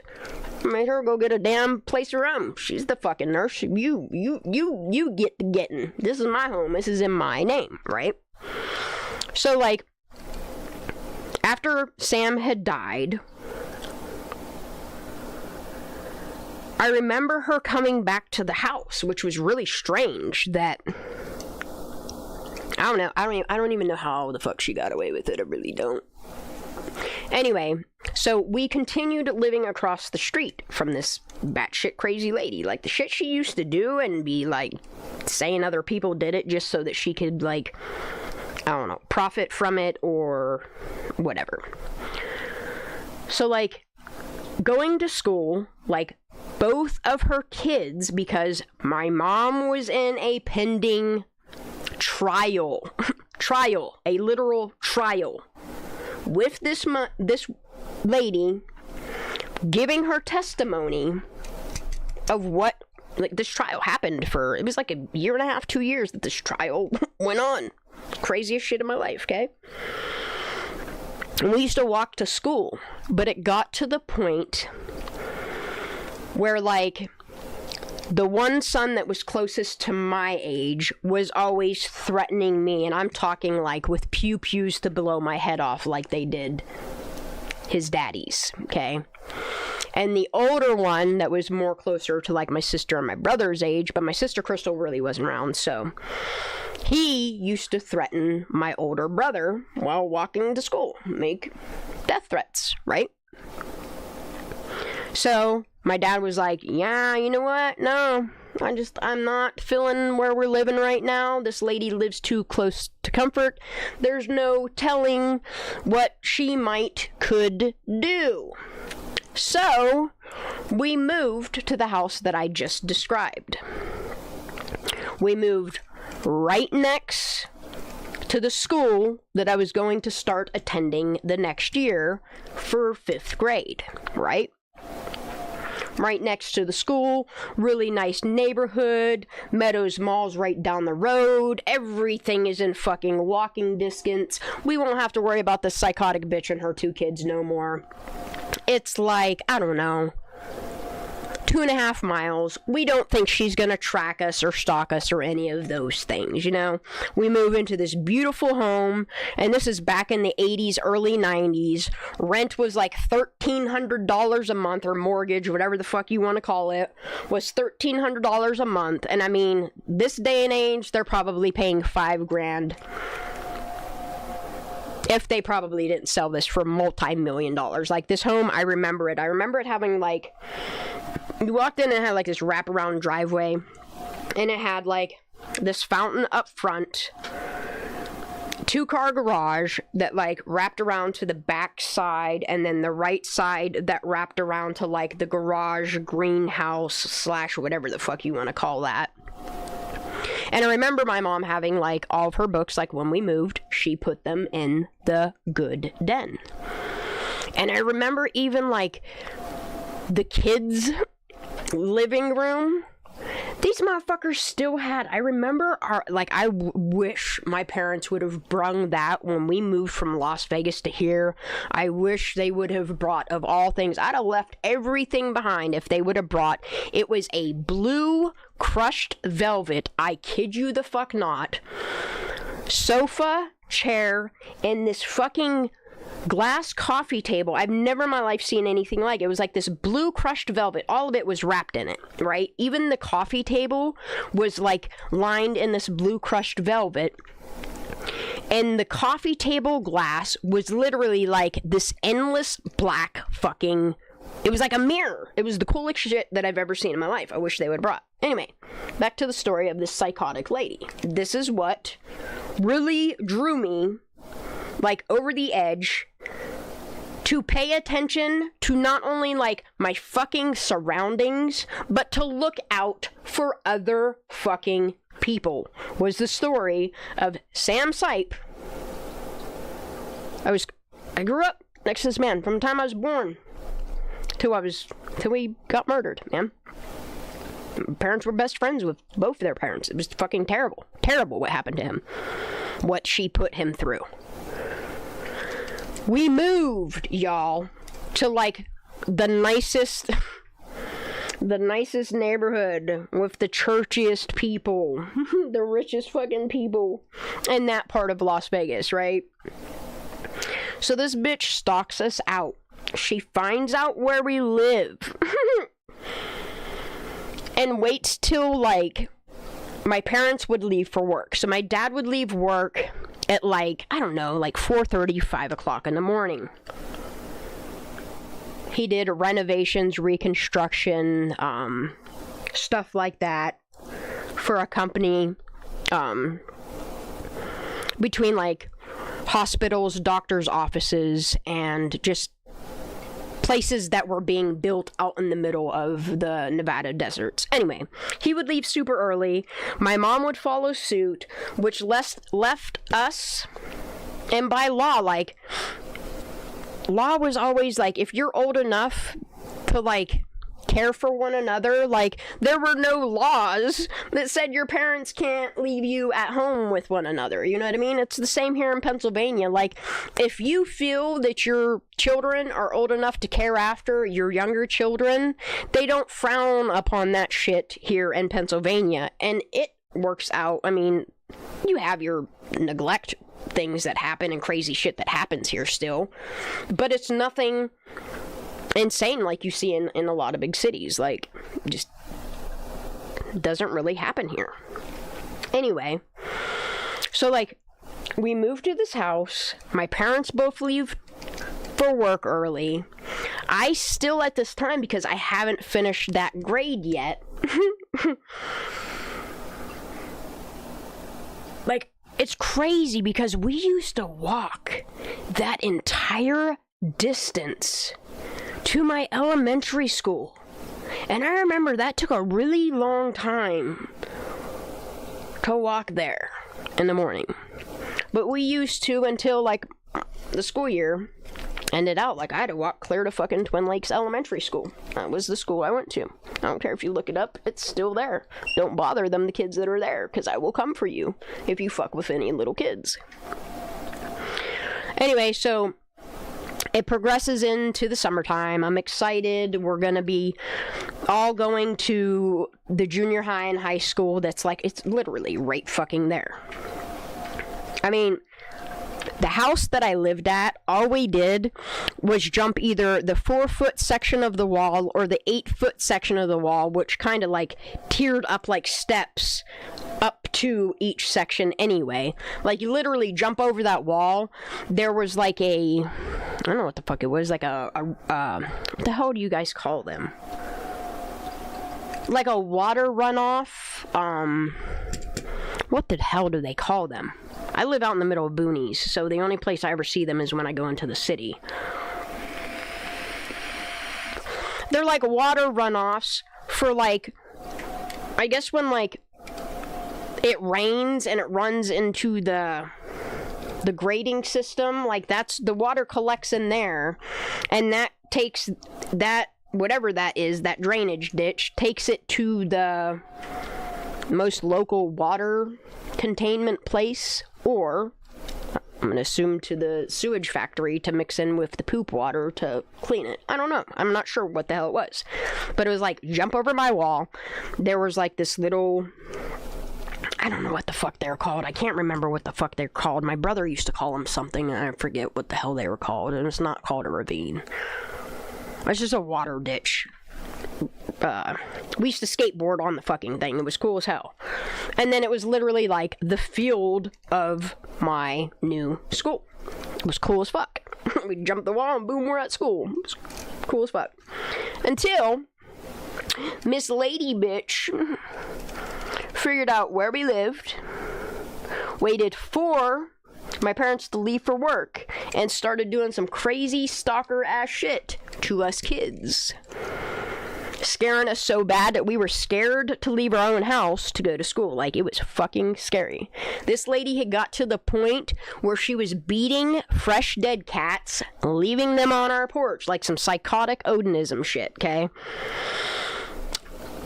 Witchcraft shit is what she was into, okay? And this is why witchcraft is always like, I always wanted to research it, and I'm really glad that I took, it was like 3 years. It was one of the, I consider it religion. Y'all can consider it whatever the fuck you want, but anything that has a belief system, even if you consider yourself, agnostic or atheist, if you believe in something with your whole faith and heart, it's a fucking religion, okay? So anyway, this woman practiced fucking witchcraft, and the shit she used to do at the old house on Villa Circle, let me tell you, that lady was crazy as shit.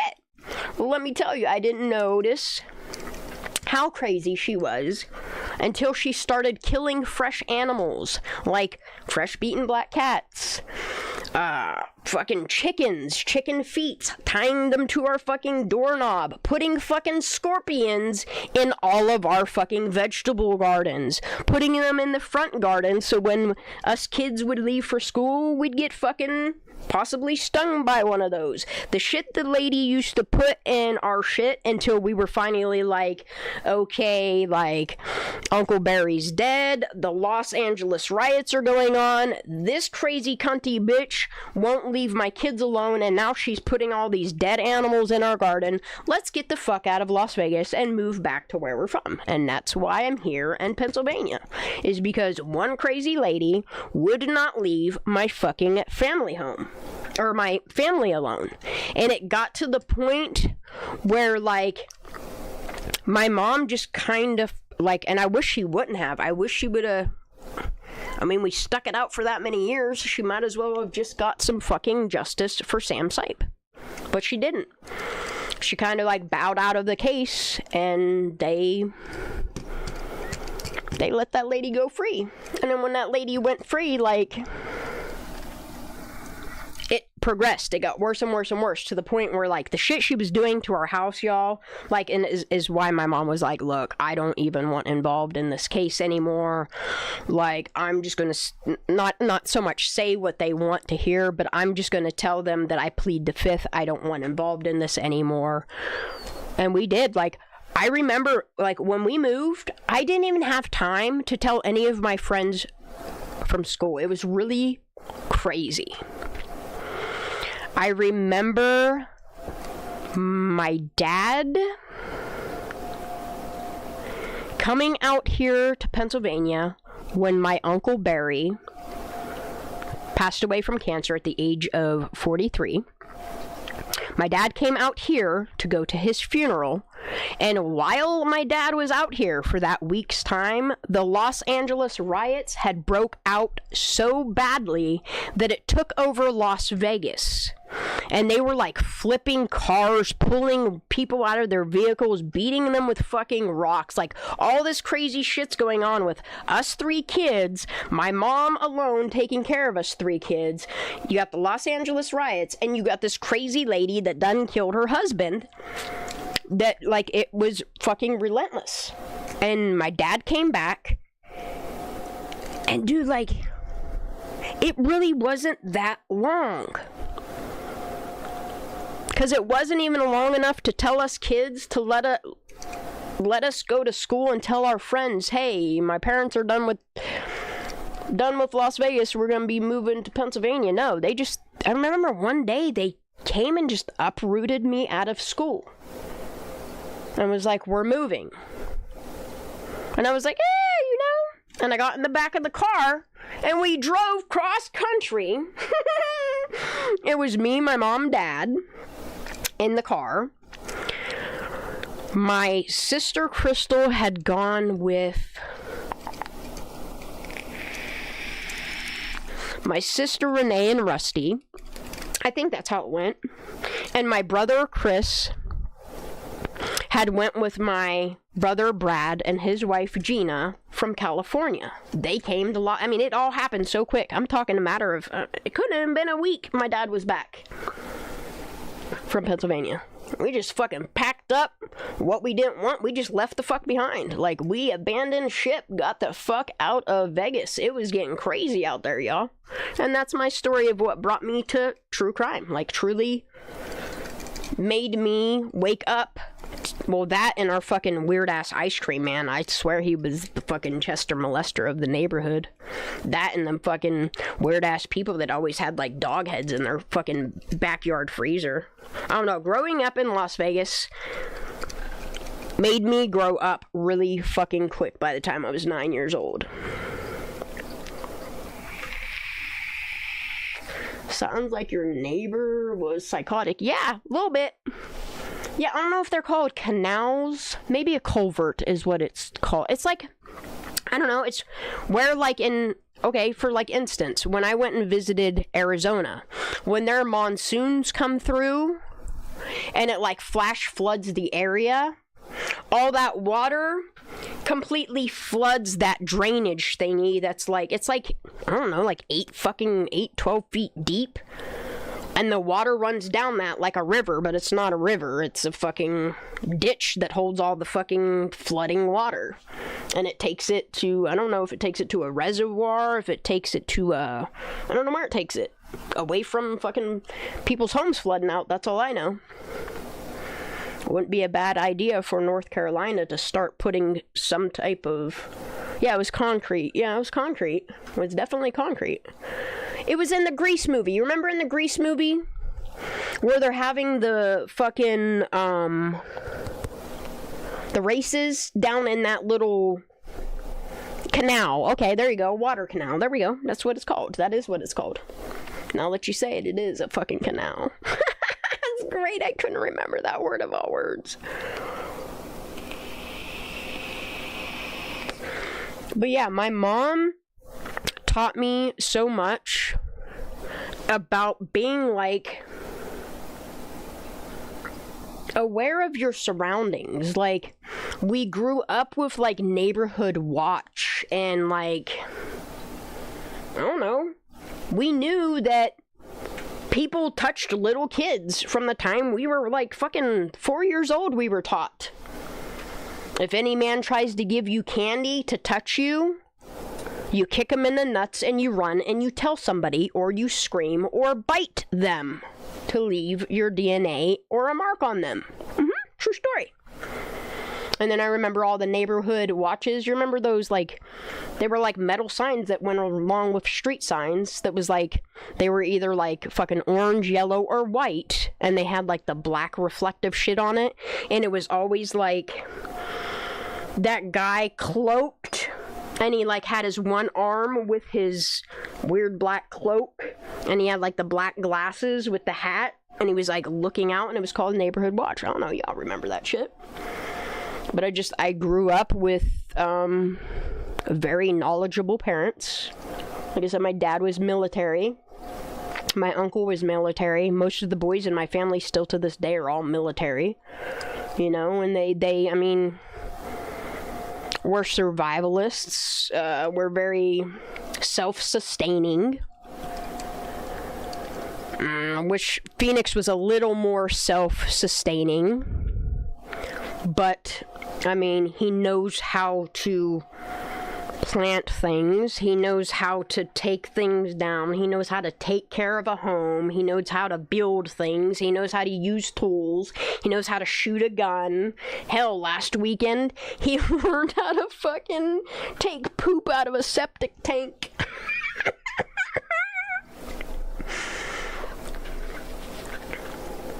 My generation was be quiet, don't embarrass your parents, and figure out yourself. Yeah, like, the generation is crazy, because the generation that my dad grew up in, which is odd because my parents are only like 3 years apart, was the 40s. And yeah, he was raised on kids should be seen and not heard. Because he was always just like the breadwinner, brought the money home. I mean, he spent time with us kids. He took us every weekend to somewhere, whether it was out fucking Grand Canyon, Northern Lights, fucking visit different temples. I mean, we were very well traveled. It's the same with Phoenix. Phoenix is very well traveled. By the time he was fucking 4 years old, he had been all over. Very well traveled by age 4. Yeah, my dad made sure, like, we traveled and we got to experience the United States. But my mom was the one that really, like, taught us about the realities of the real world, where my dad taught us about, like, the realities of the government and the system you're in. And then once we moved here, and I wound up getting rheumatic fever, and they all thought I was gonna die, something flipped in my dad, and it made him softer and kinder and want to slow down and spend time with his family even more. You know what I mean? And then, like, I don't know, like, the scripts flipped. Like, my dad became the like, softer.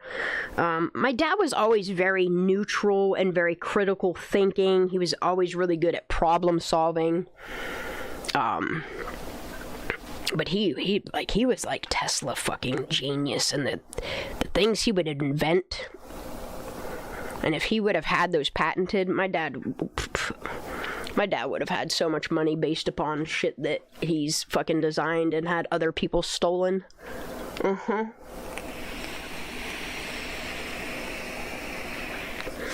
And then my mom, I don't know, with age, I don't know if it was like,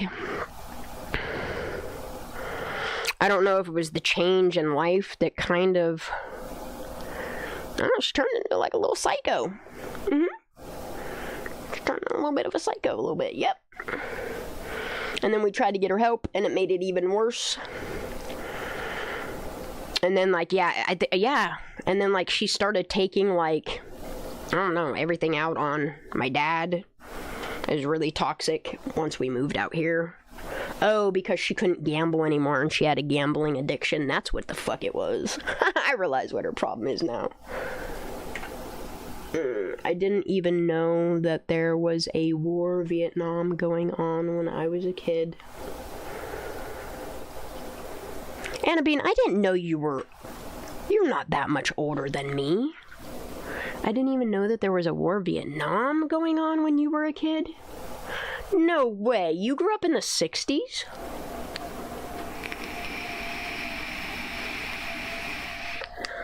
Hold up, so you're like my older brothers and sisters' ages. Because I'm the youngest, 44. I'll be 45 at the end of this month. Yo, I'm gonna be 45 at the age that Trump is, or 47. That's really cool. That's really cool. But yeah, like, all my other, like, older brothers and sisters are, like, in their 50s and 60s. I think, like, my older brothers and sisters, yeah, dude, they're, wow. Brad was born in, I think, 1962 or some shit like that, 64. So you're like an older sister then. That's cool. That's what's up. Bitch, I thought you were going to bed a while ago. You woke the fuck up when I started telling you story time. 1964, that's the same year my brother was born. I'm trying to think. Yeah, Brad was born first. Which is really weird, like, the story of my brother Brad, because I try to think about that too. Like, we didn't find out until my dad had wound up with cancer that my parents had been together for a wonderful 52 years, but they never got married. But what's really odd is, like, my brother Brad was born, and they try to say that he was born out of wedlock. But my mom just literally did not give him my dad's last name. He's got my mom's maiden last name. And then all of us other kids, all the rest of us 6 have my dad's last name, which is crazy. P.S. Fire Hydrant X. What the hell does that mean? What are we talking about? P.S. Fire Hydrant X. What's that mean? What's that mean? P.S. There's a fire hydrant on X? I don't know what you're telling me, honey. P.S. Fire Hydrant 10? I don't know. I don't know what that means. Is that you trying to give away your age, Roscoe? What is that? Y'all, I can't believe I'm still up and it's 3:43. I need to get back to working on this, but first I need to go potty. I have to pee so bad. I'm just trying to read chat. Respect experience over things. Absolutely. Experience is super important. So is character. Like, everybody that I've ever been around has always just taught me, like, it's not what you do for other people. It's not even so much the way that you speak or even in your actions. It's the person that you are when nobody is watching. And just growing up with that type of moral, I don't know, ethic in being your true self, like, that's why I absolutely refuse to come on YouTube and pretend to be somebody I'm not. You know what I mean? The same person y'all see here on my channel is the same person that I am when I click stop streaming. You know what I mean? I would give the same love and respect, and as my Fee always asks me, Mom, you're always so overly nice to people, and it's like, that's just who I am. You know what I mean? Like, when I go to certain stores and I start to frequent them, I want to learn the cashier's name that I see all the time, and then when I go in there, I address them. Hi, Garrett. How you doing, honey? How's your day going? I have a conversation with them. You know what I mean? I ask them how they're doing health-wise, because some of the people that I see that ring me up or help me out as their job, the least that I can do is try to fucking brighten their fucking day, because it's gotta be miserable as shit putting up with people that you really don't like all fucking day long.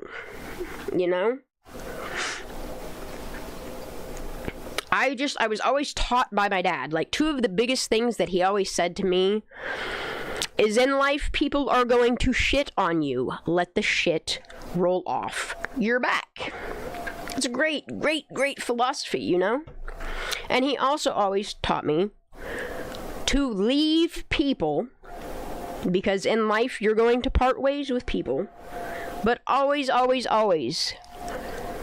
when that time comes, whether it's a season, a reason, or a lifetime, to always leave people better than you found them. And that's just something that I try to practice. Now, there's just some people that no matter how much you try to show them even, like, forms of tough love or, people come into your life for a reason, a season, or a lifetime. And the reasons that come in my life, which are normally like teaching lessons, either you're gonna learn from them or they're gonna learn from you.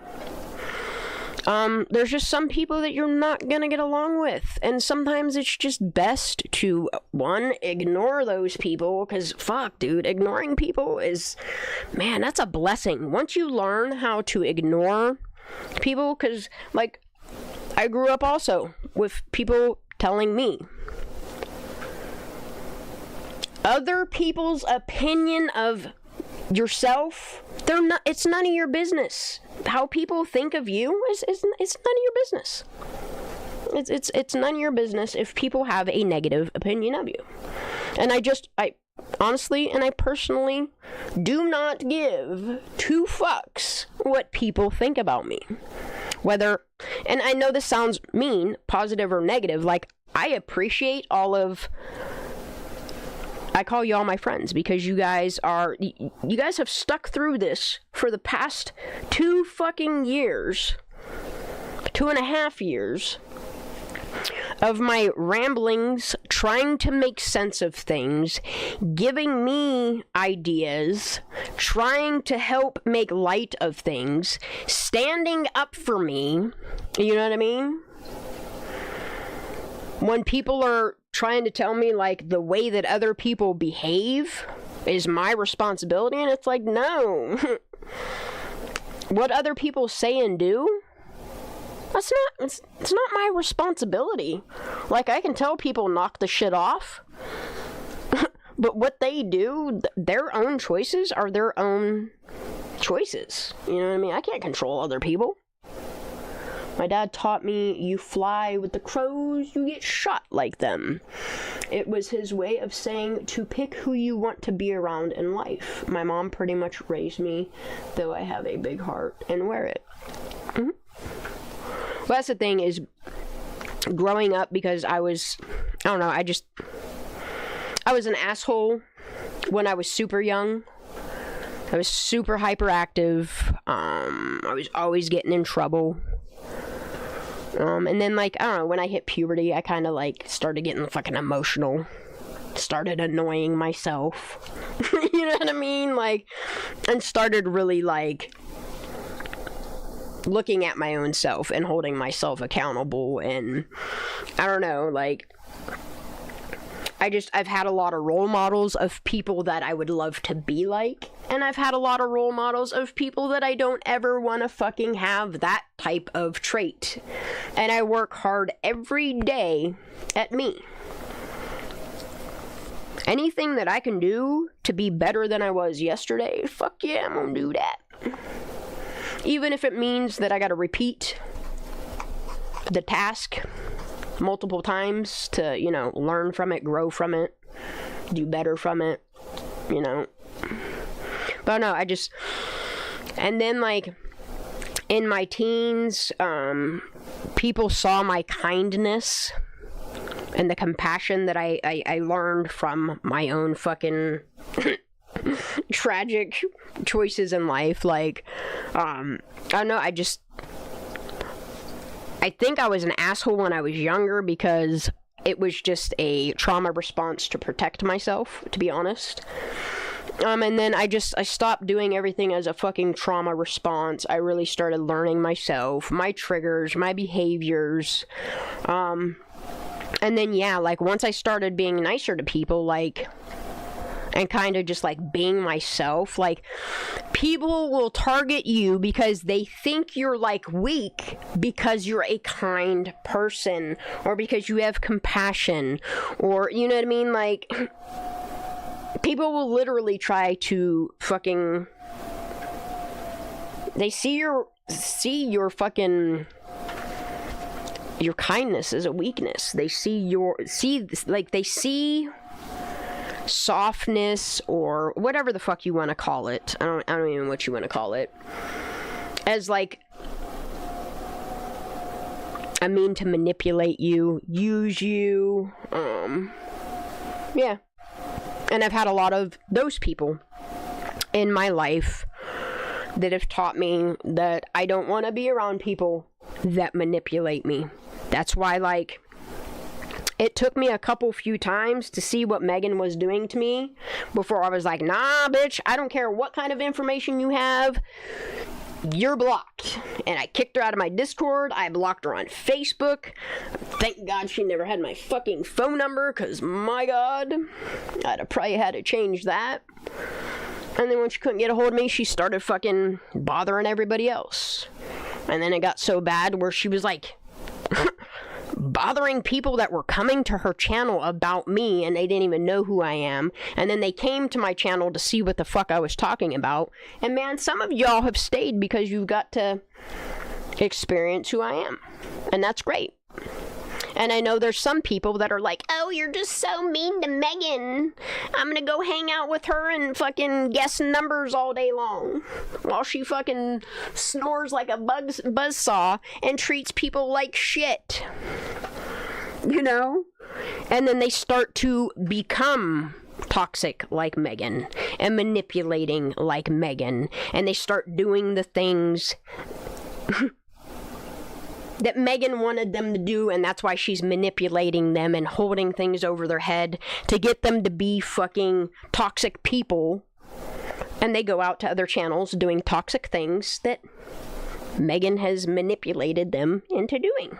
But then there's some people, like Kuntsuma, who like to be a cunt. She, too, thinks she's a somebody when she's really a fucking nobody that's miserable and takes it out on people that she doesn't even really know on the fucking internet, all because they're trying to get justice for a little girl, all while pointing out the truths and the reality of what some liaison around a case has said and done, and we're somehow the bad guys because this lady put herself out there on like fucking, how many panels was it? 14 panels? Contacting people for attention. And then when, like, I don't know, when shit hits the fan, they threaten you so you don't put that information out there after, like, giving it to multiple fucking people. Or the little bits of information that, might make them look bad, or, I mean, could be prosecuted, you know? Not by me, by the people that they done it to. I mean, technically, if I wanted to go after her, I could. I don't give a fuck about Megan. She is a nobody to me. After the shit she said about Kiely Rodni, fuck her. Karma will get her in due time. I don't know, I don't pay attention to her. Like I said, I don't even know if Megan has a channel anymore. I made the mistake of asking. I made the mistake of asking if fucking Musty Bucket still has a channel, and everybody's like, oh, let me email you and tell you what she's about, what she's up to. And I was like, oh my fucking god. Like, I honestly do not know how neither one of those people have not been sued by a victim's family member. I don't know how neither one of them have not been sued into oblivion by the people that they victimize, like absolutely innocent people that they victimize. And you know what? Y'all can say out there, oh, but you do it to Sammy Smith. No. Sammy Smith did that to Sammy Smith by making all of the statements that she has from the get-go of Kiely Rodni's case. If it was not for Sammy Smith, I probably wouldn't have paid a second look at the shadiness going on. I really wouldn't have. I wouldn't have. Not to the extent that we're here today, but you know what? I'm thankful that we're here. Yeah, dude, the shit that she said about Kiely, I do have that saved. People, and like, that's one thing that I give people credit for. If they don't have the space or they don't want to deal with the fucking headache. I am a fucking data collector whore. I don't give a shit. Send me that little snip. Tell me what's it about. Tell me what to title it. Title it yourself. Date it. Timestamp it. Send it to me. I will back that shit up for a rainy day if need be. You know? I'm not saying that as a threat. I'm not holding information so that, oh, if I need to find dirt on you, look. You done did your own dirt. You could dig your own grave with the stuff I already have on my computer. I like helping people, and data collection is just something that I don't know, I've just always been a data hoarder. Seems the same. I have a fucking hoarding problem with craft hobbies and shit. I think now I got a fucking hoarding problem with seeds. I should start giving seeds away from my garden because I have so many seeds, because I've been trying to save all my seeds from all my gardening I've been doing. I have so much. I just gave 4,000 marigold seeds, probably more than that. It was literally a half a pound of marigold seeds, and I had taken the marigolds that I grew last year. I let them completely dry out. Some of them I actually put in a fucking dehumidifier or a dehydrator. And I literally sat the other day. I did it for a full fucking day. And Phoenix was like, Mom, I can't believe, like, you were doing this when I left for school. And I'm coming home and you have an entire half-gallon bag, a coffee, an empty coffee thingy, and packets for yourself for the next 5 years of fucking marigolds. And I literally just, I give seeds away. I want people to, I don't know. I like helping people. I want people to plant their own gardens and grow their own vegetables and eat healthy.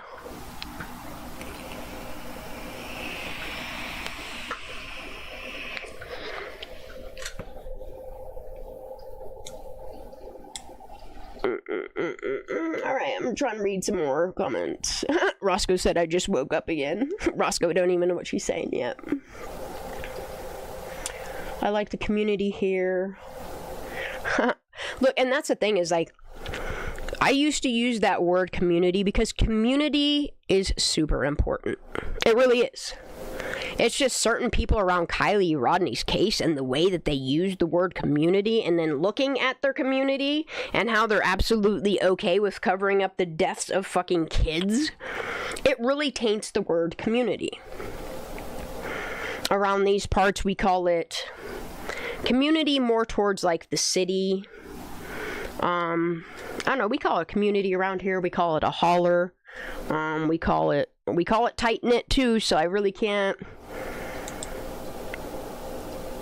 But I don't know, all these people that own, like, major properties around here, they're starting to turn into, like, old assholes. Like, if you step foot on their, like, little fucking purple-painted property, they'll come out with a shotgun and threaten you, and it's like, motherfucker, I was your neighbor last year and the year before that and the year before that, and you were really cool with me, but now that things are getting fucking, I don't know.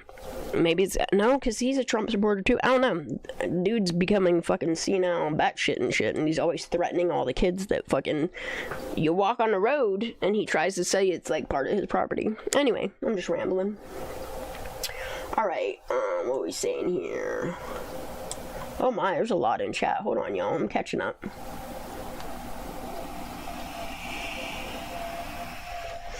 I'm glad I lived on the wilder side, because when I finally had kids, I knew what I wouldn't tolerate them doing. The only thing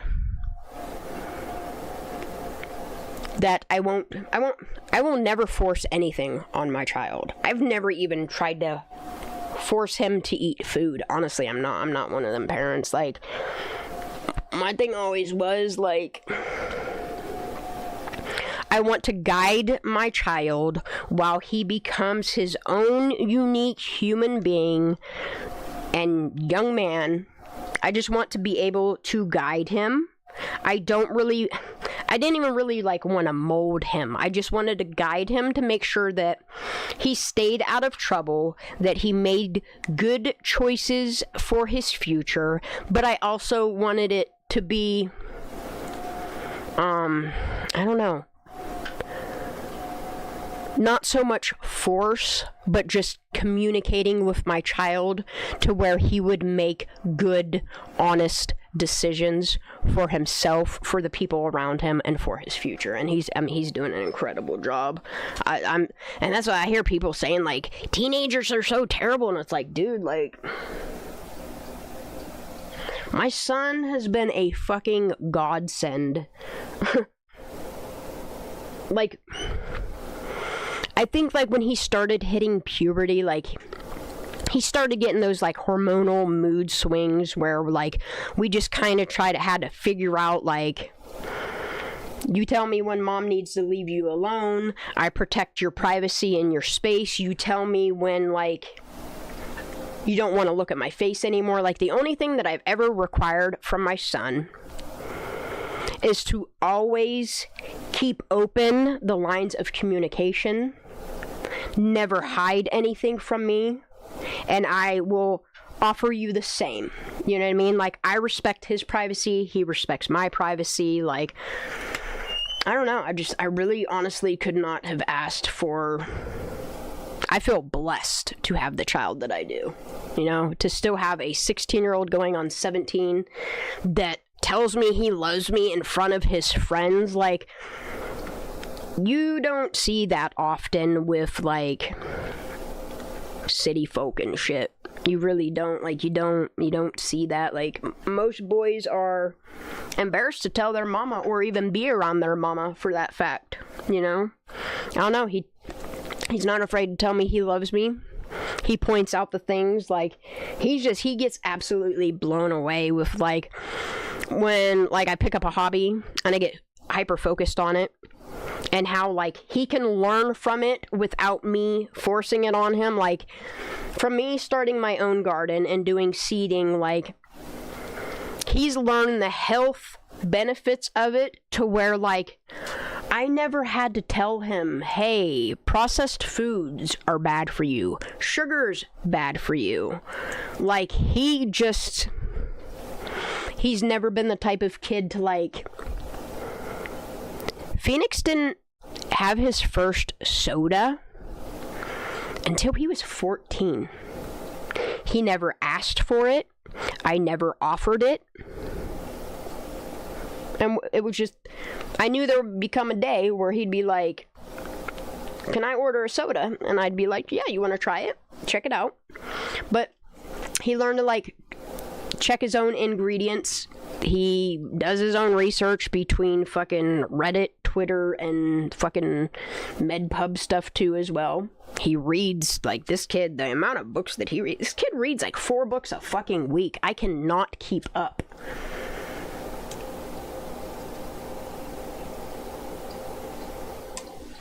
Like, on top of his schoolwork, and all his books, he still reads 4 books a week. Like, it's incredible. Man, bro, there's a lot of chat in here. I'm trying to scroll back just to make sure that I don't want anybody to feel like I have ignored any of their... Oh, excuse me. Okay, I got to the just woke up. I like the community here. Oh shoot, I used the word. Yeah, I'm starting to... I don't know, I didn't want the shit that happened with Kiely's case to, like, taint any more than it already has. And I realize who's causing the tainting, and I'm not letting them take that from us, you know?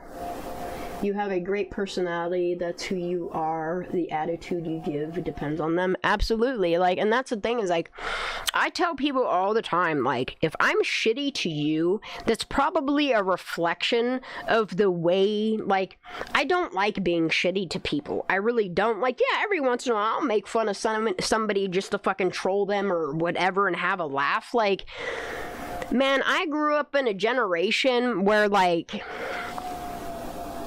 I don't know, man.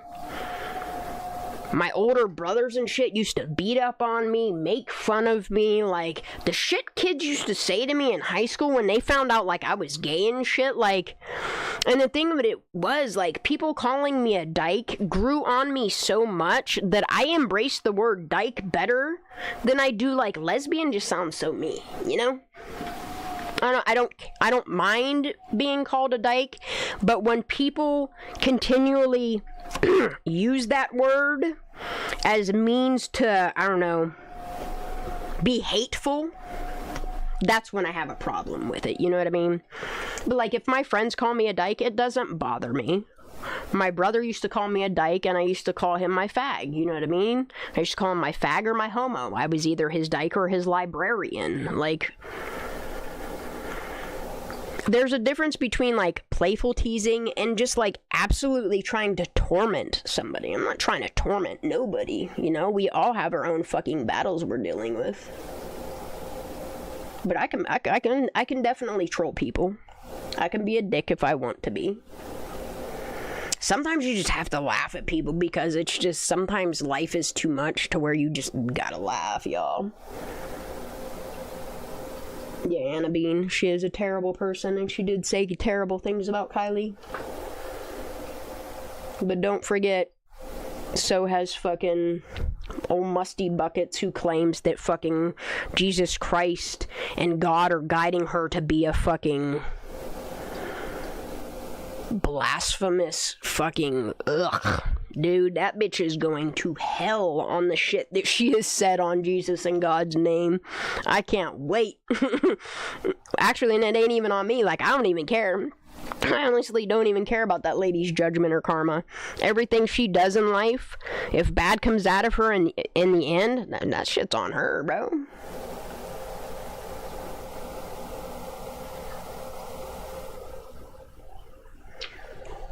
Like that song, it was disgusting for her. Yeah, dude, like, I can't even believe that. But, and the thing of it is what you guys don't understand is, like, she was doing those things just to try to get under people's skin. And the thing of it is it made her look like an absolutely shitty person. And she realized it, and she tried to backpedal on it, and then blame her own actions on other people. And be like, well, they're not being accountable for something they did, blah, blah, blah, blah, blah. As if, like, anything anybody else has done is anywhere remotely comparable to shitting on a dead little girl's name. You know what I mean? Like, it doesn't get lower than that, MC and old fucking Musty Buckets. It really doesn't. Yeah, the air freshener one, that was fucking sickening. I have that one too. Like, I have a whole hard drive. I don't even keep it plugged into my computer. At this point, I don't. I took all that shit off my computer, and I put what's called a passport backup drive, 2 terabytes. 2 terabyte drive. And if anybody comes across anything that they're like, oh, maybe you should have this, here you go. I throw it on there. Plug it in long enough to throw it on there, and I unplug it and I forget about it. Megan's the last of my fucking concern. But there is going to be a day where I go back to all the shit that she said. She's willingly put out there. Told people they could put out there. I mean, we'll revisit it once I get there. But for now, I'm focused on the actual Kiely. I'm focused on Kiely. Because there's just nothing that Megan has said or done. What has it done good for Kiely? What?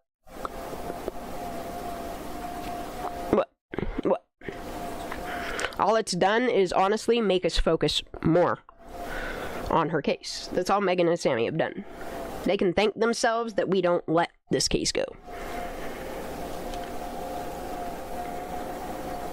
So heartless. Like, if I had been the mom of my daughter who passed, I would literally have gone ape shit on her for it.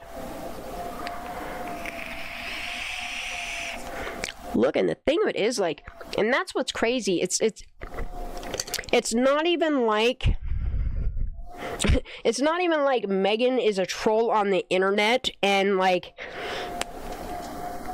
she's trolling, like, somebody that lives 2,000 miles away, okay? Like, this bitch is literally saying and singing and making jokes about people and the death of a child in her own community. And then she wants to turn around and wonders why people can't fucking stand her. It's not because of these squirrels that you try to blame it on. It's not because of all these people that you claim that I sent to you. I've never sent anybody to you. I don't send people to do my work. People simply And I told people, leave Megan alone. Leave her alone. Stop watching her shit. It's all she wants is fucking attention. She's got a hard-on for attention. She'll tell you anything to get you to watch her. Just like fucking old Musty Buckets. They'll say and do some of the most absurd things for fucking attention. It's attention-seeking behavior. And I used to tell people, leave her alone. Like, why are you even going to her chat room? If you don't like the bitch, and you can't stand what she stands for, and you think that she's toxic and hateful and spiteful, like, why do you go hate watch her? You feel me? Like, that would be the fucking day if I waste a second of my life going and hate watching somebody. I got better positive shit to do than go hate watch somebody that I just don't fuck with, you know? But people still chose to go watch her. And, I mean, they called her out on her bullshit. And you know what? That's their choice to make that. I'm not gonna have this dumbass cunt bitch blame other people's actions, grown-ass adult choices, to go and point out her failures on me? Me? Bitch, you got me fucked up with someone else. You know? Like, I'm not having it. It's stupid as hell. You know what I mean? That'd be like literally going to any YouTuber's channel, okay, and then like trying to pop off in the comments and blaming the channel owner for all these comments that other troll ass people have made. You know what I mean? See how fucking weird that sounds? Like, if you don't know by now, most big time YouTubers, they will tell you the best policy for YouTube is to, and I'm talking people that don't go live and stuff like that. The best thing to do is create your content, upload it, drop it off, and ignore the comments, because people will troll you just to get a reaction out of you. And that is why early on with my channels, anybody coming at me, talking at me two-faced, fucking sideways, anything that it's my choice. I don't have to listen to you. Go tell somebody that gives two shits, because I don't care what people's opinion of me. If you're here to talk about Kiely, or tell me about your life story, or want me to say, add you to my prayers, or help lift you up, or you want to be my friend, or you just want to come and hang out because you need something to listen to because you're trying to fall asleep or you're trying to get motivated, fuck yeah, I'll fuck with you. You know what I mean? But if you're like mostly toxic all the time and you don't have anything to offer your community, for that matter, these people that you call them your friends, but all you do is use them as pawns to do your fucking dirt, dude, like, that's hilarious, dude. Yeah, Megan's the last of my fucking worries. I like talking shit on her, though, because I know it gets under her skin now.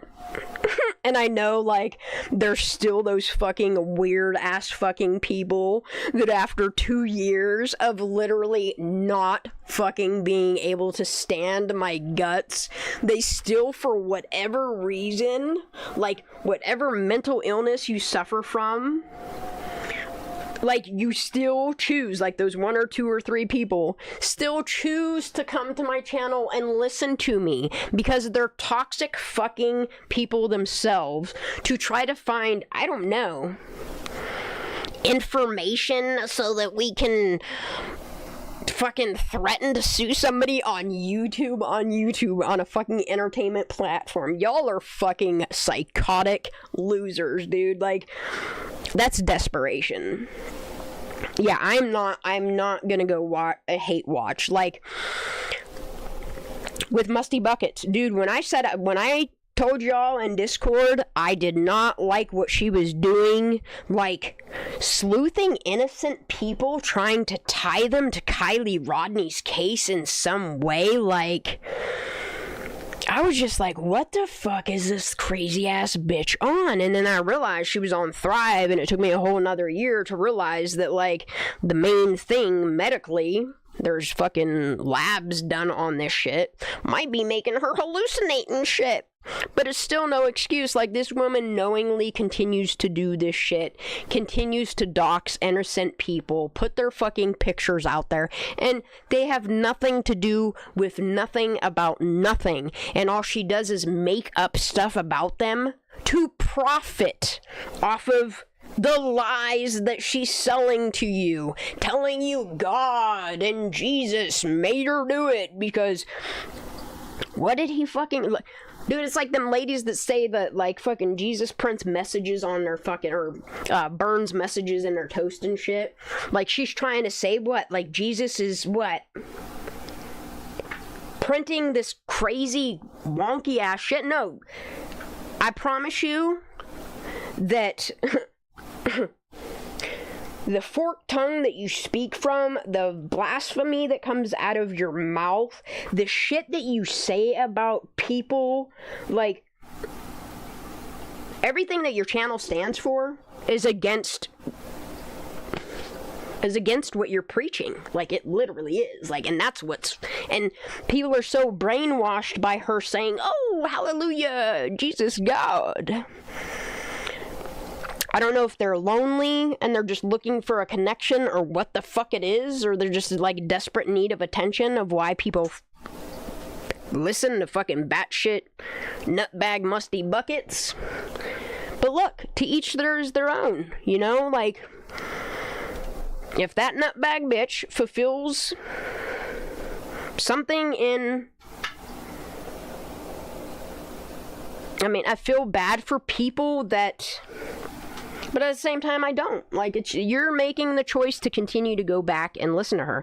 And look, how do we know that the views she ain't getting aren't fucking bots or paid for? We don't. We really don't know. You know? We don't know if she's fucking... Look, I don't even think that lady is keeping any of the shit she printed out. I want to see her fucking printouts of all of Kiely Rodni shit. Prove to me that you actually were in it for Kiely Rodni and for truth. Where's... I bet you threw away every fucking thing that you've printed out. I don't think she keeps anything. I don't think that woman ever gave two fucks about Kiely Rodni. You want me to tell you why? Because in all the time that she's been running her channel, when does she ever actually talk about Kiely? And when she does, it's always really fucking... weirdo, creepy. I can't believe, like...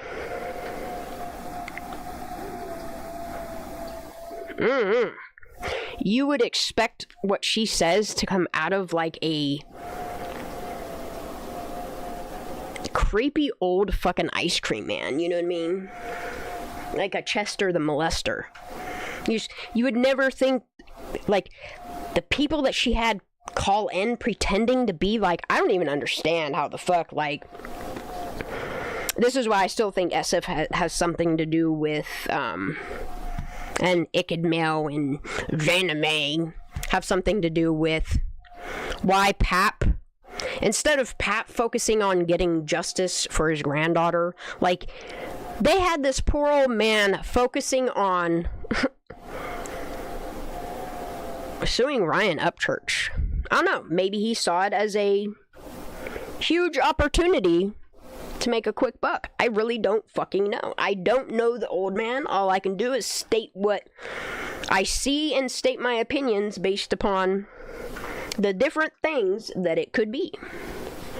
We don't know if SF has taken all the fucking things that Ryan has said after, like, bitching at people to, like, leave the family alone. We don't know if SF is taking all this fucking drama ass shit. I mean, look at the way he fucking talks and acts on fucking X, man.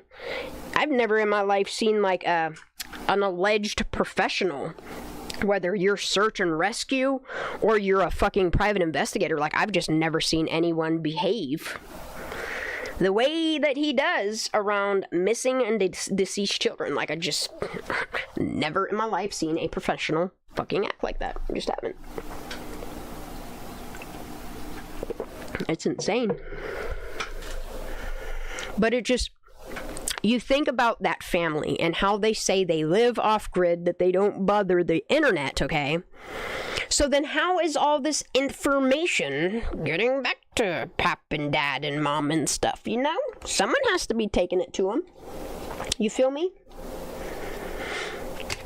It's like Megan's minions that come and hate watch me and then take stuff back.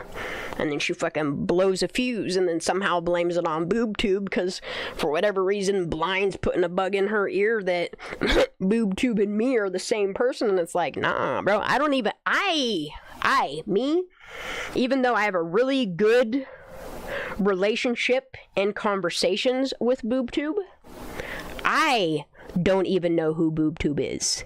I don't want to know the identity of BoobTube. I don't care whether they are a male or a female, what age they are, what ethnicity they are, where they live, if they have kids. I don't care. All I care about is the connections that I have here and the truth seekers and the people that have balls enough to fucking expose shit and say something if they see something. See what I'm saying? Like, that's how I know I am different from other people. Because, like, I wish I would have come to this channel anonymously. You know what I mean? I understand why BoobTube wants to stay anonymous. What I find highly suspect is people that are so offended by their content that, like, they're only, like, hyper-focus on the message. Like, they're missing the whole point of why BoobTube is even putting out the videos that they are, which we're still looking at this one here. I need to go potty in a second, and then I'm going to get back to this, and then I'm going to say this one last thing. Because I don't know who BoobTube is.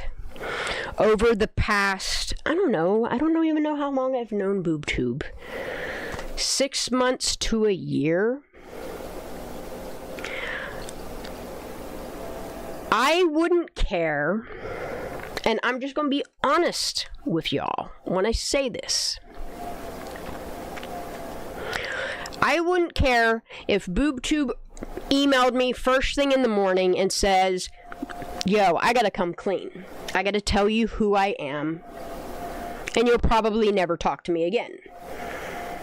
And they tell me that there's somebody that I never really agreed with. Look, dude, seeing what BoobTube does for victims, seeing what they do to stand up for and call out people in what they believe as morally and religiously the right thing to do. I don't care who they are. I don't.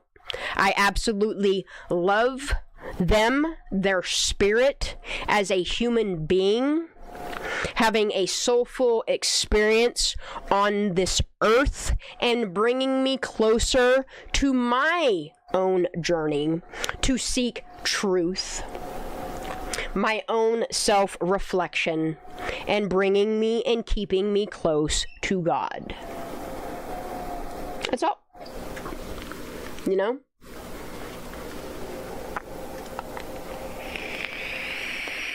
I don't know who BoobTube is. I don't need to know who they are, but I absolutely adore and love the shit out of them. And like I say all the time, and people probably think, why does she say that all the time? I don't care if BoobTube is a male or a female. A lot of the shit that they've put out there, or even emailed me or linked me to watch, like,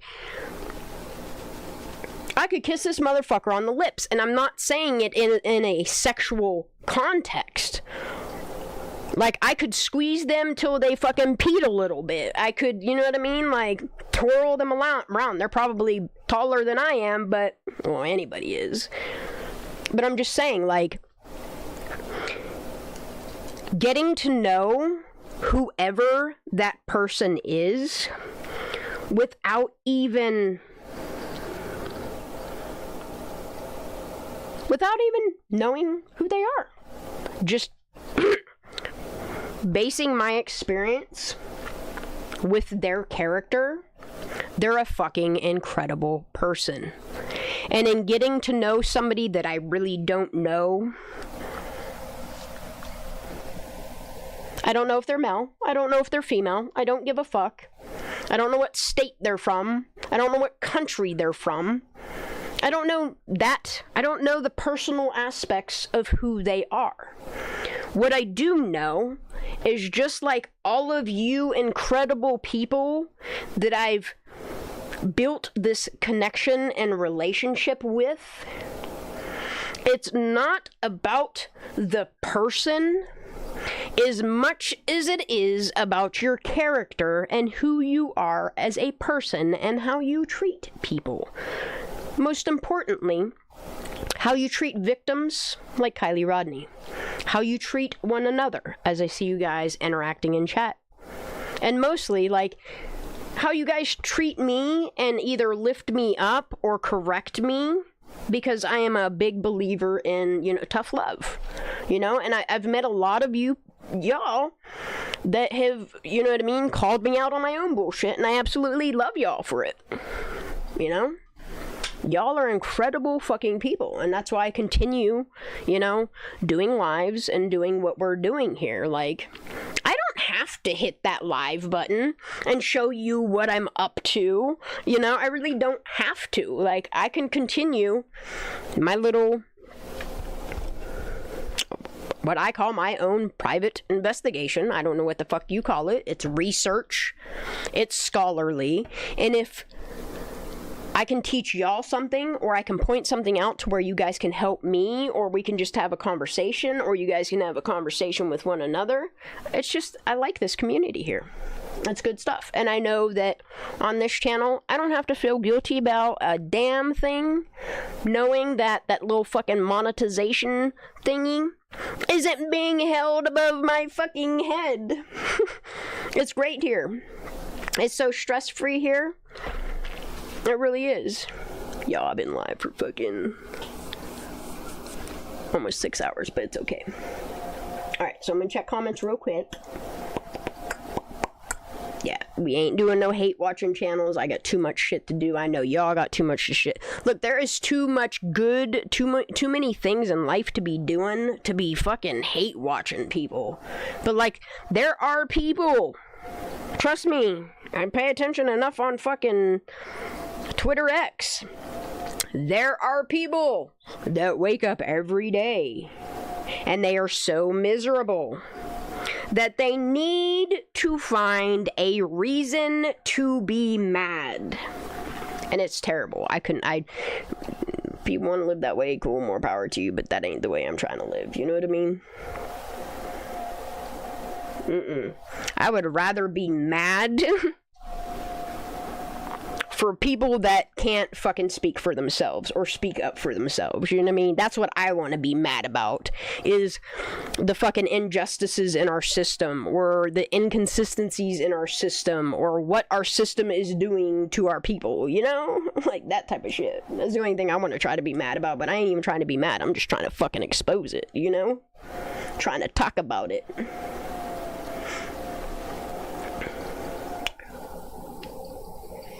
Well, and that's the thing, White Rain, is like, what you admit to people, not admit, emit, like vibrational frequencies. Like, you constantly emit energy, and like what you put off to people is so super important. You know what I mean? I would rather be a positive influence in people's lives. Like, yeah, we're gonna have moments where we talk shit on people and just call shit out for it is. Either which way, it's my channel. I do what the fuck I want.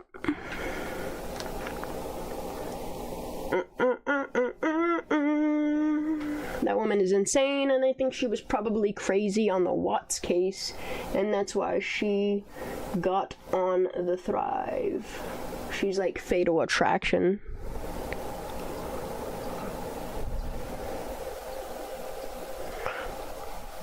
Did she cover the Watts case? I don't know. I don't pay attention to that lady.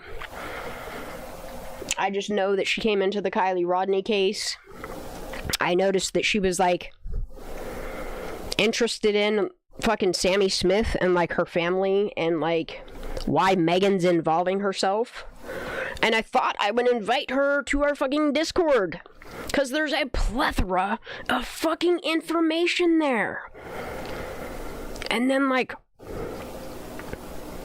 her main focus was fucking weird, y'all.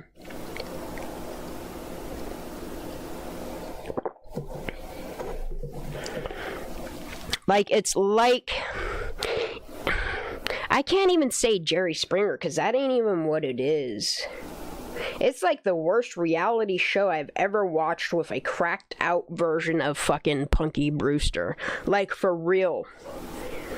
And like the shit she was doing in Discord, and like I was still trying to like help her build her channel, because look how many channels I tried to help build off of my little nothing channel. My little nothing channel, dude.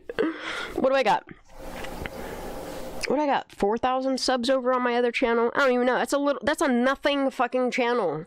And people are losing their minds. Losing their fucking ever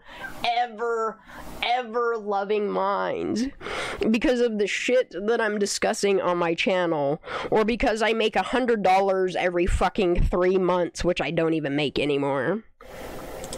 I don't even, like, literally, like, people were losing their fucking minds because what money I was getting, or because I did a side job here and I had extra money, whatever, I would take the money that I had that was rightfully mine. I didn't make it off the back of dead babies. I didn't make it off the backs of fucking victims. And I would take my money and go buy ink and a screen printing thing and shirts and make fucking shirts so that I could raise awareness for free and hand them out, which was a lot of cost to me. Like, I was making nothing.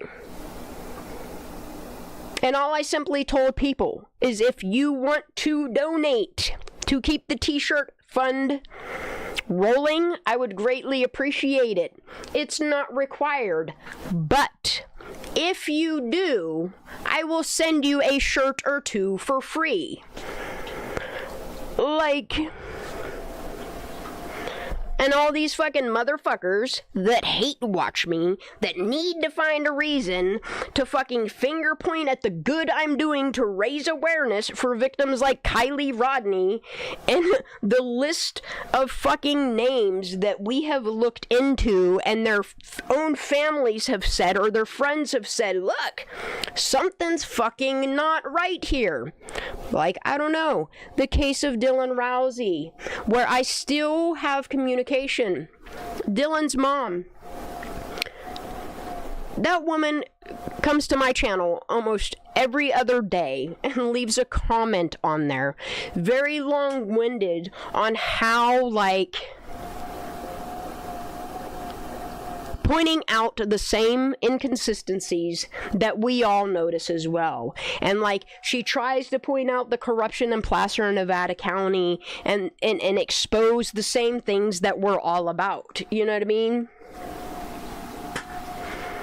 Like, I'm not the type of person to reach out to victims' families, and I think I have proven that. However, if a victim's family member, friend, or somebody close to them were to reach out to me, I'm not going to decline their chance at telling their side of the fucking story and the truth as they see it. It's just as simple as that. And that's why, after seeing Dylan's mom on Ara's channel and having such great privilege that Ara even trusted me, that Dylan's mom had sent all this audio to her, and they trusted me to keep her identity anonymous and, like, make this fucking victim so that Dylan's story and the truth about these parties that go on, these elite parties that go on in the Tahoe area, to help expose them.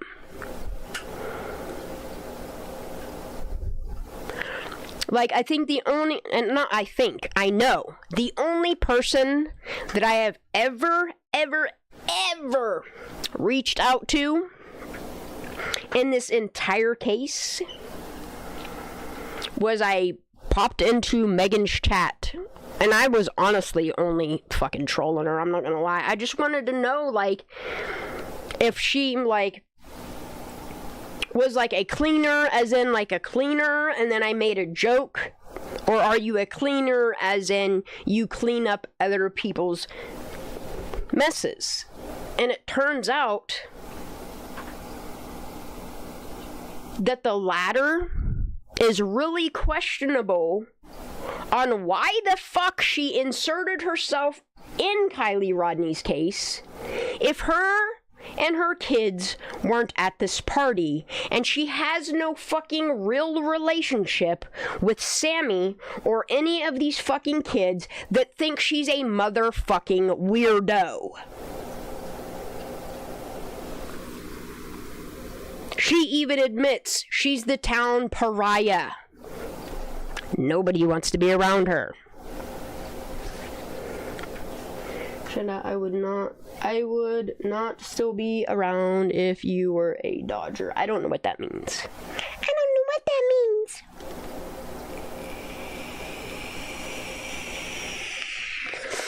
Like, and that's the thing, Kat, with, like, the t-shirts, is, like, I don't even know. I think I have,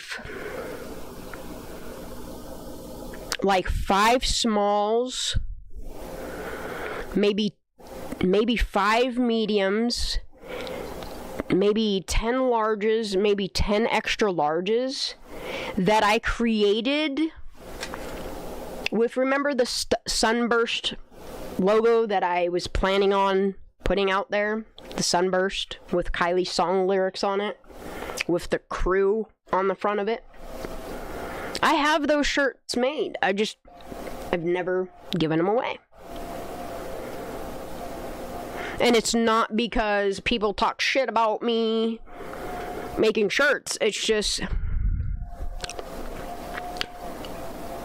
my money had to go to other things. I could not afford, you know what I mean? Like, I'm thankful that every once in a while somebody will send me $10 or $15. And please do not take this as means of me asking for your money, because it's not. It's really not. It's not about that. Like, me doing shirts is great and all, but it's not my focus right now. Eventually, I will get back to just randomly saying to people in chats and comments, hey, I'd like to send you a shirt. Why don't you email me your address? Instead of doing, like, I don't know, I kind of like doing the giveaways. I kind of like the fun nights of, you know what I mean? Because if you recall, like, when I first started my channel, y'all remember when we used to do karaoke on here?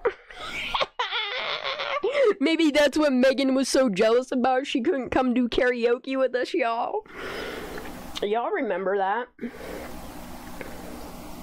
Like, I remember all of the people that I got super close to. And the weird shit.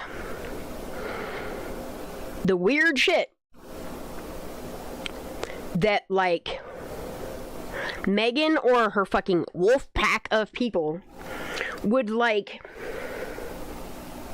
make up.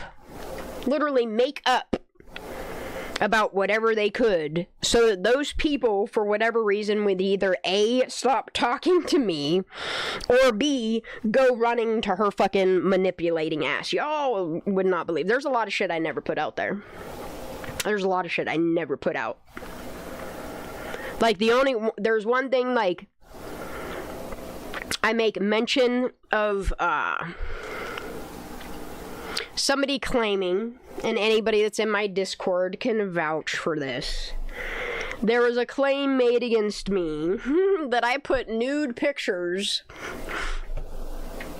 of a chick in fucking Discord. And, like, this woman for the longest time actually believed Megan and believed, like, this fallacy that I actually put nudes of somebody that somebody entrusted in sending to me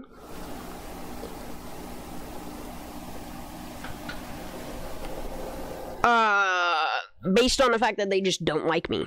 You know what I mean? Like, that's the reason why that was made up. That's why Megan ran with it and Blind ran with it. Who else ran with it? Meanwhile, like, it's crazy because, like, that conversation, the conversation that actually happened was between me and somebody that I thought was my friend. And I didn't know how to proceed with a girl I really liked. But, like, I did not know how to take it. I didn't know if this girl was just trying to manipulate me or trying to get me caught in something. Because you know how people are. Like, around Kiely's case in the very beginning, like, people would do anything to manipulate you, to try to get you to, like, look what Blind and Larissa did to one another for the longest fucking time. Like, that shit was unhealthy. That's toxic as fuck. That's toxic as fuck. What, like, the wolf pack of people did to people. And I think Killshot got to the point where he was like, bro, I ain't even fucking with these weirdos anymore. I'm gonna call all these motherfuckers out. And I heard recently, like, he completely, like, shut his channel down. Like, he's fucking done with YouTube.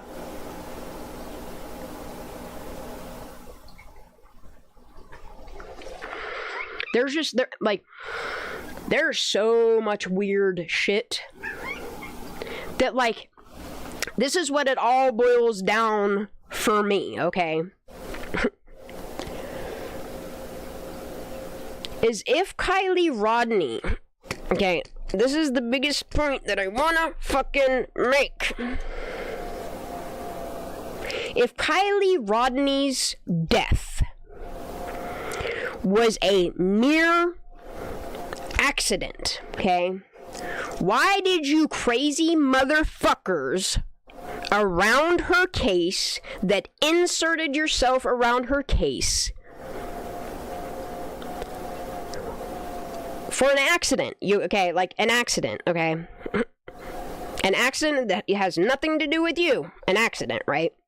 Why are you trying to dig up dirt on people about, like, their mental health, which is against HIPAA laws, their sexual preference, where their children go to school, where they work at? What else? Let me think what all y'all have fucking done to a whole slew of fucking YouTubers. Trying to figure out people's identities so you could dox them to... the only thing that would come out of it is, like, you're putting their address out there to wish harm upon them. You see what I'm saying? Like, all of these things that you're doing, after inserting yourself, doing all of these things to yourself when you simply had to do the one thing that people were advising you to do. Or just get the fuck off the internet before you hang yourself with things that you can't backpedal on anymore. Things that you can't take back. things that will bind you legally to things that you have said around this alleged accident that you want to claim. Meanwhile, like, dude, like, you didn't even stop at, like, attacking other YouTubers, their families, all of that shit. Like, you went as far as, like, the shit you said about the dead girl. Like, that's the most fucked up part of it all. That's the most fucked up part of it all. Is the jokes you made on a dead girl. That, like, and the thing of it is all these fucking wackadoodle ass fucking people that are back here in the background cheerleading for you. Squirrels and all these people are such terrible people because they victimize people. Meanwhile, these same people are rooting you on while you victimize the victim, the family, the people around them, just because you're trying to protect Samantha Smith. And then you blame it on, well, it's because people talked about my family or brought my kids into it, when, bitch, you, and I have the fucking proof that you brought your mom into it, you brought your dad into it, you brought your son into it, you brought your fucking daughter into it, you brought all of these people, including your own damn self, into this. You did this to yourself. And then what you want to do is manipulate everybody, erase everything off your channel so that you look like you're not this fucking monster that has gone out and tried to help manipulate the fucking masses. The same manipulation tactics that you've used on all these people that you've fucking done all this weird shit, you're using these same tactics, these same psychotic things on all of these people that once considered you a friend. And I'm sorry, but friends don't treat other friends like that. And it just seems like, and correct me if I'm wrong here, people in chat, the only person that has stood beside you this entire time is that cum rag cunt Suma that literally, Megan, she manipulates you and tries to get you to sue people and do this and do that. She is part of your problem of why you behave the way you do, while she cheerleads you on to be the most fucking toxic human being that you can be, and you can be a better person for yourself, for your parents, for your children. If you would have literally in the beginning just been accountable for everything that you did in the beginning, during, and after Kiely Rodni died. But instead of being accountable, you would rather find people that will do your bidding and your dirt with you. All while, like, it's crazy watching it from far away as it was happening and watching you guys eat each other alive. Like, it's just terrible how you guys got, like, blackmail on one another, like, things that you could hold over each other's heads so nobody would leave the fucking wolf pack. Like, fucking weird-ass shit, y'all. Alright, I'm done talking about that dumb bitch and her fucking weird-ass friend, too. Look, and I really did, like, I really, in the beginning, wanted to try to help her. I thought maybe she had information that I could help get to authorities that were outside of that area. And I mean, I thought in the beginning she wanted to get justice for Kiely Rodni, and it turns out all she wanted to do was fucking protect them kids that not one of them even fucking know her or like her. She did it all for fucking attention, y'all. All of it. Her, look, I'll bet you, if you look at the behavior pattern of Megan and good old Musty Buckets, they seem like the type of people that would fake a beef for entertainment just to, like, get attention from people. You know what I mean? It's really weird. They act like one another. It's really fucking weird. It's really fucking weird. Anyway, I'll be right back. I'm gonna go pee. I don't even know if it's birds of a feather. Like, I really don't know. Like, what I'm saying now is based upon my experience in that first year. Like I said, and I'm so glad that I was cleaning out my one fucking dirt drawer and I found the other paper that goes with when somebody from YouTube decided, and I don't know who it is. I really don't know who it was. But somebody put that suggestion out there. It was kind of weird within 2 days, 3 days at my door. And the first time, I didn't answer it. I ain't gonna lie, bitch left a fucking little thing on my door. I left it go. Second time, I left that bitch leave another notice on my door. And I asked my neighbor across the hall, I was like, what the fuck is this? She's like, I think that's Child Youth Services. Don't answer your door. And I was like, hold up, are you fucking kidding me right now? And then the second, when she left that second one on there, I was like, look, no. Me and this lady gonna talk. And when I found out they are not allowed to give the identity, all they could do is make a suggestion of where the call came from. That was it for me. Like, I really started realizing, like, the dirty ass shit that people do on YouTube to other people, but then want to turn around and point fingers at me because I've exposed fucking truths. That's why you guys are trying to dig dirt up on me. That's why you're trying to say that I'm a druggie, or that I'm back on drugs again, or that I'm a terrible mother, or report me to shit and then turn around and gaslight me, memory hole me. It's like fucking corrupt ass people to do that shit.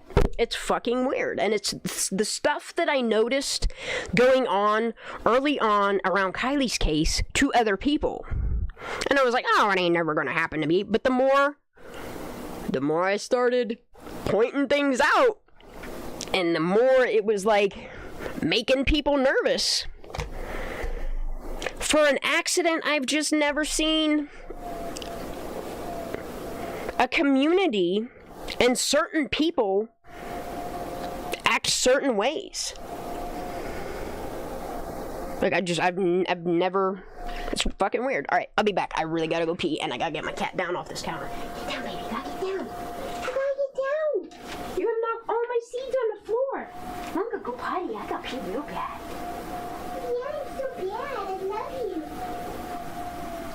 It's night. Okay, we'll take a rest. I know. You've been up all night. Jesus, okay.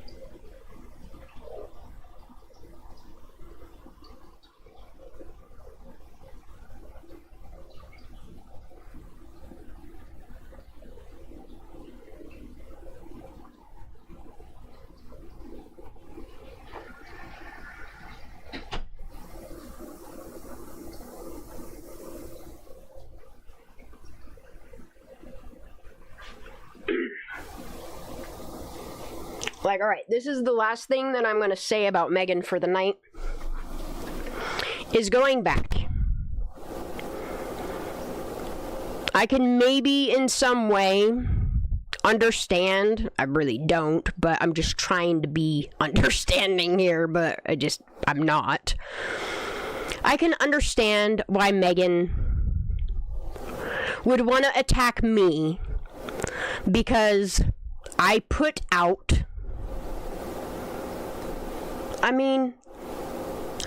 full audios when all these motherfuckers kept saying is all you do is clip shit, and it's like, no, like, how much more of the full context do you want? Here, have the whole 9 fucking hours. Here, have the whole 5 fucking hours. Here, let me re-upload the last whatever videos that she's deleted. But what I will not, and this is why, something fucking real shady about that bitch and her little fucking sidekick, okay? I don't know what it is. But here's what I don't understand. Is you've got this case of this missing girl that this woman has inserted herself in the case on, right?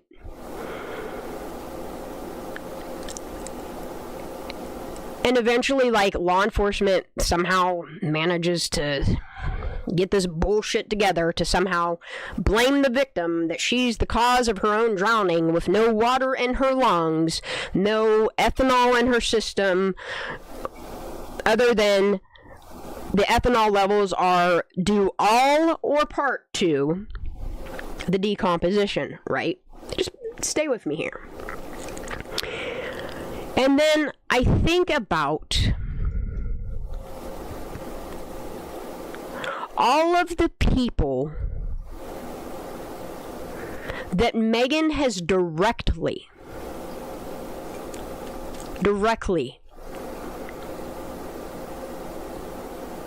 made verbal attacks on. And I'm not talking about Miss G. Miss G did incredible things by making Megan eat her own fucking words and trying to hold her accountable.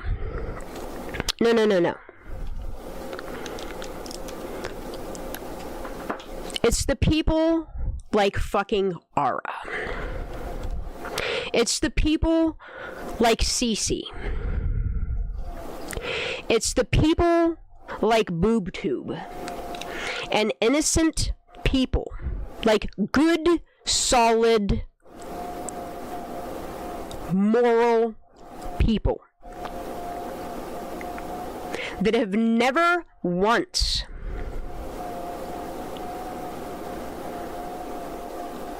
threatened Megan, her family, but rather questioned the death of a 16-year-old child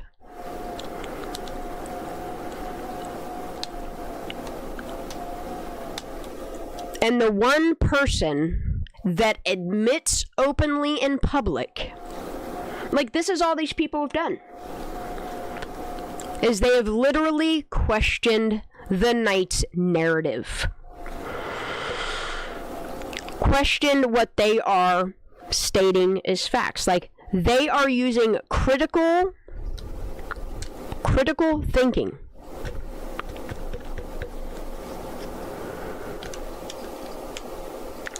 Trying to reach out to people in respectful ways, like Squirrel Girl has.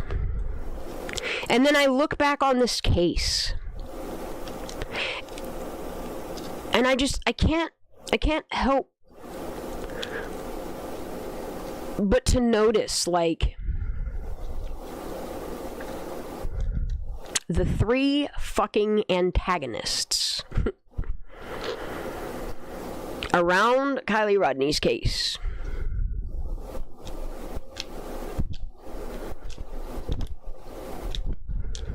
That for not knowing this girl, not being at this party,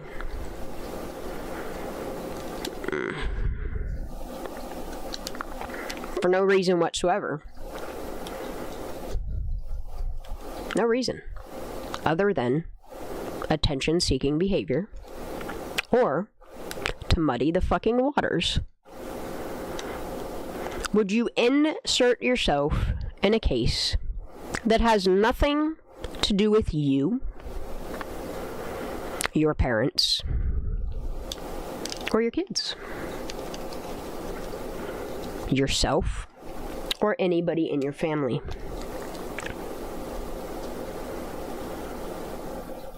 Why the fuck would you claim that you're here for the victim?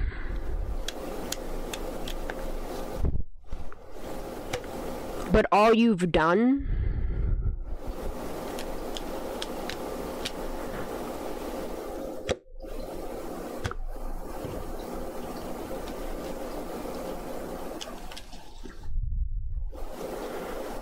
is protect somebody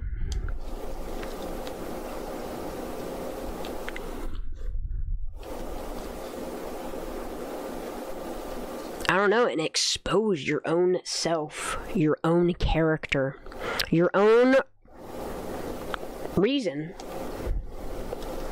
for why you inserted yourself in the first place. And I'm gonna get to the bottom of the reason why you did it.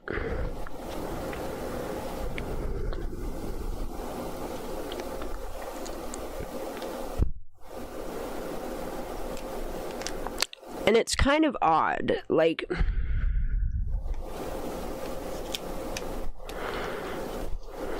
I pay really close attention and like sitting back and observing, and I really observed early on. And I noticed what things, and I made note of what things I've said that triggered you and like made you behave in such a, I don't even know, dude.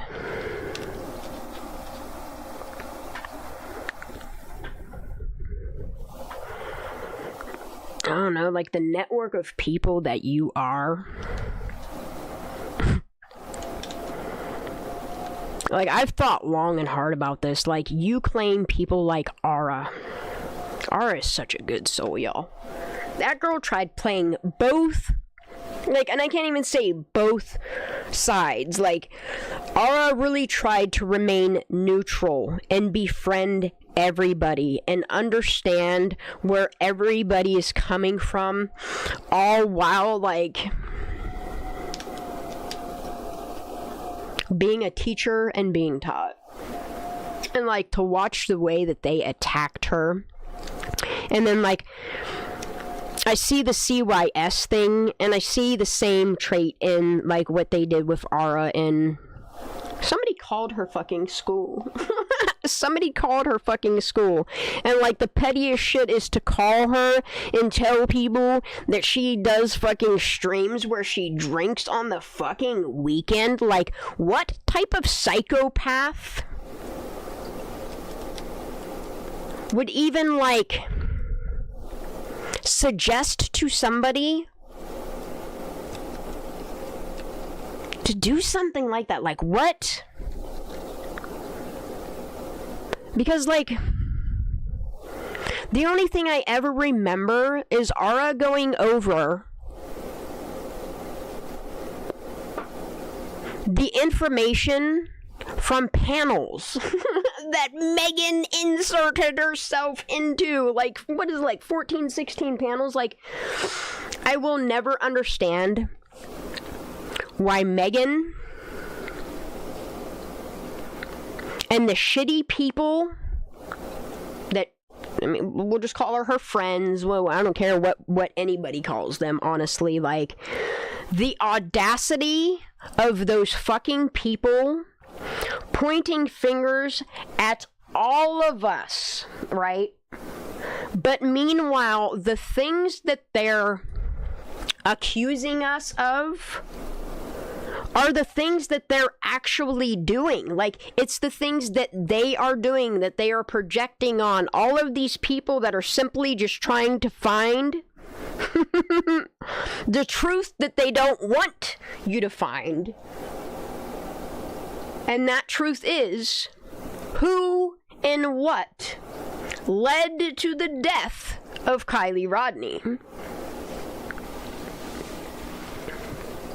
And it's as simple as that. Like, it's so crazy to me that, like, this woman has really gone to, like, and I'm talking Megan, has gone to the depths she has, like, threatening to sue people, slandering people, threatening to dox people, doxing people, actually doxing where they work, live, stuff like that, and then thinking because she deletes these lives, and back in 2023, like, this is back in 2023, she had already deleted, I think the playlist is like over 100 lives that she's deleted. And then, like, to, like, make them even more, like, what the fuck type of shit y'all running over here on these streets is, like, Consumer is so worried about the things that Megan might have said or done that would actually, like, fuck up all this shit she's trying to stir and actually, I don't know, show that Megan is in the wrong. Like, I think there's only been, like, 2 lives that I've deleted. And honestly, you want to know why I deleted those lives? It's not even that I've deleted them. They're just private. Because Wheezy. Like, and this is the thing, is I think about these people, it makes me want to cry. No, I haven't been drinking, I haven't been doing drugs, all I've been doing is fucking vaping and looking back on what these people have done around this case. Like, and it's crazy when you go so far back. I can't even believe, like, I gotta laugh about it or I'm gonna fucking cry. Do y'all remember what those fucking people did to Wheezy? Anybody still here listening to my rant and rave? Wheezy's never going to forget. She'll forgive them, which her and I had conversation when she left YouTube, or when she went under another alias or alt account, whatever the fuck she did.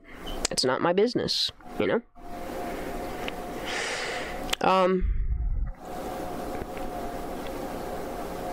Like, because the manipulation of Wheezy not leaving the squirrels,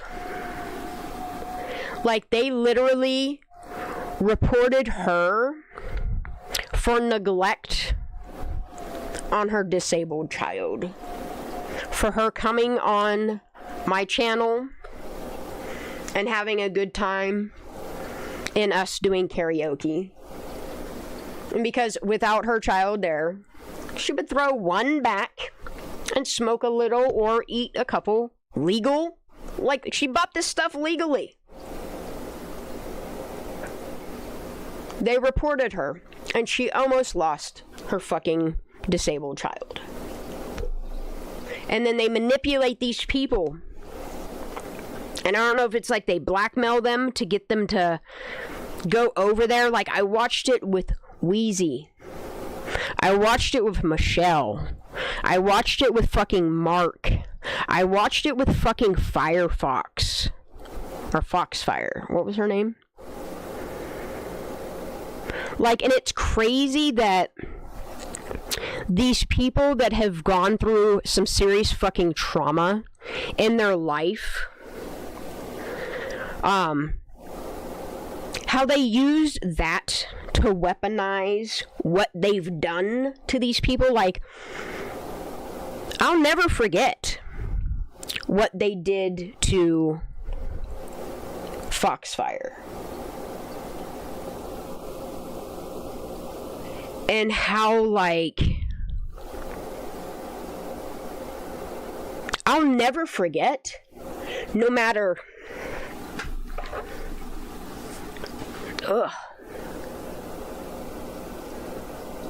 like, how do you forget that? Like, what that woman went through as a child, and the way that they manipulated her and weaponized it and fired it back in such a way that, like, I don't know what type of MK Ultra mind control. I don't know what the fuck happened. But, like, I watched it all happen in real time. And I've never said nothing about it to the full extent of how many people they've targeted while this whole time, like, this whole time, they were claiming that it was, like, me and my squirrels and my cult. And it's like, what the fuck are you guys talking about? Like, it's literally you doing it, manipulating people, weakening them to the point where you can dangle whatever the fuck it is. Like, how... Like, it's so terrible to watch what they do to people. What they did to one of the real ones.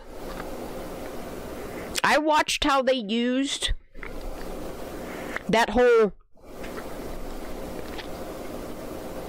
shit on her, how they manipulated her, and for the longest time, she always questioned my honesty.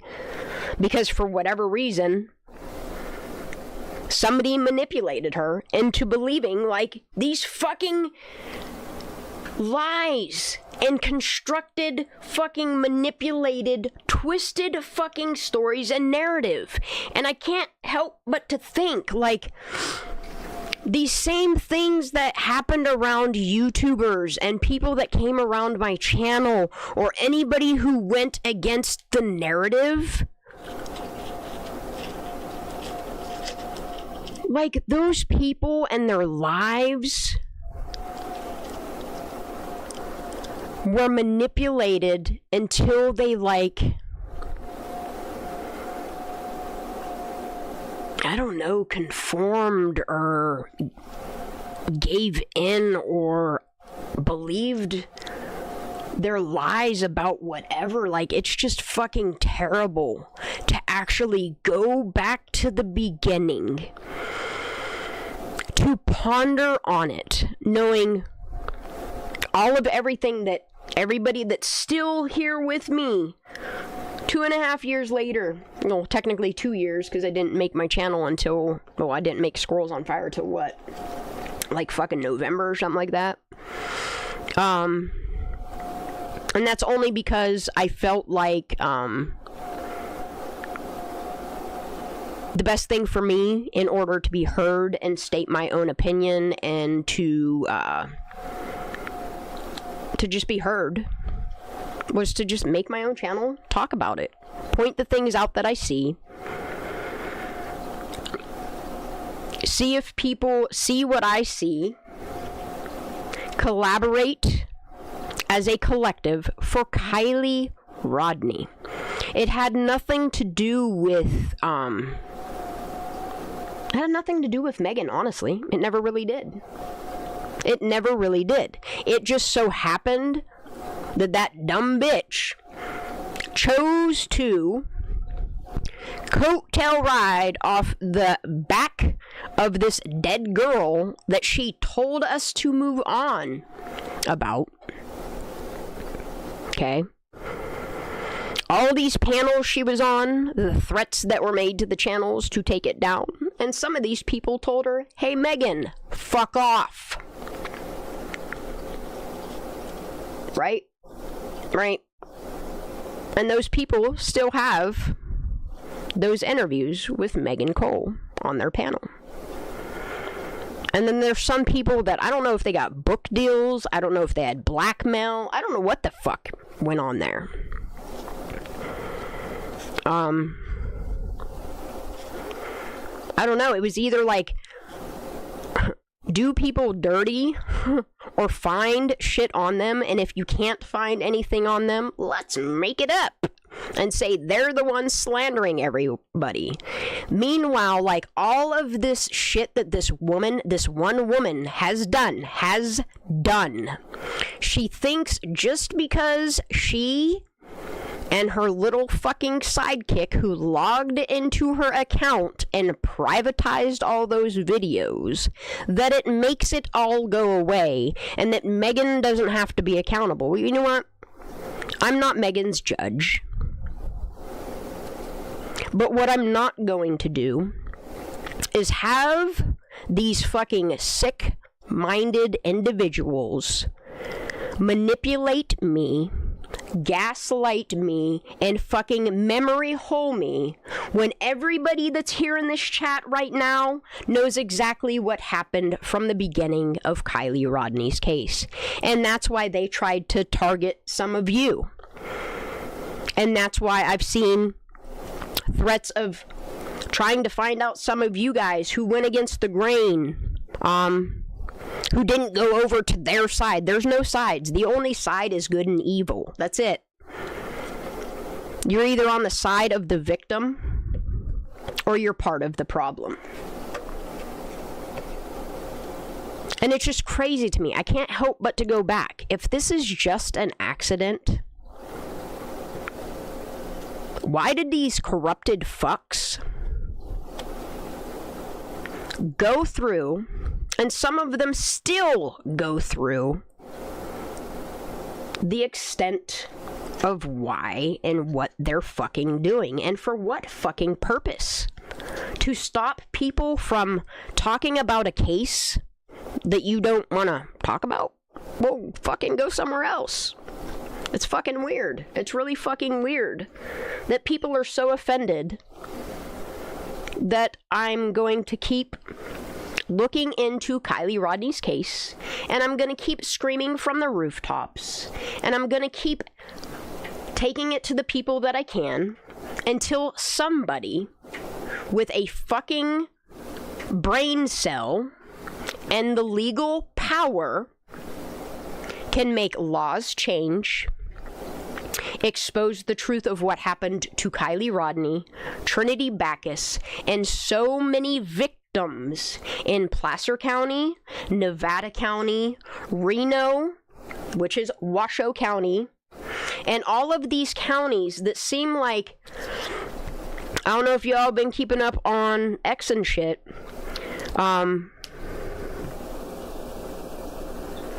they seem to be in the same towns that have a lot of pedophiles that target their students. They seem to have a lot of weird fucking pedo-minded people that target children and have CSAM on their devices. Like, the corruption that is within your own fucking state. And you have the audacity to tell me to mind my own fucking business, when my business is what is going on to America's children. It just so happens that Kiely Rodni really made me open my eyes to what's going on in California. And when you look on X and you see the whistleblowers exposing these teachers and these politicians and these law enforcement officers that are also caught up in pedo networks, it really makes you wonder, like,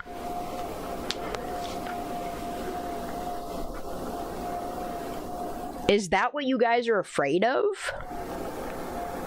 Is, like, the illegal prostitution and sale of underage kids might get exposed? Is it because trafficking might get exposed? Is it because our children, the babies in this world that most need our nurture, protection, and especially if they wind up deceased and don't have a voice of their own, that people see the wrongs and will be the voice for the voiceless? Like, if you take a step back, if you are a hate watcher of my channel, why?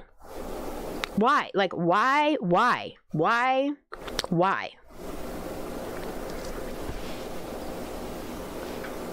If you think that Kiely Rodni's death was just a fucking accident,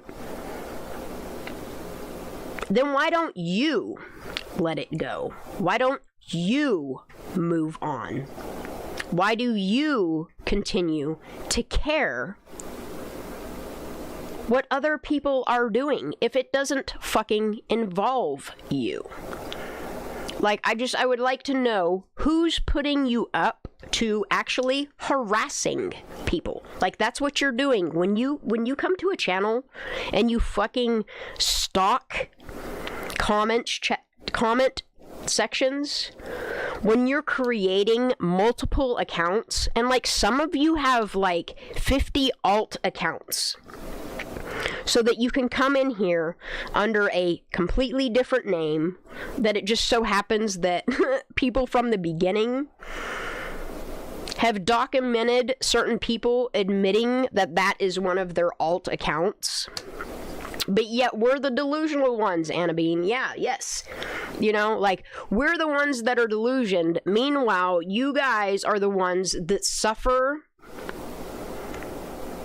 Like, you all, the ones that are manipulated, the ones that are being brainwashed. Like, you guys are a victim, and you don't even fucking realize it. Like, I wish so many people that were manipulated by so many people around this case would wake the fuck up and realize, like, the squirrels discussing Kiely Rodni's case has nothing to fucking do with you unless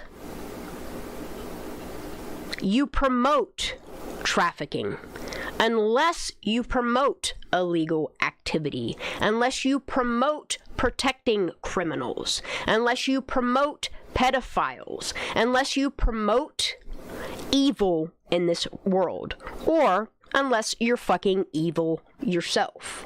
You feel me? Like, it's terrible. It's terrible to know like, what really, like, and that's the thing, is like, the fact that they gaslight you, or they try to blackmail you, or find dirt on you, or manipulate you, gaslighting, the memory holding, and like, trying to make their new subscribers act like this lady is a victim when she's victimized so many fucking people. She's manipulated the majority of the people that watch her. And then, like, they tell half stories, half truths. Meanwhile, this bitch has hidden and privatized so many truths about what she really said, that people like us, the truth seekers, the people that aren't afraid to be loud about what they see and say something about it. Like, it's nuts. It's nuts what people like that will do to people like us to try to silence us. But the one thing that I know from Kiely Rodni, and learning so much from her death, and it's terrible, is that there is no fucking honor in silence. And anybody that tries to honor silence by silencing other people, you are the fucking problem. But what I'm not gonna do is go hate watch channels or go dig up dirt on people. And I think, like, in the beginning, people tried to manipulate me to try to put, like, not even smear stuff, because the stuff that I've put about people out there, I mean, are other people's truths. I would never expose something that I didn't have receipts to back it up. Those same receipts would hold up in court. That's all I'm saying. You know?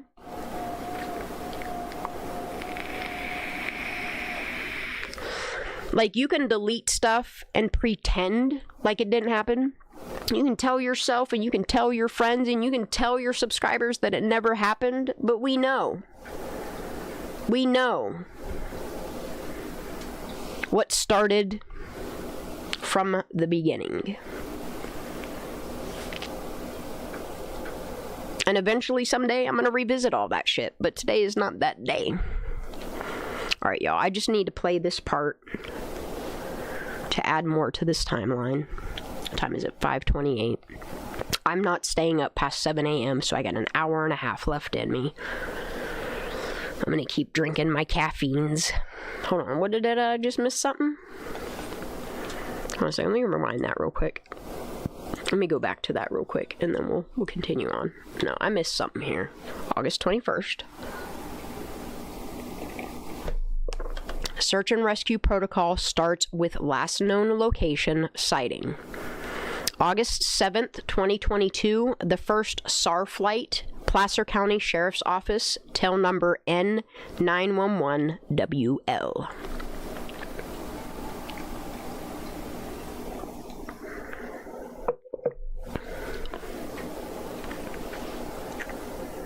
Bitch, go to sleep. I love you so much. Go lay down. I'm gonna go back down to mellow out time. Now that I said my piece on so much shit that I've never really spoken on.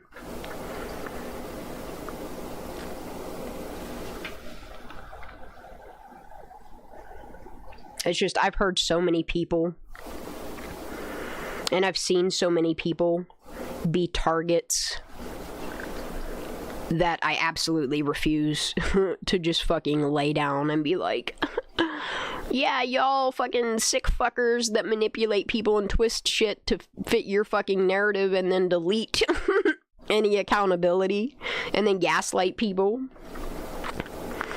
and try to memory hole them. Like, that's not the way y'all behave. Nah, I'm gonna remind y'all of how fucking sick and toxic you fucking are. 'Cause you are. Trying to figure out when she left and whom she left with. This is a really good video, BoobTube. I'm really glad you put this together.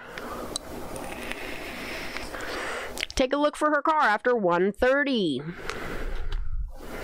Earlier today, I met a couple whose daughter is friends with a girl that attended the party. They were all talking, and the girl said she saw Kiely there. Kiely Rodni was extremely out of it. See, the extremely out of it, this is where I have the biggest problem with the extremely out of it and people mistakenly thinking she's drunk.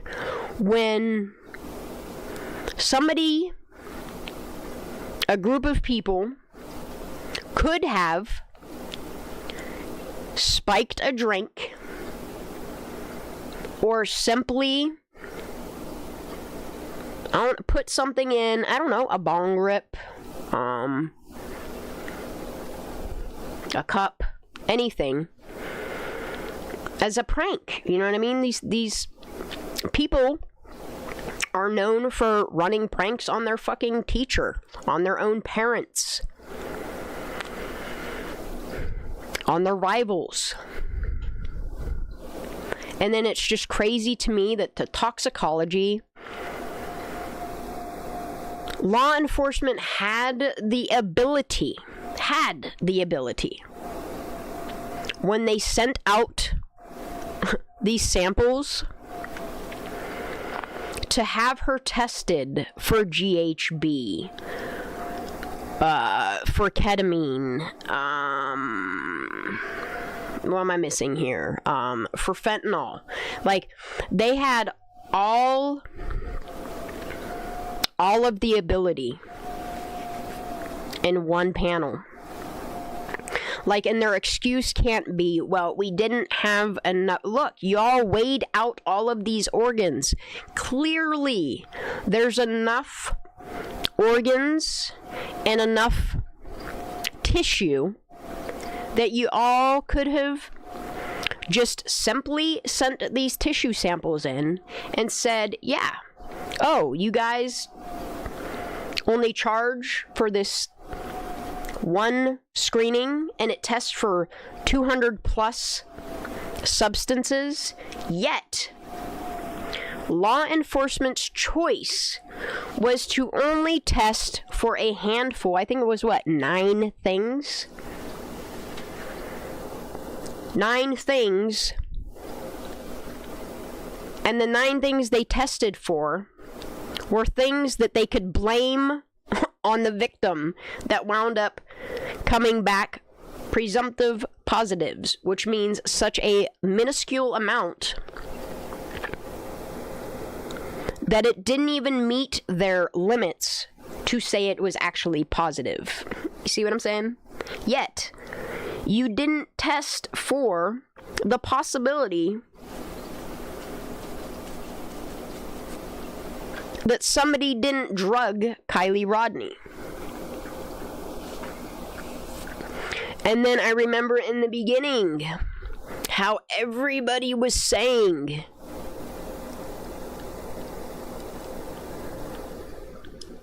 like this was a prank gone wrong and that somebody drugged Kiely. And that something happened to cause all of these kids to not want to get involved, so they all panicked and left. And that is the only logical reason when from day one, law enforcement told these kids that they would not get in trouble for sharing their stories if it included drinking and drugging. Which leads me to believe that something more serious, like the fight that nobody wants to talk about between Kiely and a girl named Blank, or that this person that claims to have a phone call with Kiely that could have possibly have never happened, per the evidence, per the FBI, per law enforcement saying Kiely Rodni's phone was out of service after 12:33. And then the same person went on to say, almost like preparing an alibi, that everything that Kiely drank, she drank too. Almost so, law enforcement wouldn't take into question. And look, it says right here, it supports the theory that Kiely was drugged, probably roofied. And you remember Sir Bum, the bum, that this was the very initial thing that he was going on panels and calling out and screaming from the rooftops that somebody drugged Kiely Rodni. And look what happened to him. Look at all the threats that happened to him. And he just got to the point where, like, the threats were so much, and you could tell by his demeanor and, like, the things that he was saying before he dropped Kiely Rodni's case and moved out of the United States, that somebody said or did something to him that scared him. Scared him. And then I think about all the shit that all these same people that did shit to Squirrel Girl and Cece and Ara, Miss G. I know I'm missing a whole fucking handful of people. I should have made a list from the jump. I know there's names dropped all through Discord. I need to make a list of all these people that they literally, and I'm saying they because it wasn't just one person, that they, we'll just call it the blob of people, Like, they targeted all of these people for speaking out against their narrative. Anybody that didn't agree with them or align with them received threats. It's insane to me. It's insane to me. It's insane to me how they tried to get a collective group of people that were all on the same page, whether it was Larissa, Daisy May, how they like manipulated people and created this wedge and created this drama and this he said, she said bullshit and manipulated people. It's terrible. It's fucking terrible. All for an accident? That's odd. That's really odd. Over an accident and a woman that inserted herself made the choice to tell people, give me the link. Give me the link so I could come up on your panel. Begging for the link. Begging for the attention. And then it's crazy. Like, I'll bet if YouTube actually looked in to the same people that were targeted and their channels were struck or their channels were taken down, it's the same fucking group of people. And it's really weird how they project that we're the ones targeting other people. When, look, it's YouTube. People are free to go where they want. I didn't send nobody after nobody. Prove it. Because I never did it. I never told people, look, the only channel I ever told that y'all should probably report it if you see some fucked up shit is Musty Buckets. I never dropped links and was like, go report this video. No. But I have documented and seen these same weird people threatening to take channels down, threatening to sue people, threatening to dox people, threatening to dig up dirt on people, involving fucking innocent children. These same people that are accusing others of the same, like, of the behaviors that they're doing. Like, it's crazy to me. Like, remember how, like, all these weird people in the beginning when I first started my channel, how they used to try to come troll my channel, and because like my mods would block them, they would then go create another account with a new alt account, and then they would come back in and troll, and you could tell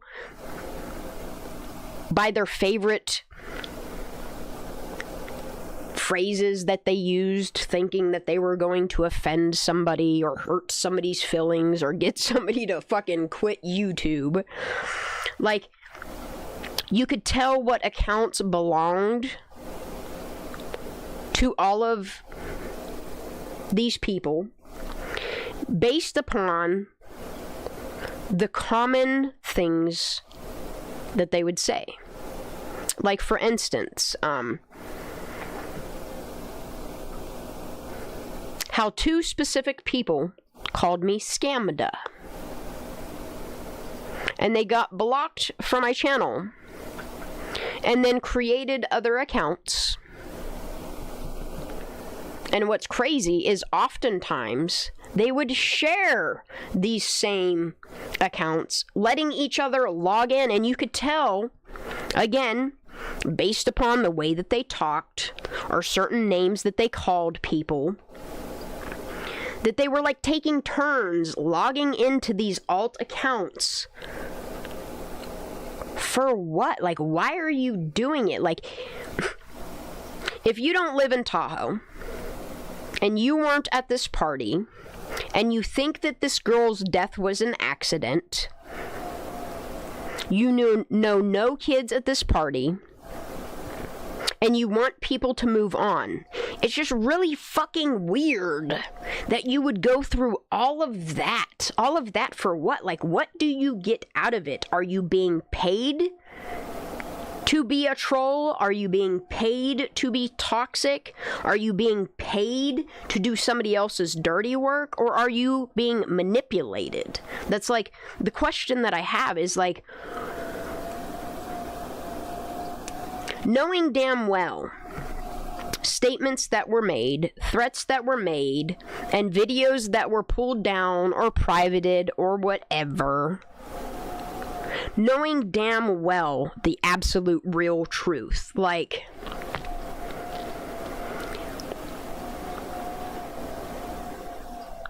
I'm trying to understand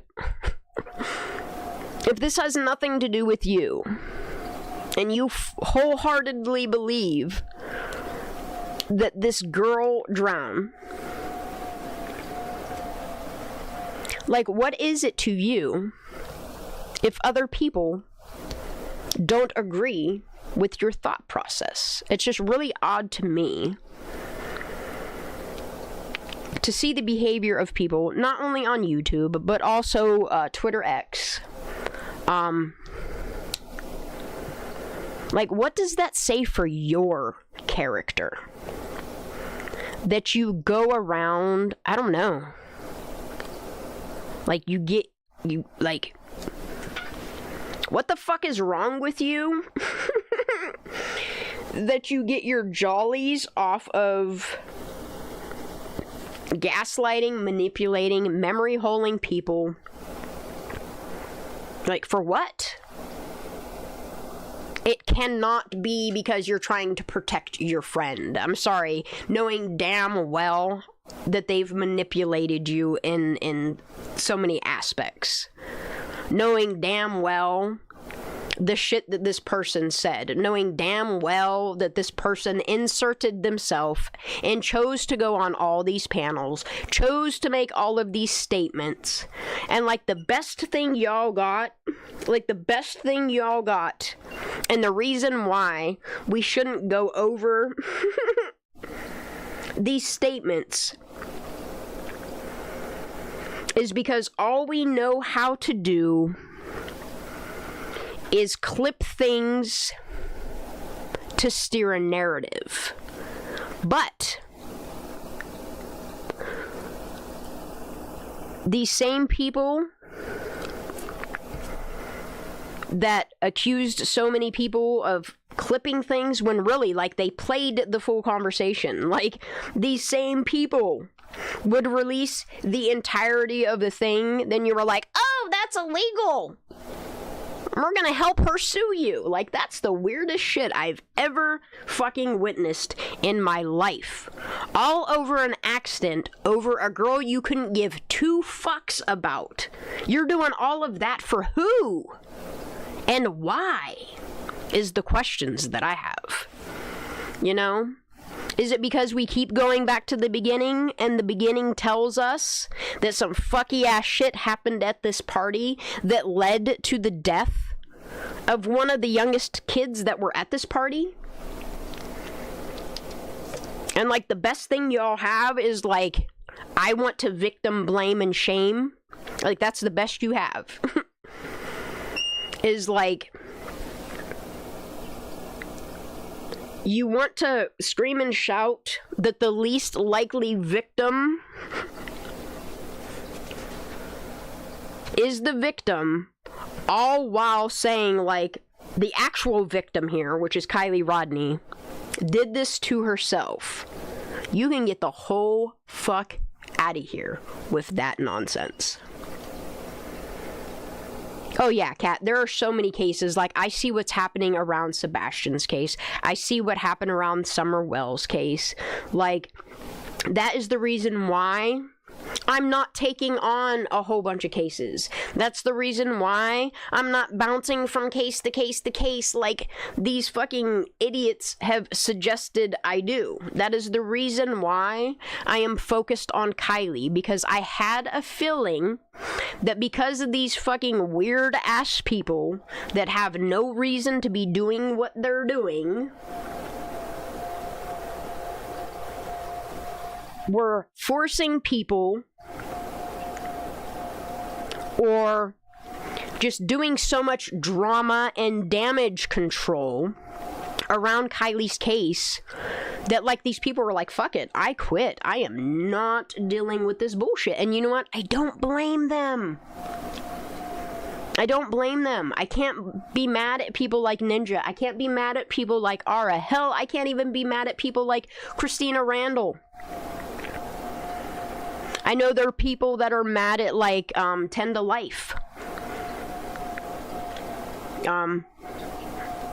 I see their points of view, but I cannot be mad at anyone, not any one person that has put light on Kiely's case, that has exposed aspects of Kiely's case, enough so that before they deleted those videos or privated those videos, we were able to document them so that those same people that manipulated those people, like Michelle Sutton, to take down videos of theirs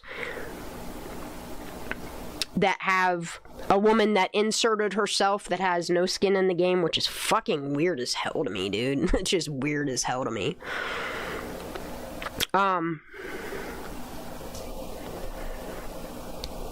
It's just so crazy to me that all these threats stem around this one person. Like, it's crazy to me. Think about it. All of these channels that were threatened, you better take this video down that I inserted myself into, or else. It's weird as fuck. Or there was just so much shit drama brought to them that they were like, fuck this shit, I don't want nothing to do with this case. I feel really bad, and my personal opinion is Kiely Rodni didn't drown, but I gotta move on to the next case, and I get it. I understand it. I can't be mad. The ones that I'm mad at, like I said, here in due time, y'all are gonna see it. The same people that the only reason why they're here is to exploit cases, to profit off of bouncing from case to case. The ones that are doing, like, fucking, I'm not gonna give you any information, like Gray Hughes, like the way that he talks to his fucking people. And then he wonders why nobody donates to him. He wonders why less people are coming to his channel than Grizzly True Crime. Like, people like that start their lives and are like, I'm not going to start talking about what you all want me to talk about until you give me such and such amount of money. And then there's even people out there that if you don't reach their fucking goal, thanks for the 10 fucking super chats, but I'm gonna end my live now. And then, they end their live instead of rewarding the people that just donated, let's say, $2 a piece. So that's $20 that person has earned for 45 minutes of their time. You're telling me these motherfuckers just paid you $20 an hour, and the least that you could do is give those 10 people that sent you money the entertainment or the information or the conversation that they just paid you to put out there? You're like, nah, I'm out of here. It's not enough. You didn't, fuck you. And then, like, you go on to shit on these people. Or then again, these same people that inserted themselves around this case, piss and moan. Well, first they brag about how many hours they work and how much money they make and how well off their parents are, that turn around and fucking beg people for money because they don't have food in their house or snacks or treats for their dog. But then they turn around and take that money that's donated, and instead of putting it towards what they said it was for, they fucking go out and buy cigarettes and alcohol and do dumb shit with it. Those are the type of people that I fucking cannot stand, and I absolutely refuse to watch. That is why I don't watch Gray Hughes, because what he did with Kiely's case, he's deplorable. Megan, same thing. The reason why I don't watch her shit is because she's a bag of shit. Jeff, after he took $10,000 in fucking donations, telling people that he was gonna hire a fucking private investigator, that never fucking happened. And then he fucking harassed other YouTubers and stole their work, claiming it as his own, to get other people to give him more donations for this next scam that he was going to release a documentary that still, y'all, how much money has this man made? 15 grand, if not more? And he still hasn't even, does he even talk about Kiely? Because that's another channel. I stopped watching him a long time ago. When he thought I was Squirrel Girl, and then watching the way that he talked about Squirrel Girl, watching the way that he fucking like even tried to like include me in his fucking drama fest, and then the way that like he would try to chase clout off of Upchurch, and then because like Upchurch wouldn't pay no mind to his fucking psychotic videos, he then started attacking Upchurch till he got a response from him, which also reminds me of fucking Musty Buckets, where because the FBI that she kept tagging in was like, this bitch is fucking nuts, nobody wants to be, even the FBI didn't even want to watch this lady.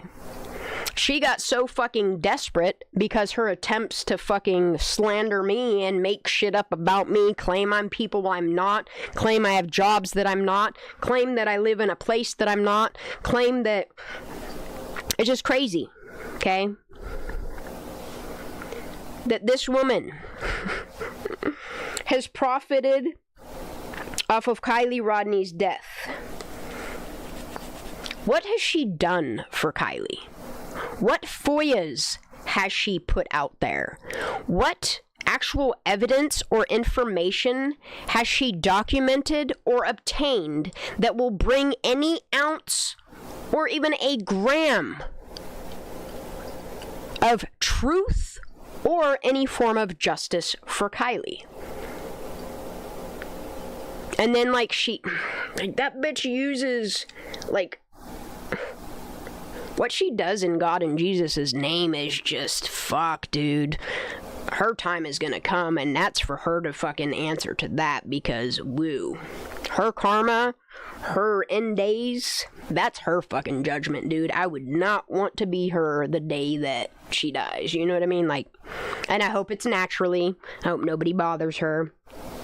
But I just have a feeling if that lady continues on the path that she is, she's not going to have to worry about a YouTuber suing her for slander. She's going to worry about a family that she's victimized, done wrong, suing her ass. And it's going to come. It's going to come if she continues down the path she is. I don't see that lady ever changing either.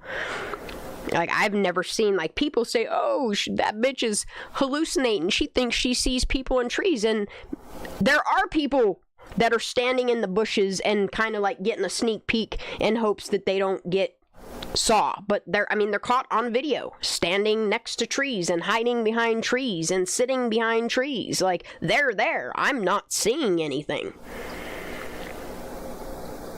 The only thing that I've discussed that, like, even I still ponder on is, what the fuck were they carrying? Like, when they first started pulling Kiely's car out of the water, what the fuck were they holding? Because whatever it is like they're double arming it. And I can't tell if it's like a body bag, a body, because it's so blurry. Like, the only footage that we have of that is a fucking helicopter that, is flying fucking circles. Like, you can't tell if it's like maybe the airbags that they use to flip the car over, like, and instead of them having some sort of like constructive criticism on what it could be, they like immediately go to making fun of people, and then like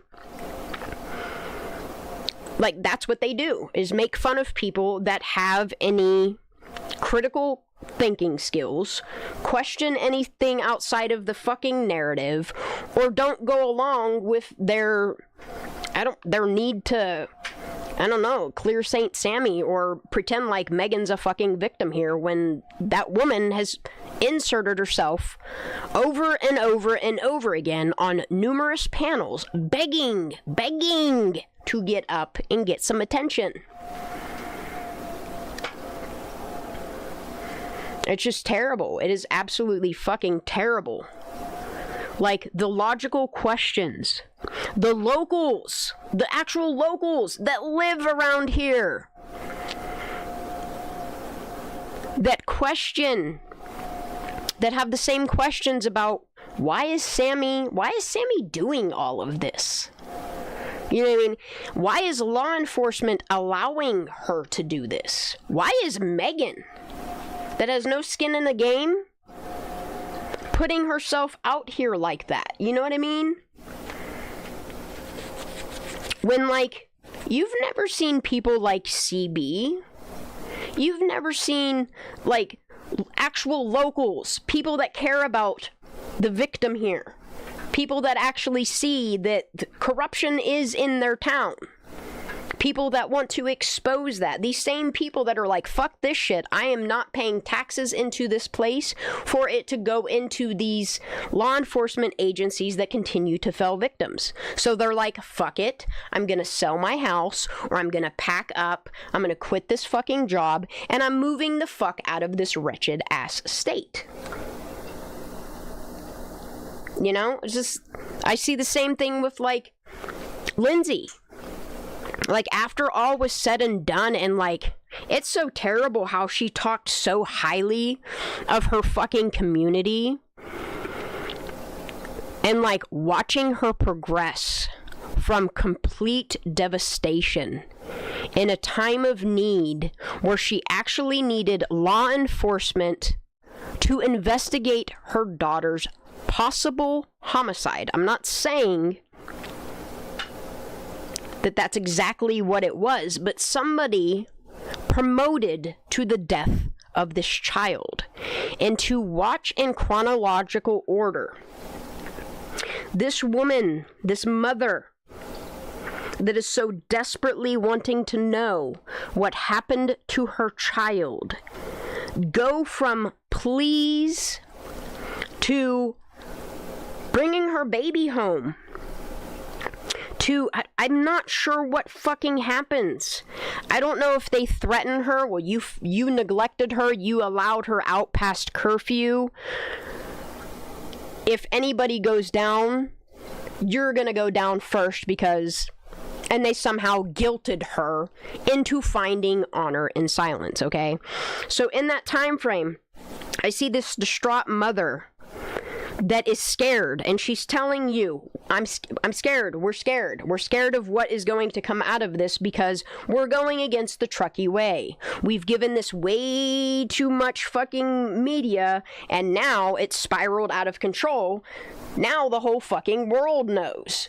All eyes are on this community. This community was so good to this mom that right after all this was said and done, they found all of these fucking crazy ass charges on Tony, which I can't stop looking at those charges and the time frame. It just seems like a stepdad that was lashing out knowing something happened to Kiely, that they're blaming her for what happened to her, and he's lashing out at these people because he knows something is fucking wrong here. And instead of law enforcement doing what they took an oath for to protect and serve the victims, some, not all, of these law enforcement agents stand behind the Truckee way, which is, there will be no surprises. When there's a chance to reconcile something so that it doesn't hurt our profit margins or our income through real estate, we're going to weigh the options.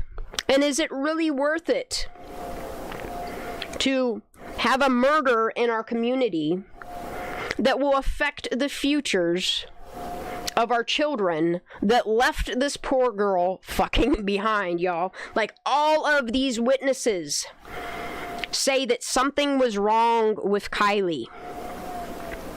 All of these people, like all of these witness statements that I continue to go through, all of these people are saying something was wrong with Kiely. And all of these people that were like, nope, ain't gonna drive with her, that found other rides, or noticed something was wrong with this 16-year-old child. Meanwhile, you have legal adults at this party that, instead of doing the right thing, instead of leave no friends behind, it's just really weird that everybody packed up and wanted nothing to do with nothing and left the fucking kid behind that everybody notices she ain't in the right state of mind. Well, what the fuck happened to her? Because early on, and this is the shit I'm gonna keep going over, is there is an account of a fight between Kiely and somebody else that nobody wants to talk about. There's so many theories that people are scared that either somebody played a prank on the girl that doesn't go to any of the cool kids' school, and they possibly laced something with something, and it spiraled out of control. They didn't expect that to happen. But they failed to render aid, if that's the case. If she overdosed, if y'all overdosed her on a prank, you failed to render aid. Therefore, that's the reason why the free pass on drinking and drug admitting in the party wasn't enough for you to come forward and say anything about anything, because you were afraid that the way that this community, and seeing some of these people that have come forward, the way they do dirt on people, and hearing accounts of friends that tried to seek justice for Kiely and what happened to these families that forced them to move away. The dirt they dug up on Tony, filed all these fucking bogus charges on him when he's a fucking distraught stepfather of a child that was found dead, submerged in water, with no water in her lungs. And the best thing y'all can do is find charges on him and scare this family out of fucking town, to where the best thing that they can do is move to a town with this same group of friends of another girl where something happened and she took off running out of people that aren't even her parents' house, that are tied with law enforcement. You claim she took off running down the road when canine dogs say that her scent stopped at the end of the driveway, which would imply that somebody that was around her at that time picked her the fuck up or put her in something until a later date. Because the problem that I have with her fucking autopsy, Draw Latina has the same problem, Cass thinks a fucking scientist that's going to medical school, which I hope she's doing so well for herself. I'm so glad she got away from YouTube. We all have pointed out the same thing. all of you people in chat have pointed out the same thing. We all agree that if this little girl ran from her not aunt's house down a half-mile road through all of these thorny thickets that caused all of these fucking wounds all over her body, she was overheated so much that she ripped her fucking shirt, and again, necklace off, threw it in the woods, and then continued another 200 yards barefooted and died in the shape of a 4 underneath, like, these fucking thick briars, y'all, that, like, search and rescue had to come in with fucking chainsaws. I cannot get the sound of that fucking video. And what really bothers me is the one person that was trying to expose all of that is another person that was trying to expose Kiely Rodni's story, Anna Scott's story, and bring awareness and exposure and speak out on behalf of these victims. This same woman was targeted by the blob that surrounded Trinity Backus's case for trying to expose, like, the fucky ass shit that's going on there. But what we do know for a fact with Trinity Backus's case is a little girl took off running because she was paranoid that the radiation was gonna get her. She left her phone behind. She somehow ran down a road, and barefooted. Like, that's the fucked up thing, is she's barefooted, and that, like, her DNA scent stops at the end of the driveway. She runs down that road, which there's no proof of that. We look at the autopsy. And the autopsy says that she has bruising to her inner thighs, the back side of her, and she has bruising to the front of her forehead.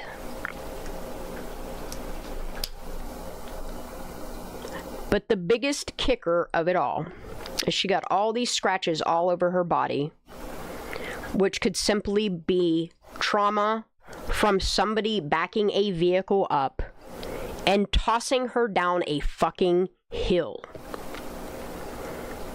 Okay? Running through these woods, all these scratches all over her body that you're claiming that all these scratches happened to her while running barefoot through the woods. But y'all fucked up on her autopsy. When the world realized Trinity Backus had not one fucking wound, not a scratch, not an abrasion, not no redness, not no swelling, not any sign of fucking trauma on the bottoms of her feet that carried her from her not aunt's house down the fucking road and through a 1/4 mile of thick, dense, thorny brush. No wounds on the bottom of her feet. And that's why I cannot and will not stop talking about the deaths of these people and the sick fucks that are paid or blackmailed into not speaking up for these victims, forcing these people to either move or find honor in silence. Which takes me back to Kiely's case. Her mom in the first 3 days was really fucking distraught. And then something happens that shifts her uncertainty in them ever investigating it. And then, like, the shift to her going to this community meeting where this fucking bitch that lied about that 12:36 phone call, whether it did happen and Kiely was subdued and they called her phone, which this don't fucking make sense. If her phone was out of service, how the fuck did, how prove that fucking phone call? This same girl that claims that she had this phone call, she says in the very beginning, to Kiely, but then the next day turns around and says she had realized that she had a call from Kiely, implying that she missed a call from Kiely. But then goes on to say how she had this full-blown call with Kiely Rodni that, per Elsa's interview, witness statements, Kiely had already left. She had already gone to her car. Kiely had already left the party. And Sammy doubles down and says, when I talked to her at 12:36 with her phone that was out of service and a fire cam that claims that her car is already submerged in water, she could hear her at this party because there was music playing that other witnesses, again, have stated. The music has stopped. The lights were taken down. The generators were taken home. She claims that she hears the party and music and people talking. Well, how is that possible if Kiely Rodni was alone?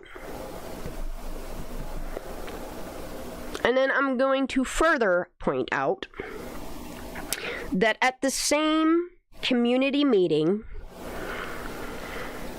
that is really odd how heavily edited their own sheriff's office, after so many people pointed out statements that Sammy had made, that they went back and edited this video in such a way that doesn't even make it look like Sammy wasn't up on stage getting her hand held like a fucking princess.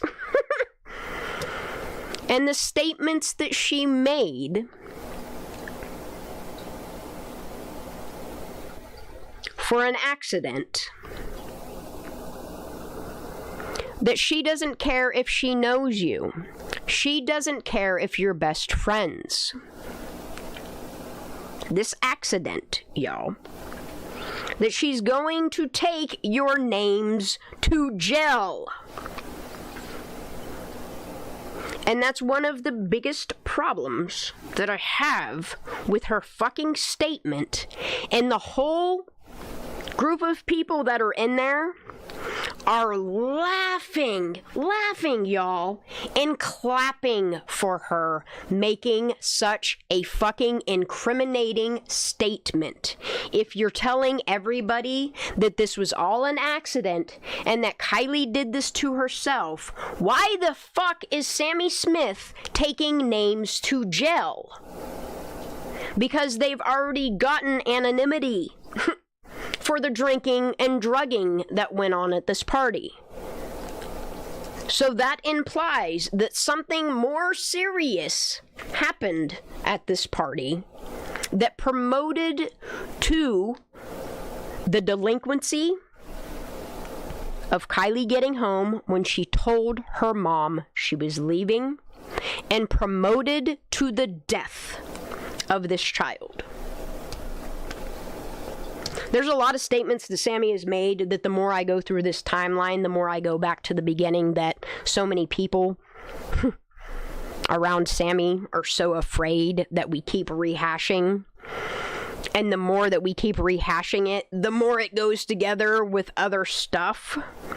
And the more it builds a case based upon the autopsy report and the toxicology report and the fucking CHP report. That even based upon, even though that there's no body, that there was a rapid cremation, just like Trinity Backus, just like Amy Morris, just like so many victims. They rapidly cremate these victims in hopes that it's a wrap.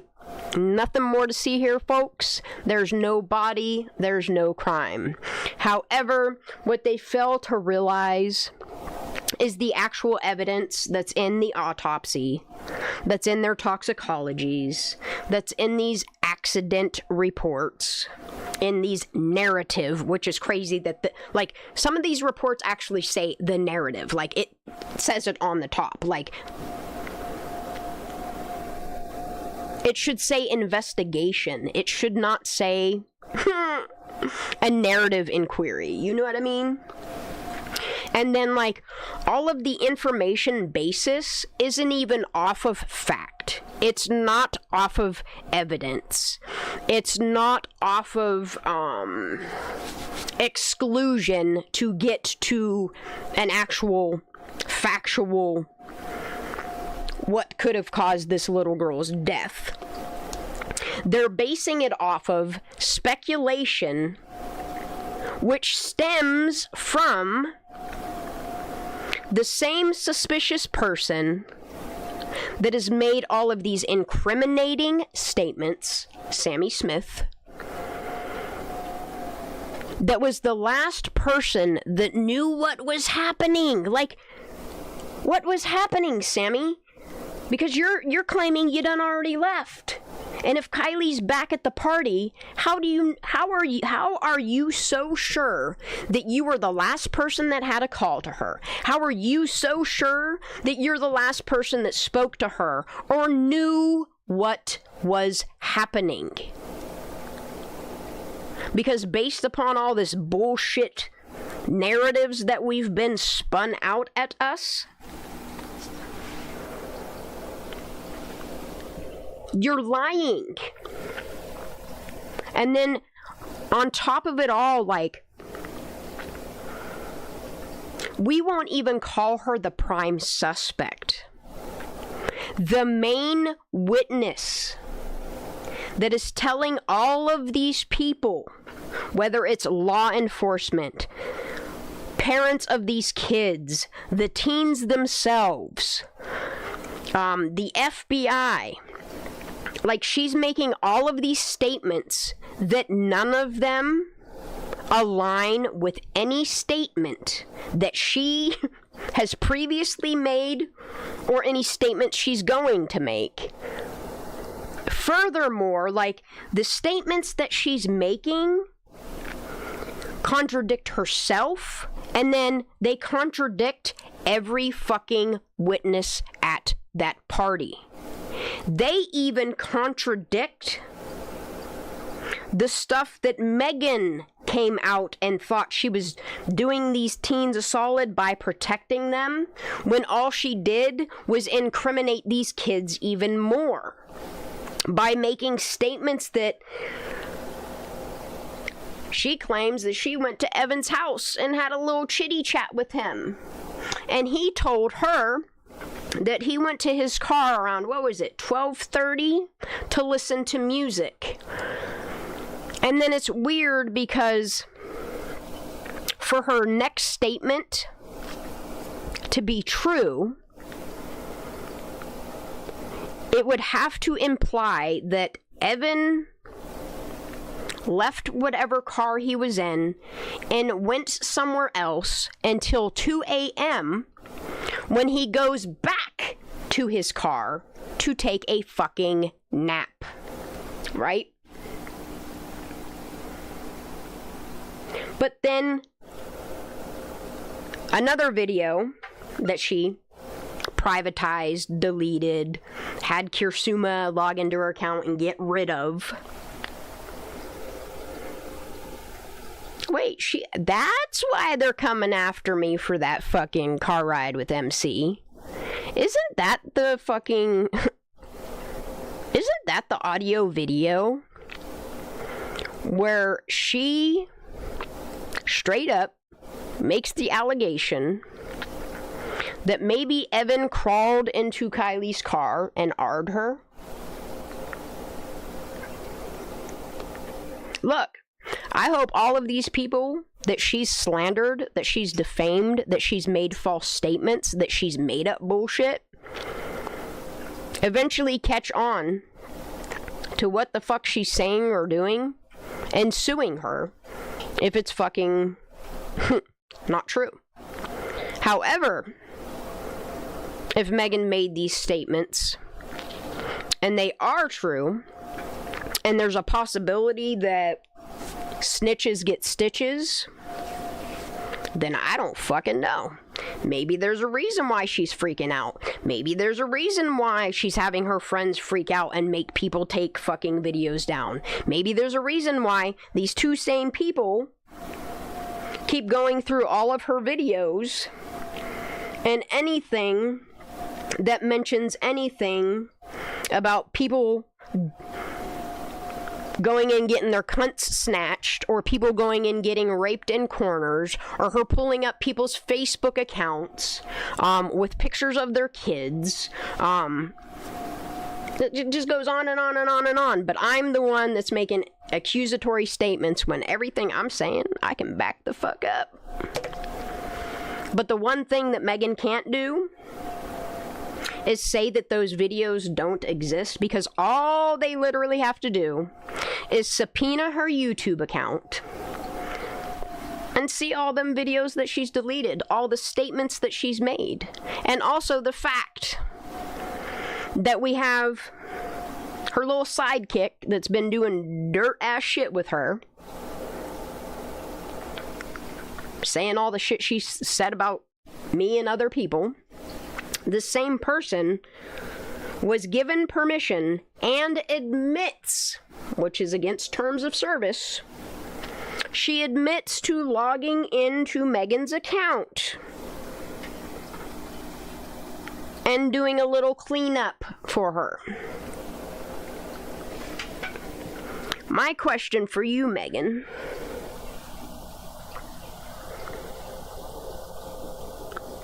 is how are you doing now that Judy isn't around to fucking steer you, to clean up your fucking messes?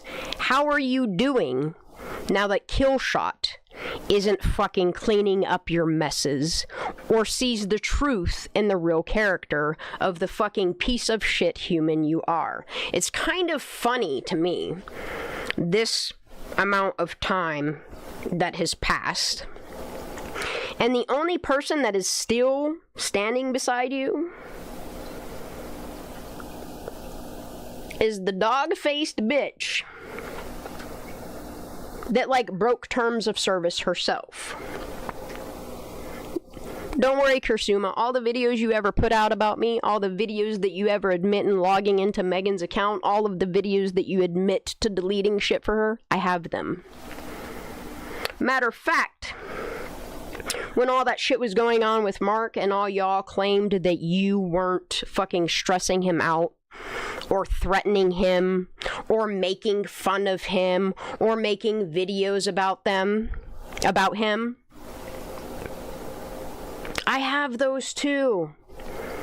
I have all the videos of Kristen's that she deleted where you were all up on panel admitting to some of the dumbest shit. Y'all should have just fucking kept your mouth shut.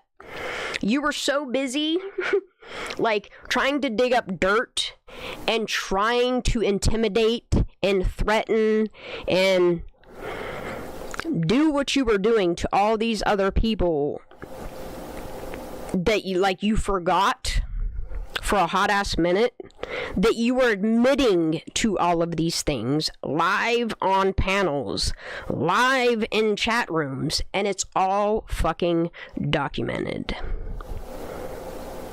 The last thing I will say, yeah, if I was you, I'd fucking hate me too. Anyway, let's move on.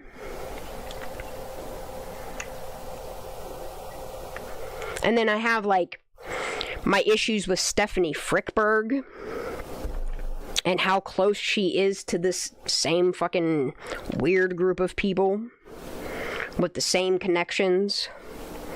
That lady wears fucking 3 hats.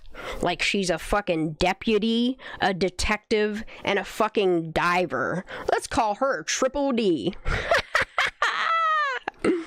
Triple D has worked for law enforcement for 19 fucking years. 19 years of whatever it is that she's been doing for this sheriff's office.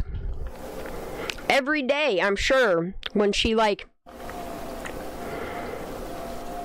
has to do her job, that there's a requirement that when, like, I don't know, she's arresting somebody, detaining somebody, like, in that process of all that shit going on, when there's, like, evidence, all of these years, you've put fucking gloves on.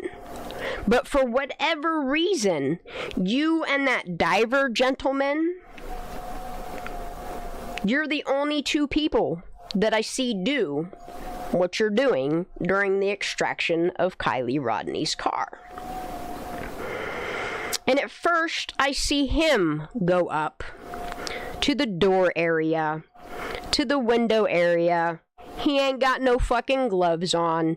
He's grubbing all the possible fucking fingerprint trace evidence, grubbing it the fuck up.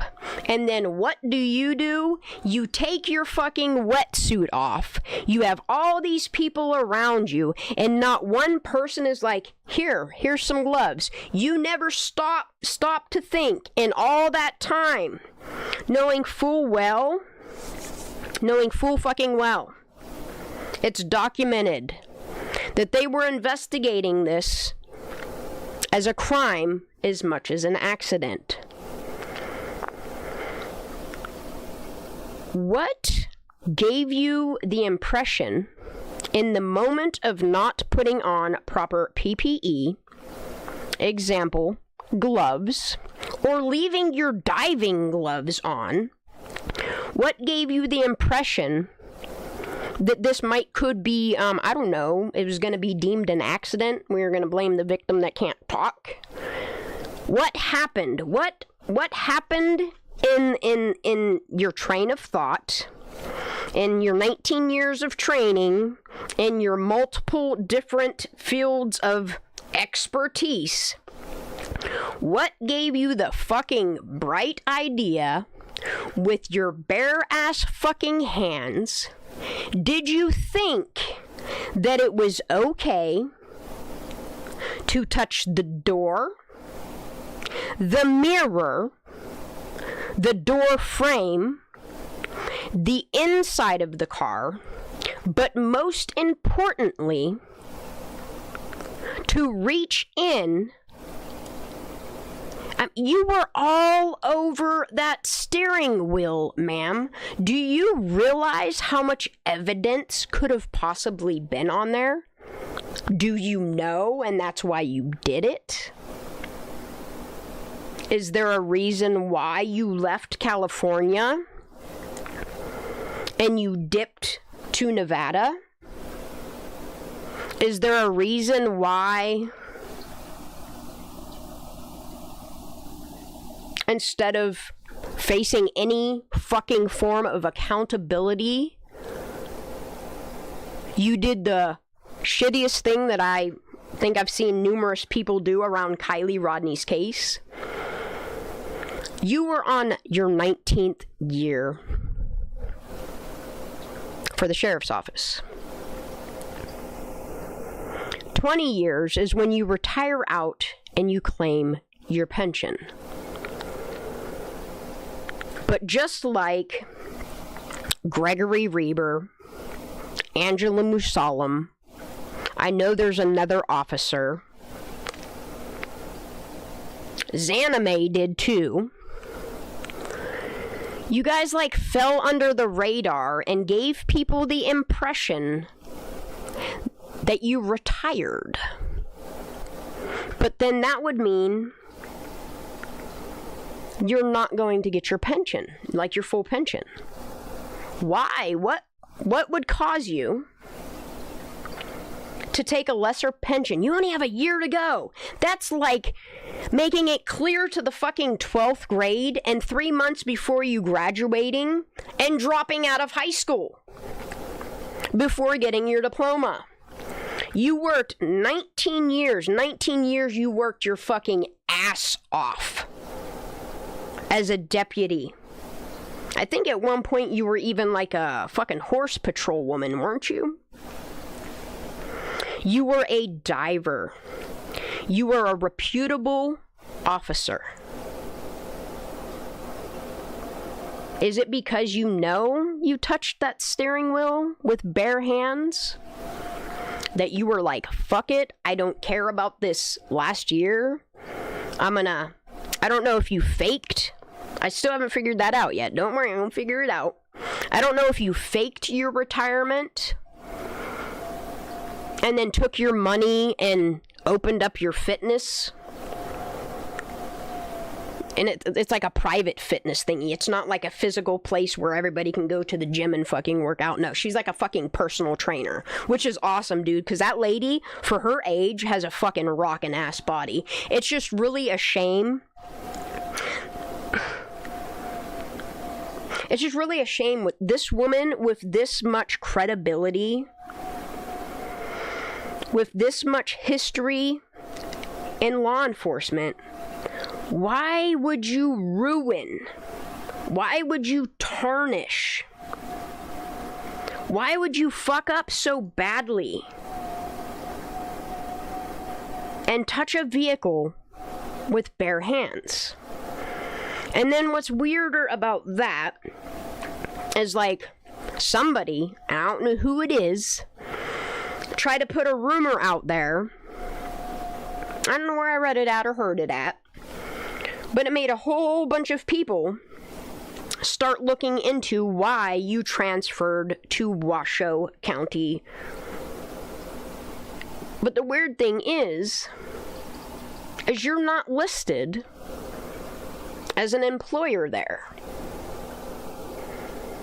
So I'm just curious, after 19 years, a year shy of getting your full fucking retirement pension, you fucking quit your job to open a personal private trainer company to go be a diver under the radar in Washoe County? Is that what happened? I'm just curious. I got questions. Alright, let's continue. Yeah, 25 minutes and then we're all going to bed. Some of y'all are probably just waking up like, oh my god, this bitch has been live for 8 hours. Yes, I have. It's starting to get a headache from being up too long, though.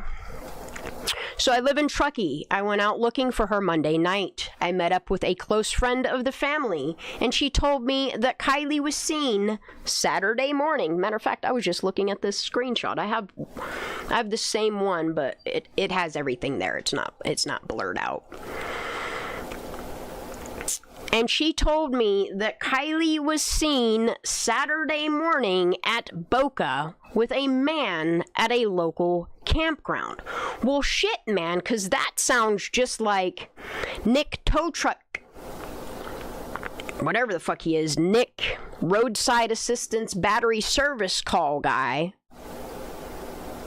Well, shit, it sounds like their witness statements fucking match.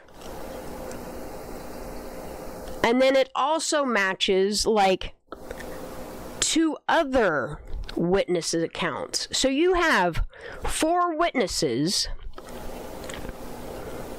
that have seen Kiely, or somebody that is trying to look like Kiely, Saturday morning at Boca.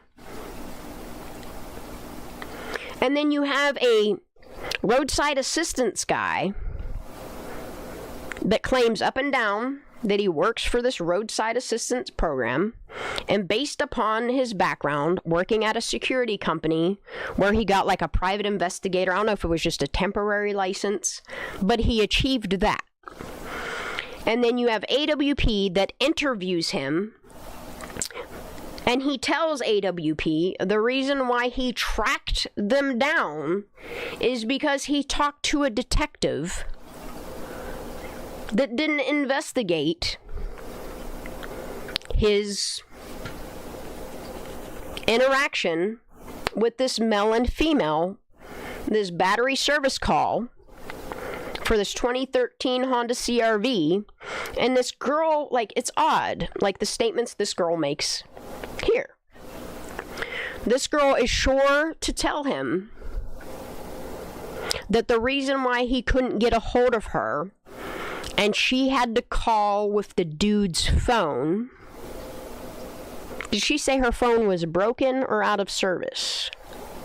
I can't remember. But something was wrong with her phone. Or was it? Okay. So I don't know, man. And then this guy goes on to say, like, they were acting really fucking weird, y'all. Like, really fucking weird. Every time that, like, he would try to talk to one, the other would, like, block the side of the car. And then if he would go to the other side to talk to the other one would come around and what seemed like a dance to block him from going past the front of the car. Okay, it's a really odd encounter, for sure.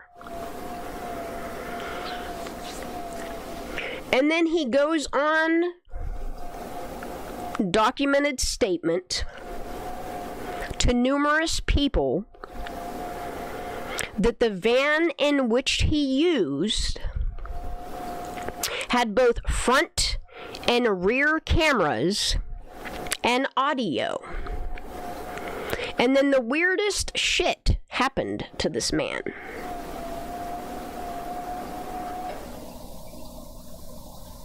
The detective tried to gaslight him and tell him that no such video exists. And he thought, what the fuck? I better go track down AWP and let them know. Because during that process, he tried to go to the place that he worked at to say, hey, look, you got to come forward with this audio and video of this call that I fucking took, that you dispatched me to. And they were like, what video? You never worked here. Oh, fuck, man. It seems like the same gaslighting that's going on with all these weird-ass people are gaslighting him, manipulating him, and memory holing him as well. And then when his work did that, and AWP didn't really do anything to fucking help this man other than just put the fucking video out, which made him then a fucking target,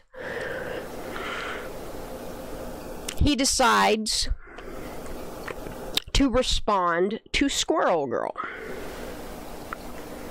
And in the conversation with Squirrel Girl, he provides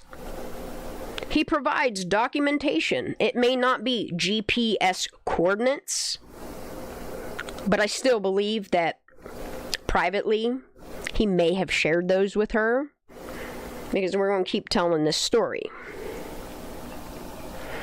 Him and Squirrel Girl have correspondence, and he provides mapping that shows where the fuck he was at Boca, where he did service calls, right? And then the weirdest shit happens.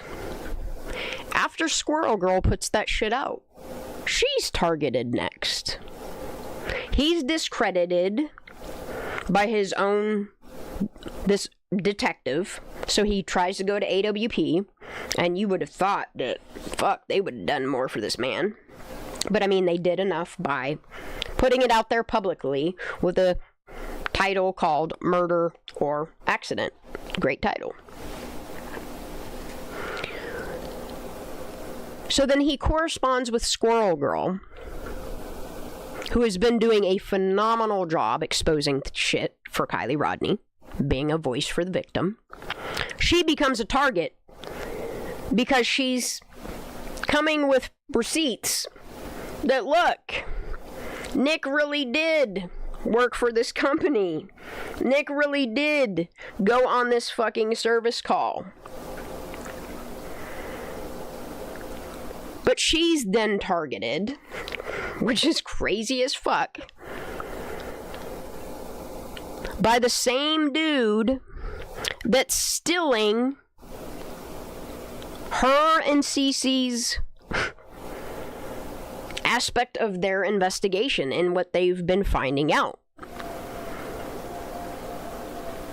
And then it's really weird how they do this fucking misinformation, slander, threatening, weird shit to both Squirrel Girl, Cece, and then for whatever reason, because I stand up for them, because our Lala got in contact with Nick, and he told us some shit too.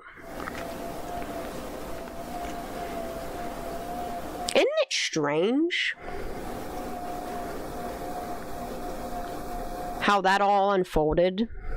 How the people that contacted Nick, me through Lala, Cece, and Squirrel Girl,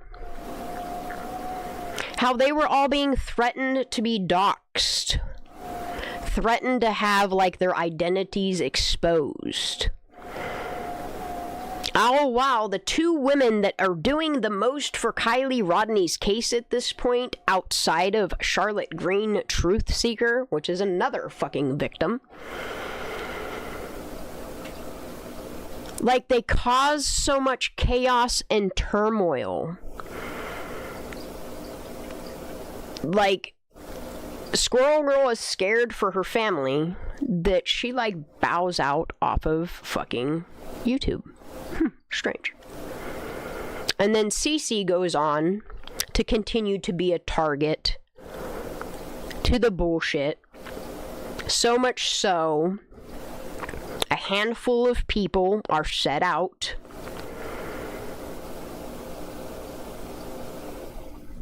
that are all trying to still work with Cece as a collective.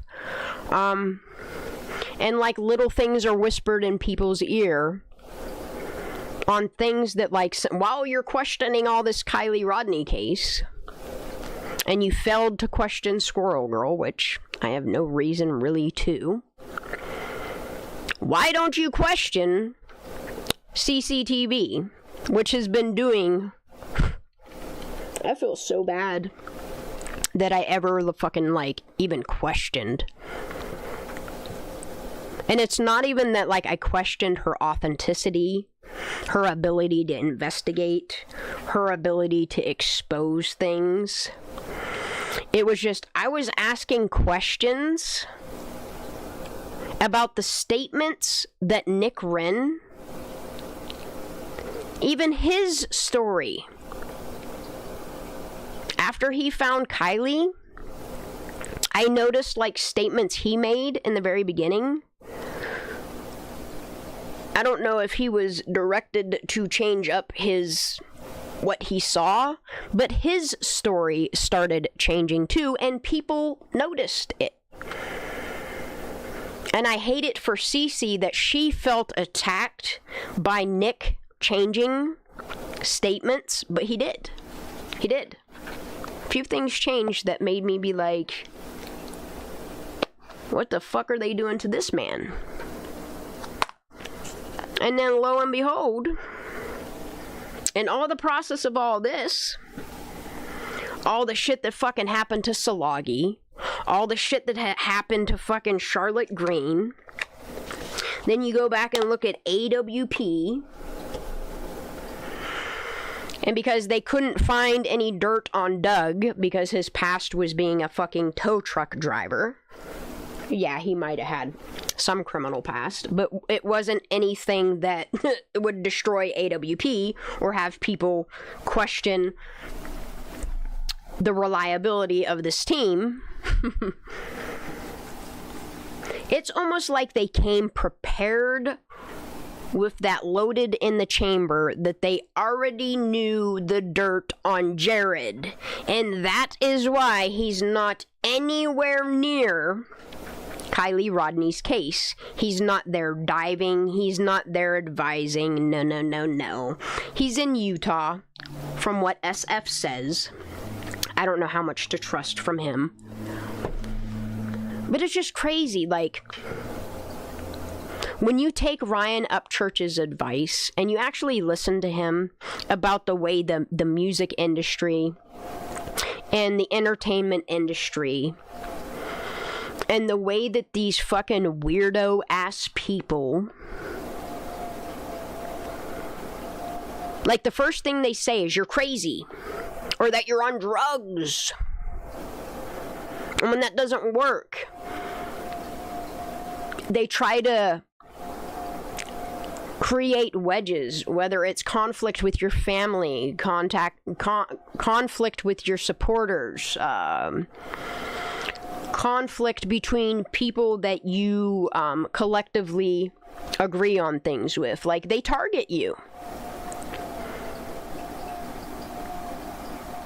And when saying that you're crazy doesn't work, when saying that you're on drugs doesn't work, there's a lot of people that don't get accused of that because, I mean, there's no reason for them to. They immediately move on to gaslighting you, causing friction between the people that are trying to do the good thing, the right thing, the proper thing for the victim. And, like, when all is said and done, if none of that works, if trolling you, slandering you, defaming you, they start to make things up about you. And it's been happening since the beginning of Kiely Rodni's case. And it's just really crazy how they don't want us to go back to the beginning. You know how they make fun of us for going back to the beginning? But when you stop listening to them and you go back to the beginning and you're like, well, wait, this happened towards the end of them locating Kiely. But at the beginning, they did the same exact thing to this. But then later on, at the end, they did the same thing to this person. Well, hold on, back at the beginning, they did this, and then you realize, when you have it all laid out in front of you, they did the same fucking mind control, manipulation, gaslighting, memory holing, honor and silence ass shit to every single person that has covered Kiely Rodni's case. And in some of these instances, people were paid off, whether they knew it or not, to move on to the next case. There were some people that didn't get paid, and there was just comments and comments and comments and so much fucking drama about things that they said around Kiely's case that they were like, fuck this drama. Oh, look, a new case. Let me focus on that. And it's really weird to see that same thing happen to those people, and those people do just that, get sick of the drama and move on to something new. It's really crazy that that same one woman that a lot of this weird shit revolves around, I'm not saying her directly,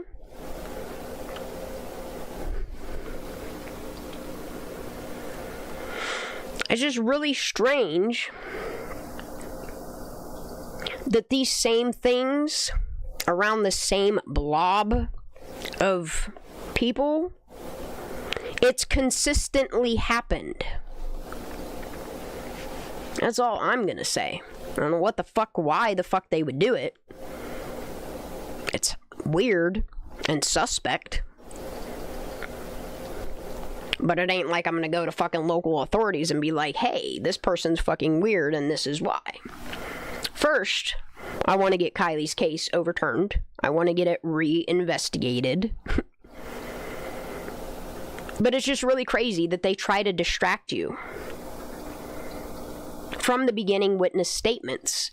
And it's crazy, all of these people that they've defamed or made you second guess, their fucking witness statements match statements not only of people at this party, but it matches other witness statements that say they saw somebody that looked like Kiely or Kiely at her car, whether it was at Boca. Remember Sammy mentioning, make sure you look in them bushes, and lo and behold, people reported seeing a Honda CR-V hidden away in bushes like a tree. People called in to not only 911, but to the tip line that was, calls were never returned, with yet more witness statements. And some even went as far as saying the car matched, and 4 of the numbers of the license plate matched as well. But there's no mention if the rest of the plate was possibly, like, I don't know, obstructed by like tape or something. And it's just crazy to me, rather than law enforcement doing their fucking jobs that they're paid from a salary from our tax dollars, rather than doing what they're paid to do, which is investigate, they decided to tell the fucking public information officer, because there's only one officer that I can think of. No, every account that I've seen with like Placer County, it's always the PIO that's saying this person's a scammer, this person's a spammer. That's all fake news. But it just seems like everything that they called fake news are they're corroborating stories. They're fucking witness accounts that prove more evidence to foul play than the lack of evidence, the lack of proof in the autopsy, the toxicology, and these fucking narrative/final reports that are riddled with fucking errors. Crazy, right, y'all? Isn't it really crazy how all these witness statements that we were told were fake news, including a fucking 911 call that literally went over the Reno Sparks fucking dispatch. Like, it went over the dispatch, and people heard it over the scanner, and were like, yo, y'all have to hear this.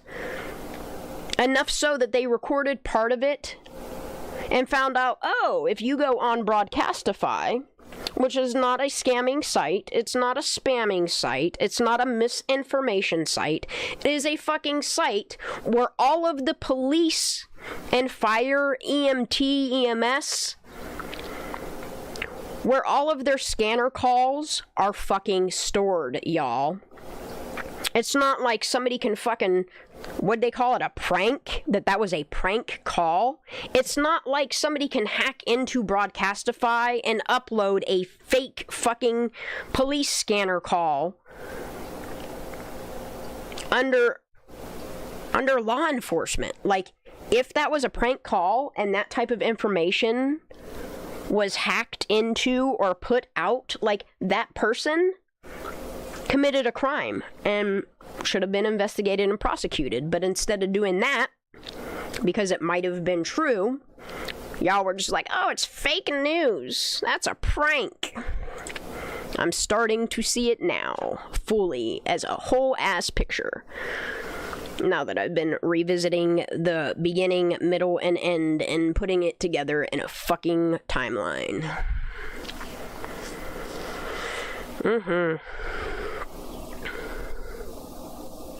I am so glad that I've been so adamant about these FOIA requests. It sucks that you're waiting 30 days on 30 days on 30 days, turns into 90 days, for them to give you this. Some of the shit that they give you, it's like, why did you even respond?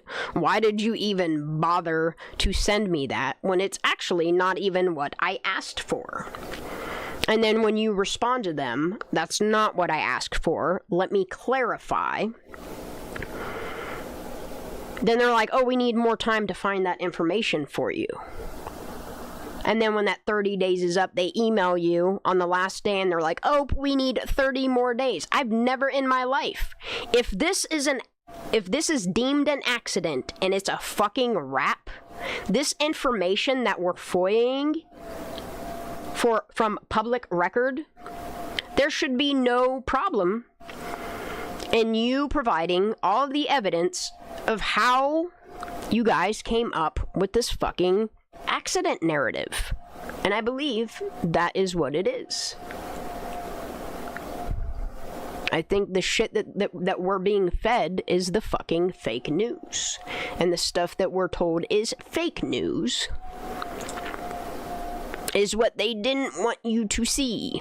And that's terrible. Alright, I need to see.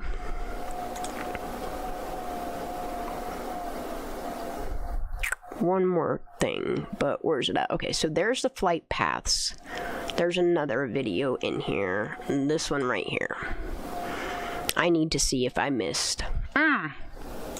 Go back. Yeah, this is the one that I have. I think this is the video that MB Inc. used. Because I somehow have the video. I have the video that he uploaded without all of his weird overlay things. So I'm thinking he got this from this channel, and this channel took this down, and he put that out in replacement for it because that's all the information he had. I don't know. I don't even know where the fuck I got this from. I don't know if this is Ninja's video. I don't know if this is BoobTube's video. I don't know if this is an original video from MB Inc. and he, I don't know, somebody took this down, had this video taken down, and he re-uploaded all he had. I don't know if this is from Our 22 Cents. I don't know if this is from Tennessee Yankee. I don't know who this is from. Let's see if it says. Alright, but I do know that this has accurate timestamps on it. No, this one is from MB Inc. because there's this thing here. MB Inc. puts this on it, and I know I have the video without that on it. Yeah, this is MB Inc. because, yeah, no, they have dates on it. Hold on. Let me go back. Let me go back to this. These are just the AS50. See how many flights this AS50, which is...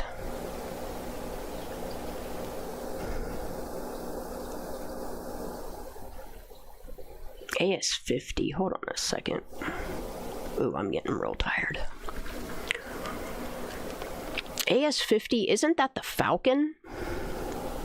This is a lot of information. Yeah, it would have to be the Falcon because here is the N1032F, which is Washoe County. Where the hell? There's Washoe County.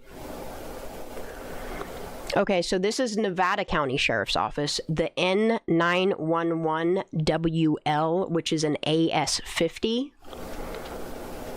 I think this is Nevada County. I think that's why it has an N911 on it. This is all the fucking flight paths that one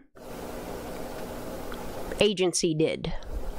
August 8th, 11:58 a.m. to 12:33.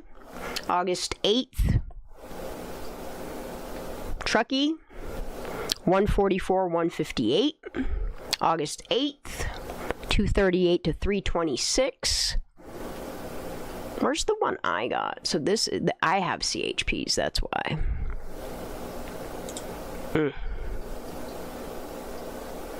That's Boca, or no, that's Stampede. Hold on, let me go over this one real quick. So that's the first pass that BoobTube shows.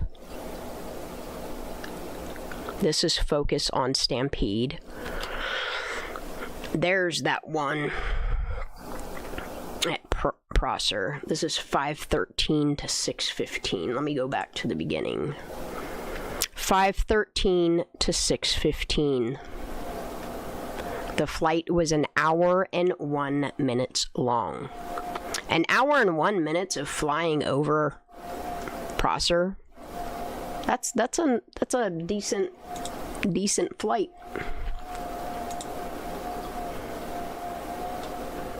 I love y'all. Get some sleep. As soon as this video is done, I'm hopping off here. I am fucking exhausted. I'm gonna sleep till, what is it, 7? Holy shit, I'm gonna sleep till like 2 or 3, but it's okay. There's them going over Donner.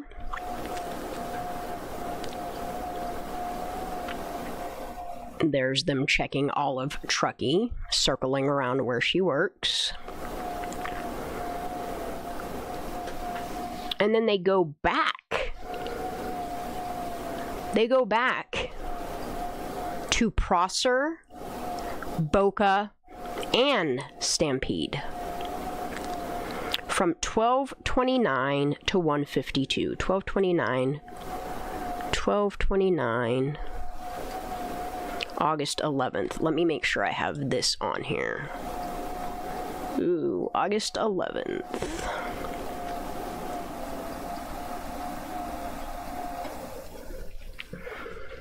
That's crazy. August 11th is the day that call went through there. I don't think I have this. Huh. That's crazy. That extensive flight path. So the police scanner thing comes across. The FBI add Kiely to their missing persons list. This is all on the same day. Nevada County Sheriff's Office activate their county-wide code red alert. Placer County's having a fucking press conference. Yo. I figured out what helicopter this is. 1225. 1225. 70L. With no mention of their officer.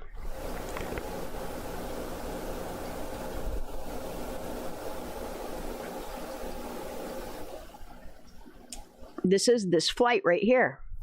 They were dispatched out at 12:25.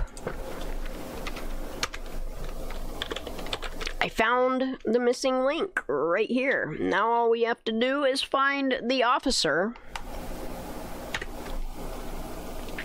From 12:29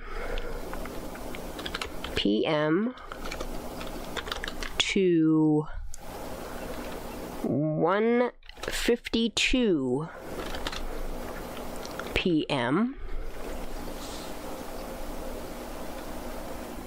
Dude, this is a total of an hour and 23-minute flight. I need to FOIA this. This would be Nevada County Sheriff's Office. Don't quote me on that. But I do know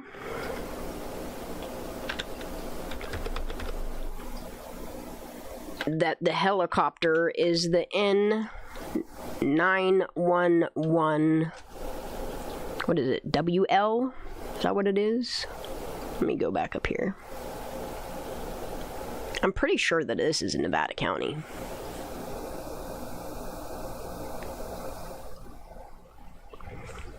But it can't be because this is CHP's incident report that I have these people assigned. Doesn't matter, as long as I have this right here.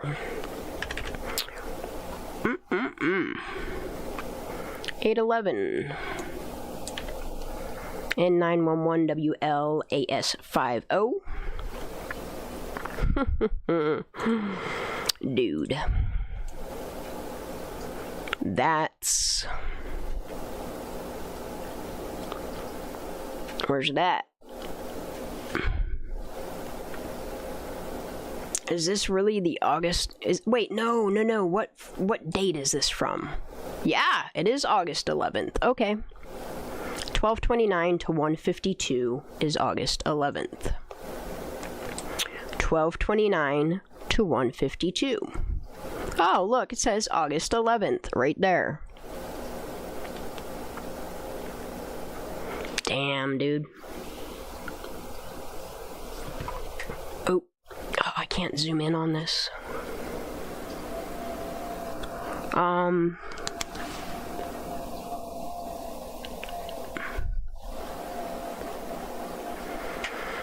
Trying to see, there's one. This is at least two. This, I mean, they.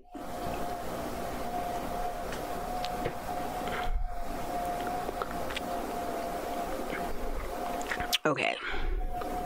Where's this at? Did at least two passes over where Kiely's CRV should have been spotted.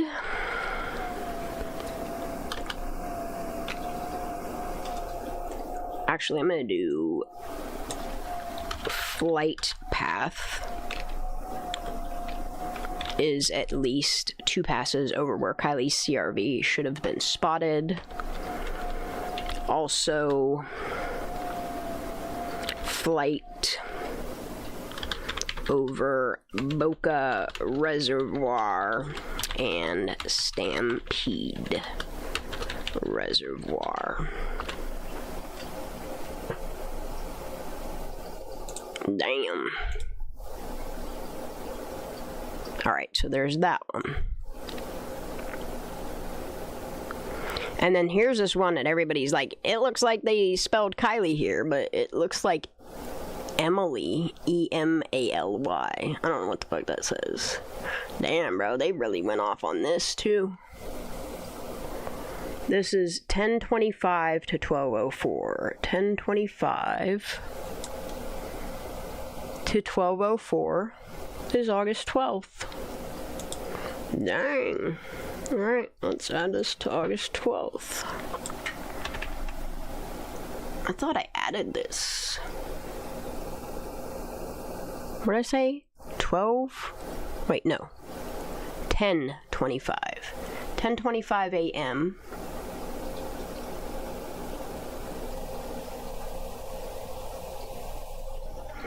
See, this is what bothers me. Because on 8/12, two people were sent out, but it doesn't say what the fuck they were in. Anyway, I'm just gonna add this here. They probably had this press conference to distract away from this flight going on over Prosser. So I'm gonna add 8/12 from 10:25 a.m. to 12:04 p.m. I'm going to assume this is Nevada County Sheriff's Office, N911 WLAS50.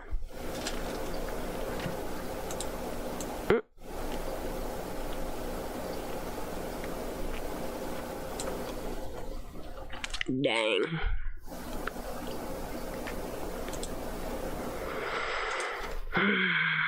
Flight path indicates thorough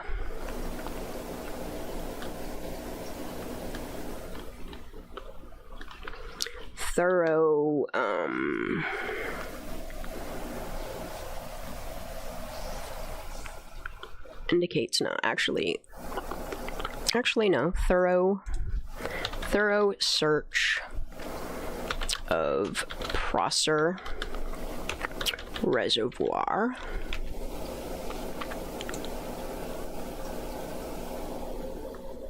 And that is 2 passes.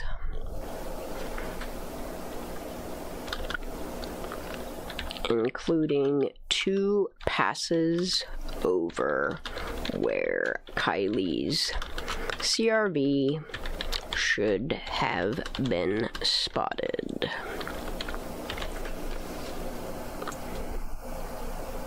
Yeah, that's insane. Alright. And then that's everything on this video.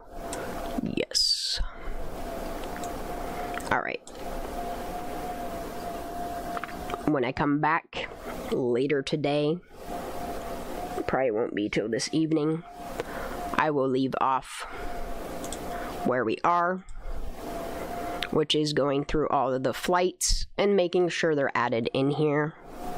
And then this will make it easier for me to FOIA things based upon date, time, sheriff's office, and what tail number is on their thingies. Alright, y'all, I'm hopping off here. I am utterly exhausted. I love you so much. Thank you for being here. A lot happened tonight in this live. I'm here for it. I love y'all. God bless. Have a great morning. Justice for Kiely.